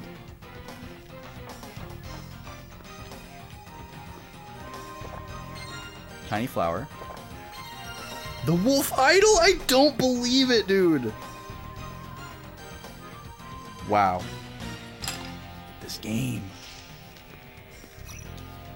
Fossil resources dragons. During the legendary era, the hostile demons were said to have taken up arms by exploiting the life force of machinery. These weapons were considered to be an entity between machinery and living organisms possessing the power to tear the sky and shatter the earth. These weapons were called dragons. It was as if they possessed a will of their own, synchronizing with the demons as if part of their limb. But as time passed, the demons disappeared and the Great War subsided on Filgaia. The few remaining dragons were deemed insignificant and lay dormant as they began to decay. These dragons exist today as fossil resources, proving beneficial to the people of today. They are found in trains and ships and other machinery, but they are most commonly used in arms, which is quite ironic. There is still much we do not know about dragons, and a thorough analysis is needed. Dragon fossils can be mined west of Jolly Roger in a mining shaft. There are rumors, however, of a living dragon found further south of Boot Hill around the Laxus Land area. If these rumors of a living dragon are true, it may possess even greater powers than the fossils and prove much more useful to mankind. On the other hand... Okay, so I'm feeling pretty confident now that the dragon was optional. Because people are still telling us about it.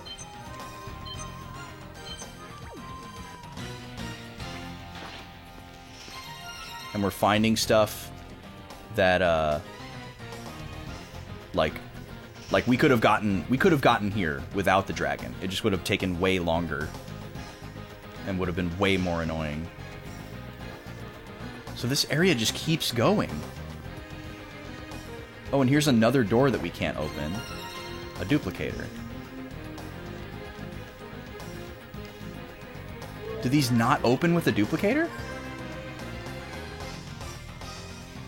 What? Oh, there's a flame. Oh, is this going to be the other side of that door?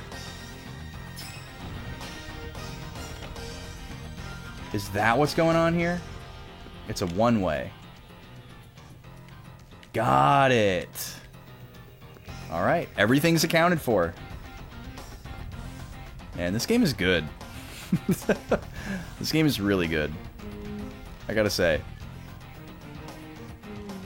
We went through some tough... We kind of went through it for a while. Like... There was a few parts where we got stuck. And we were like... hoofing it around with the sandcraft all the time, trying to figure out where the heck we were going. And it really sucked. And I was like, why can't we fast travel? Why don't we have an airship? And I was kind of grumpy for that little leg of the journey. But then we got the airship, and now we have fast travel, and everything is just amazing. The game is so much more fun to play. Like, the game was fun before, but there was like hurdles. But now it's like G to G, man. G to G. I feel like I've scanned up here already before. Well, actually, no, I can tell by my map that I haven't. There's gotta be something over here. I bet there's a Millennium Puzzle over there.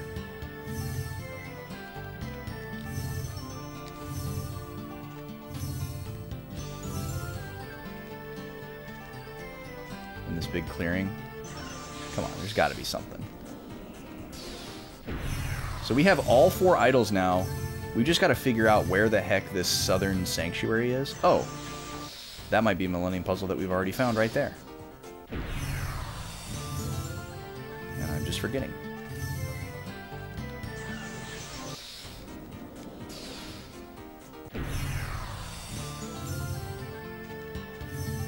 I guess maybe we have scanned over here before.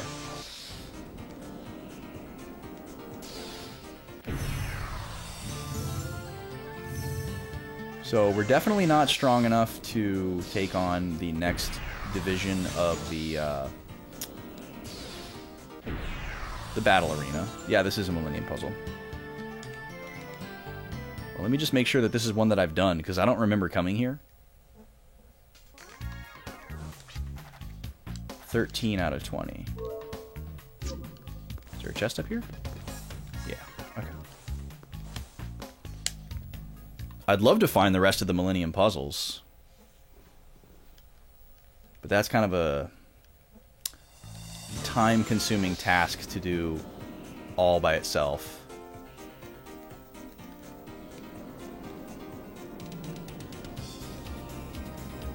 Scanned up here before?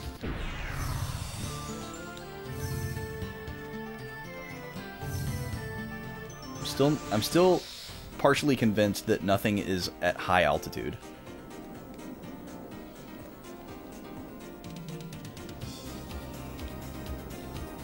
Scanned here before?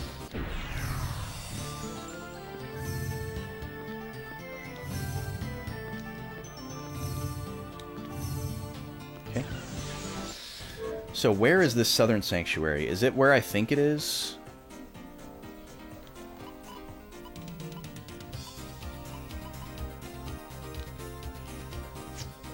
Okay, where's Beskar Colony?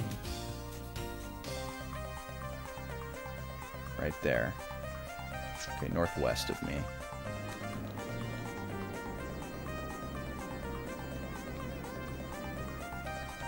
Okay, is this the southern sanctuary right here?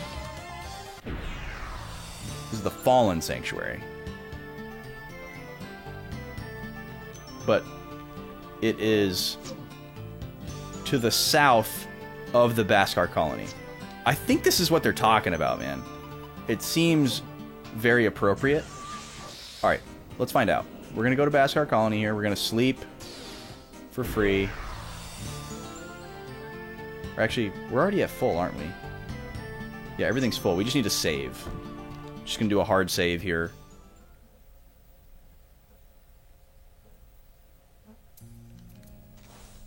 And we're going to see if we can wake up these guardians here.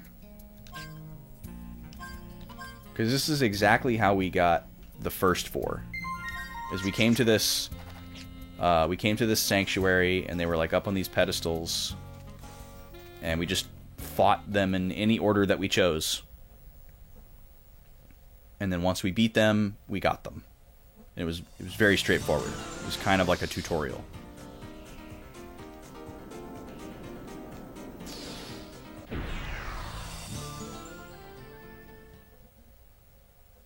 So let's see. Let's find out. We're going to go up here to the dais.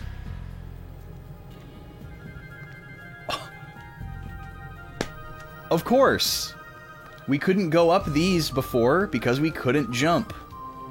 Now we can.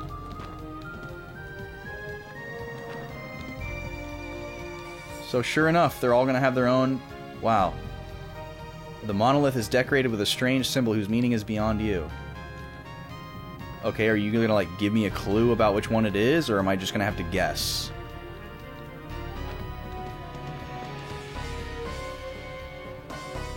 I guess I'm just gonna have to guess. Okay, well the first one kind of looked like a claw. So maybe that one was wolf. That one could be dragon or goddess, but it's probably not lion or wolf.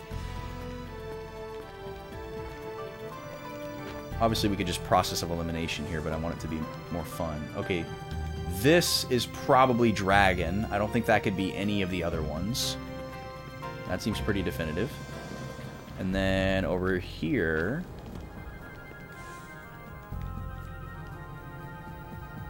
What is that? That looks like a bug. So is that goddess? Oh, yes. Okay, I think that's goddess. And I think the other one that I thought... I think this one is lion. I think that's supposed to be a lion. A really, really weird lion. One can cause the Guardian to materialize by focusing everyone's willpower together with the lion idol. Will you show your will to the Guardian? Heck yeah, dude. Let's see what we're looking at here. The visions in your mind are bound together. A stalwart hand pulls you from the depths of doubt. Its presence is like a powerful sword. The power of courage beckons you to battle. The bearer of the Arc Scepter's light must have the strength to fight that which has no form. Fight and show your strength to Justine. Alright, we finally learn who belongs to what. So the Guardian Justine is the Guardian of Courage.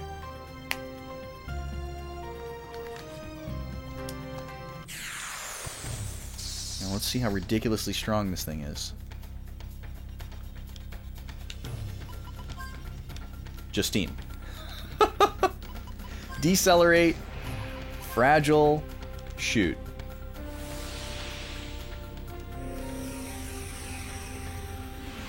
Okay, we got the slowdown. Please don't be, like, ridiculously strong. Please be, like, regular strong. We got the defense down. What are you doing? What are you buffing?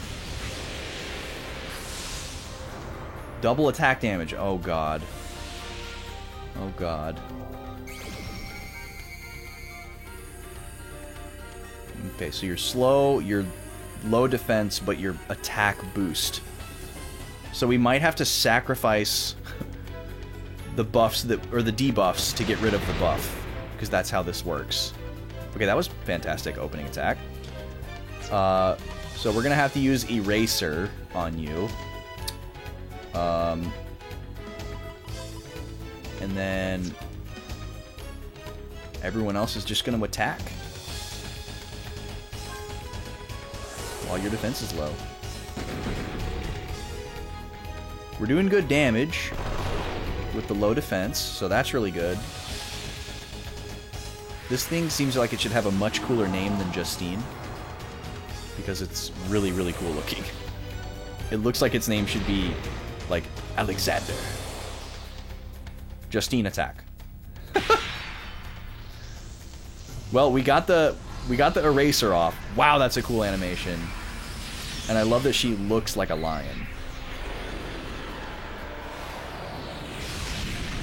Miss? Oh, you're trying to... Wait, is that an instant death attack? Oh my god. I think that was an instant death attack. And it just happened to miss everybody. Okay. Let's see. You're gonna attack. We'll try to have you do Fragile again.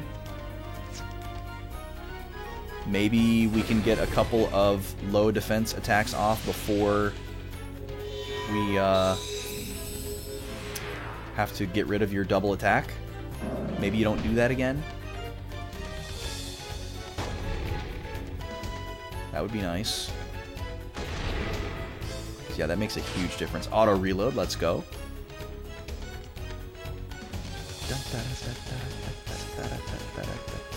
Do we need to heal?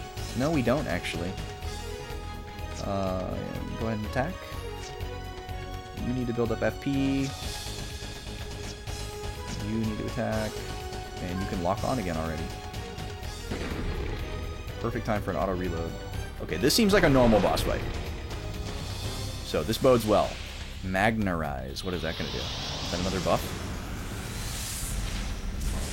Also, if this is any indication,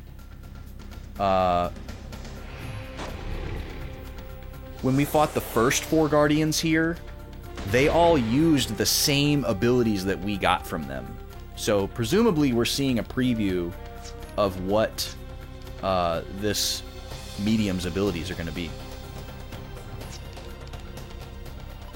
Alright, now we got enough for Gatling.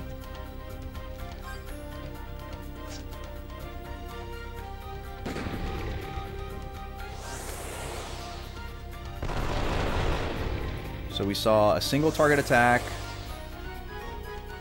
We have this very scary instant death thing.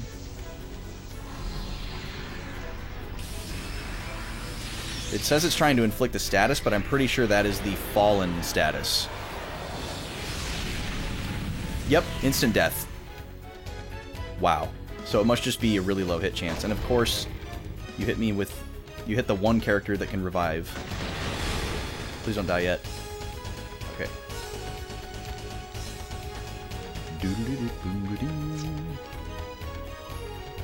Gallows is not ready to do Gatling yet. Alright, you're going to use a Revive Fruit on Jet. Hopefully he doesn't die. And then we'll have Clive use a Potion Berry on Jet, I guess. Since we know he'll go last. Hopefully he doesn't get poked. Ooh! Blocked!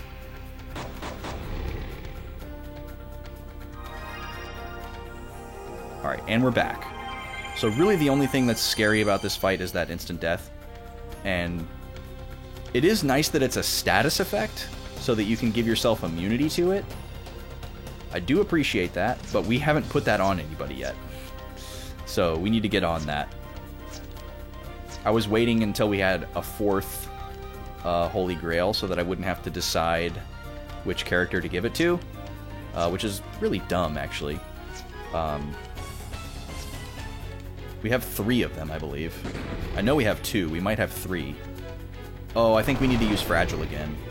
Our damage has gone down. You're doing it again already? But yeah, the thought that you could be, like, almost done with this fight, and then she just happens to land it on all 4 characters. Like, come on. Ridiculous. And she has a chance to use this, like, pretty much every turn. Got Jet again. Nice. Oh, wait, somebody does have it. Somebody has it. Okay, that's comforting. The status ward thing. Now I also have to worry about the fact that I might kill her while somebody's dead. I'm gonna wait on his Gatling until I can get her defense down again. Okay, same thing. Revive Fruit and Potion Berry.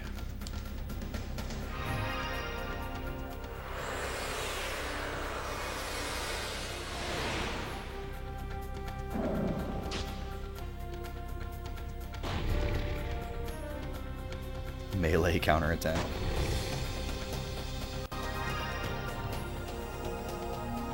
Okay, next turn. Let's see. Gallows, you can go ahead and do your Gatling. Oh no, Jet can't do Accelerator, so I don't want to risk that. Okay, Virginia, you need to heal Clive, I guess. It really doesn't matter that much, actually. Well, she doesn't do that much damage, so we might as well have her heal. Jet, you need to reload, apparently. Oh, but we need you to cast Fragile. Oh, but you don't have anything. Okay, we gotta have you reload. Everyone's... Defense turn!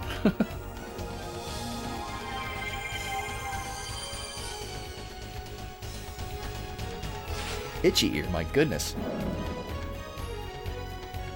Okay, good. No Justine attack.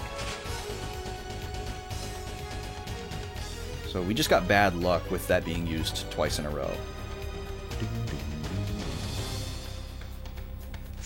Okay, now you can use Gatling, I guess. Now you can reload, finally. Oh, wait, no. Okay, Gallows can't do Gallows. Or, Gallows can't do Gallows. Gallows can't do, Gatling yet. I want to wait until I can use Fragile. We'll have Clive hang on to his lock-on as well. feel like we got to be getting close here. If we can just stave off the instant death attack RNG for a few more turns, we should be out of here pretty soon. I can feel it.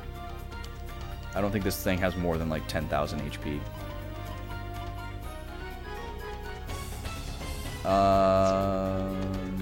Still attacking. Still attacking. You have enough now? Yes. Fragile. Please land it.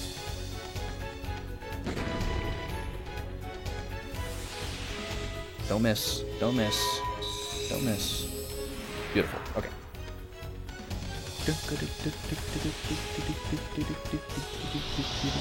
Okay, good. You didn't raise your attack. So I'm going to guess that's a non-elemental spell.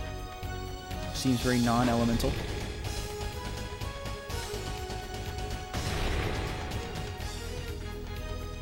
Okay, here we go. Now Gallows has to reload it. That's fine. Virginia, why don't you do a Mystic Healberry? Jet, you can shoot. Clive, you can lock on.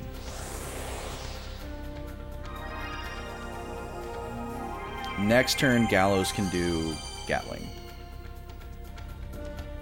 Finally. Okay, no instant death attack, thank you.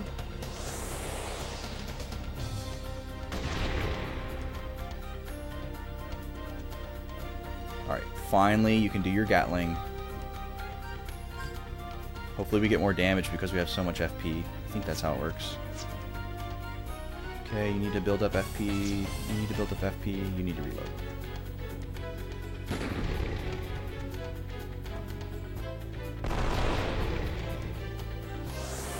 Oh no. Please, please fullness. Please. Please.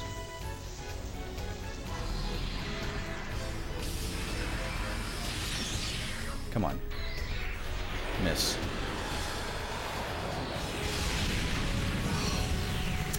Got Gallows that time. Okay, so either Virginia or Clive has the ward. Maybe I did give it to somebody and I chose to give it to Virginia.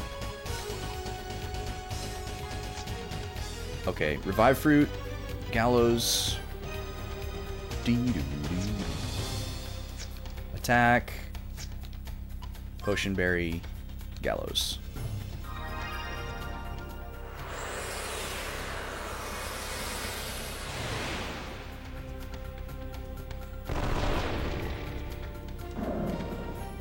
Beautiful.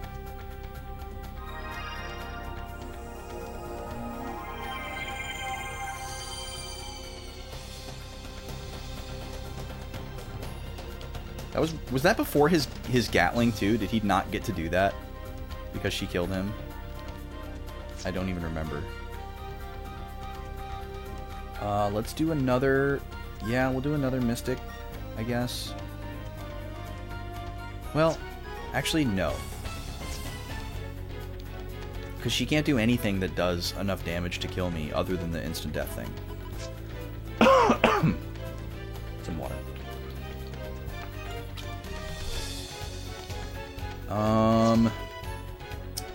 Are you still fragile? No, you're not. Okay, well, let's throw that out again. I don't know when you got rid of it.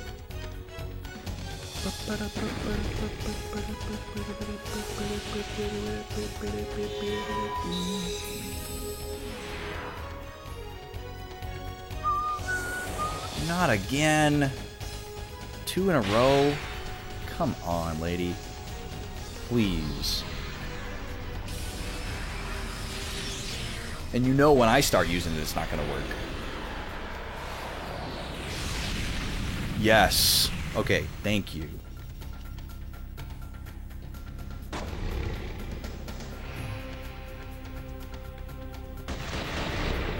Nice crit, Clive.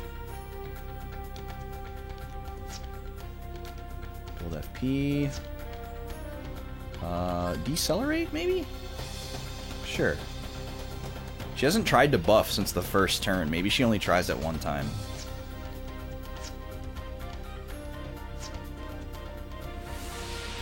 Now, if we can just get a couple, like, really solid damage turns here, we gotta be super close.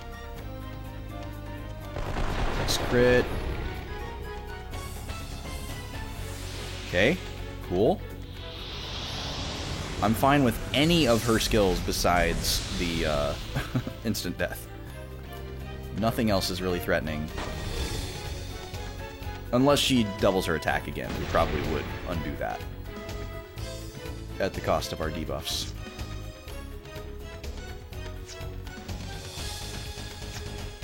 Okay, everyone just keep shooting. Oh, you gotta reload. You got lock on again already. Excellent.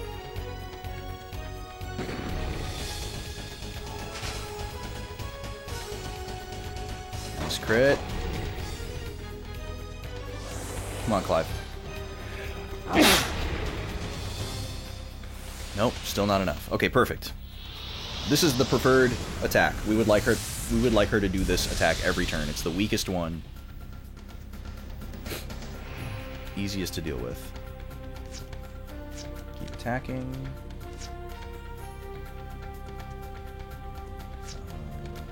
Keep attacking. Keep attacking. Reload.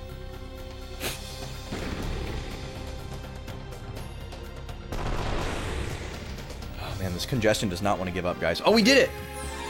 Let's go! Okay. Subdued. The Brave Seal acquired.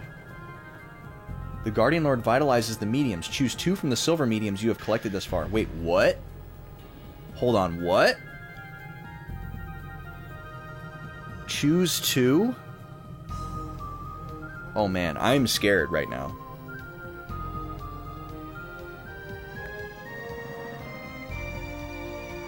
So, okay, there's a chance, it's referring to them as silver. There's a chance that it's going to take 2 of them and make them go from silver to gold, and they just become more powerful. But I'm also worried that they're going to, like, fuse to, like, consolidate. And I'm also worried that the 2 I choose are going to have their, like, added abilities that I've equipped onto them reset.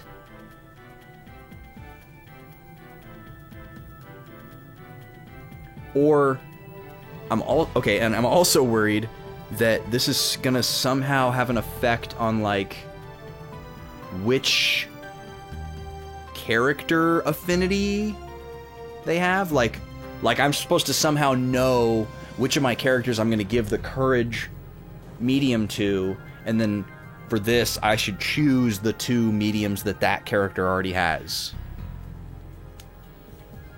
So I'm kind of overwhelmed by this. Hopefully I'm just completely overanalyzing this, and the 2 that I pick are just going to get better, and I should just arbitrarily choose because we're going to get it for all of them when we do all 4 of these.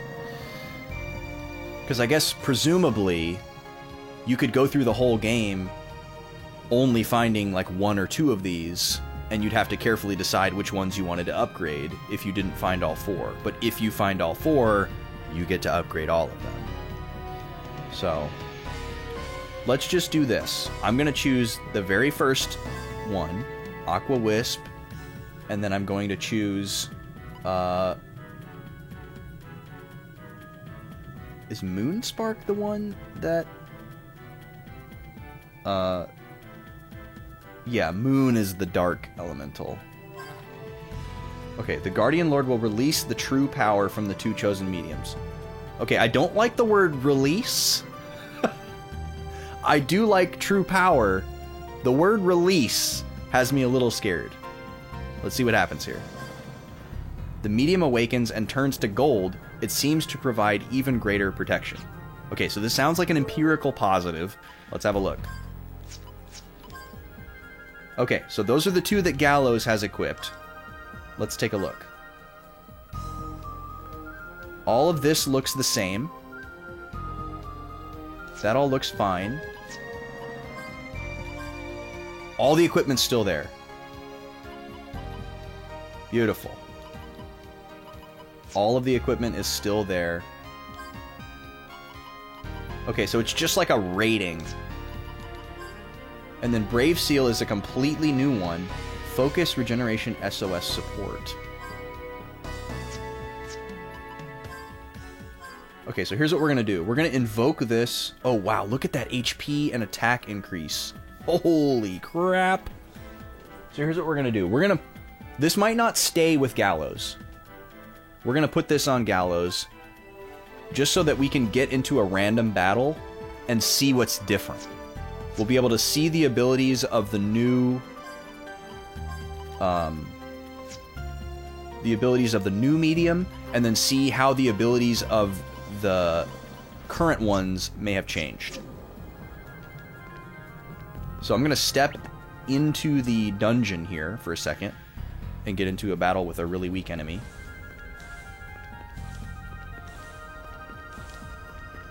Come on. Where are you? There we go. No way. It's the red guy. Perfect. Somebody that we actually want to fight. All right, let's take a look. Okay, so these are the same attacks.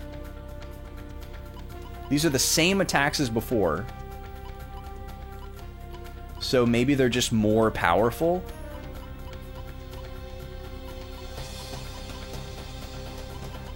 And then we have these new attacks here. Non-elemental, damage based on FP total. Synchronizer's caster status with that of the target. Okay, so that's like if they have some kind of buff, you can copy their buff. Deploys a barrier that absorbs a certain amount of damage. Interesting. And then doubles damage of physical attacks. So wait a second. Can I go extension hyper? Oh my goodness, dude. I can double everyone's attack power. That's insane. Okay, this is huge because normally when we're fighting a boss, we would use Jet to cast Fragile to lower somebody's defense. And that's kind of like the best thing we can do, akin to raising our attack power. But this raises everybody's attack power. So say we're fighting 2 or 3 bosses. Then we don't have to juggle trying to cast Fragile on all 3 of them. We can just raise everybody else's attack instead. And then if we are fighting a single boss, we can stack it together. We can raise everybody's attack, and we can lower their defense. So this might actually be a really good medium to give to Gallows, just for that reason. Just because we'd be able to raise everybody's attack all at once. Now, Gallows and Virginia's attack is not that great anyways, so if we find something that's better to put on Gallows, I don't mind just having this ability as a single target on someone else that we can use on Clive, because he's our main attacker, physically. So that would be fine too. Because there's not really... Oh, does this work with this too? Oh, okay, that could be very useful as well. So if you had a bunch of enemies that all had different positive buffs on them, we could use this with extension, and then all of those buffs would go to Gallows. But again, Gallows isn't necessarily the best character to buff. Usually we want to buff Clive. Okay. So, okay, now we're going to use extension, and we're going to use refrigerate here. Well, actually, first, let me see if these guys have 3s. So this is how the game helps you keep count. So we technically don't need our tally sheet thanks to this, because we know that this is number 3, but I'm gonna still keep tallying. Okay, so we're gonna see if this does way more damage, noticeably more damage than before.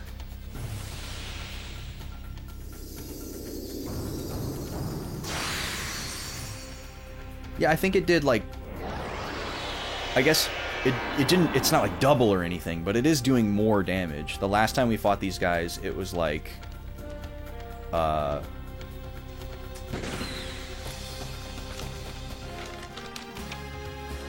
think it was like high 200s or low 300s.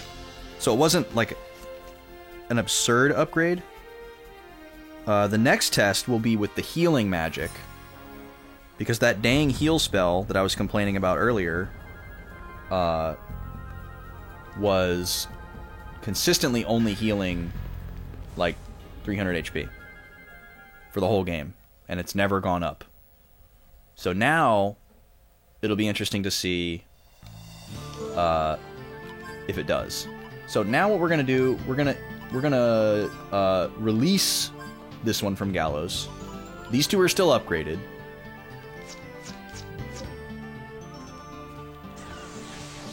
I'm gonna go back here and save, because this is where we're gonna cut it off for the night. This has been a fantastic stream. I've had a blast tonight. Hopefully you all have too. We made a bunch of awesome progress, just like we did last week. We really got some great momentum in this game, which feels great. Like, there's all these different things that we can do. I feel like our path got a little more narrow this week. Like, we know that we're not strong enough for the fighting arena anymore. We're gonna have to wait a little bit. And we know that the lower levels of the Abyss are, like, horrible, and we don't really ever want to go there again unless we find out that something really amazing is there. We've got these Guardians taken care of. So once we get all 4 of these Guardians, I think the next thing that we're going to do is go to Philadelphia. We could try... gosh,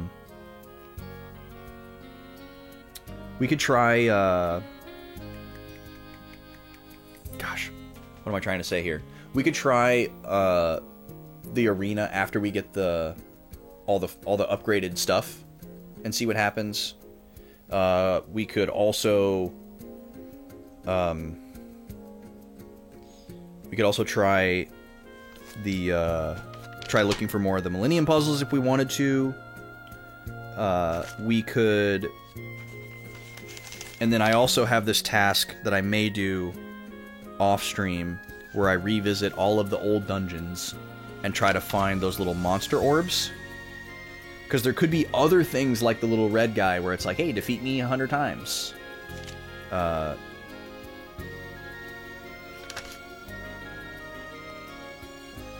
So, we'll see about that, I guess. But yeah, for the most part, the path has gotten a lot narrower. Which is good, because we didn't make any story progress today. We did all optional stuff today, but to me, necessary. Anyways, thank you guys for hanging out for a super long stream. Let's see if anybody's still awake that we can raid. I don't have my phone on me, so we're gonna be relying on the old school list here. Now I'm gonna have to go get my phone. We're not gonna raid any of those people. Hang on. It's right here.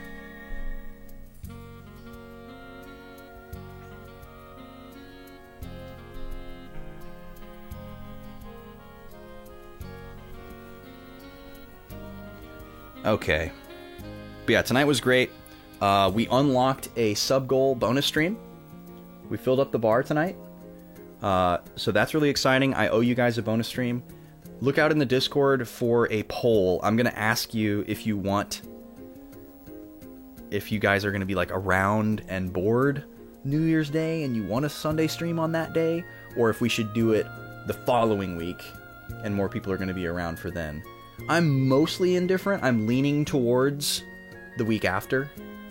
I'll be around on New Year's Day, I think, but we haven't finalized our plans yet, so I might not be, so maybe that will decide it. Yeah, we'll see. And then you'll also want to check out the poll that goes up for what game we play. And that will be pretty much the same options as last time.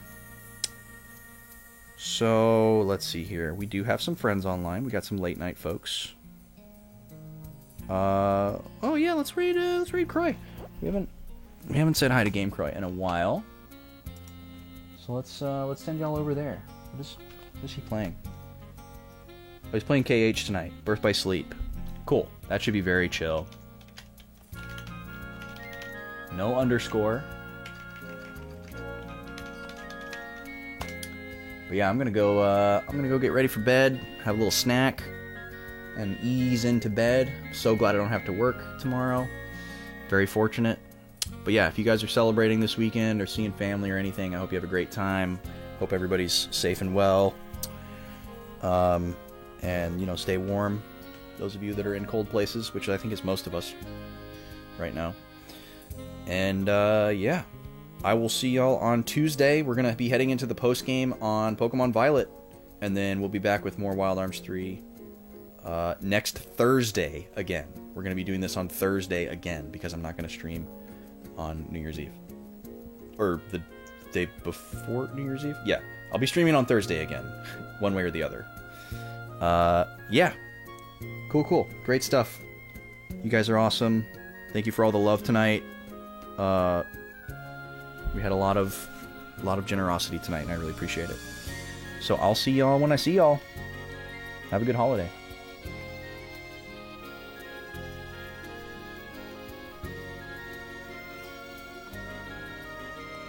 Wait for it.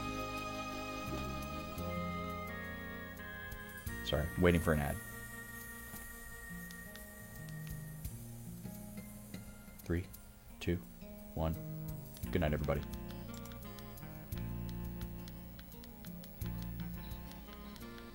Give me a sticker any day. It's Loctite. Hello? Backlog, boys.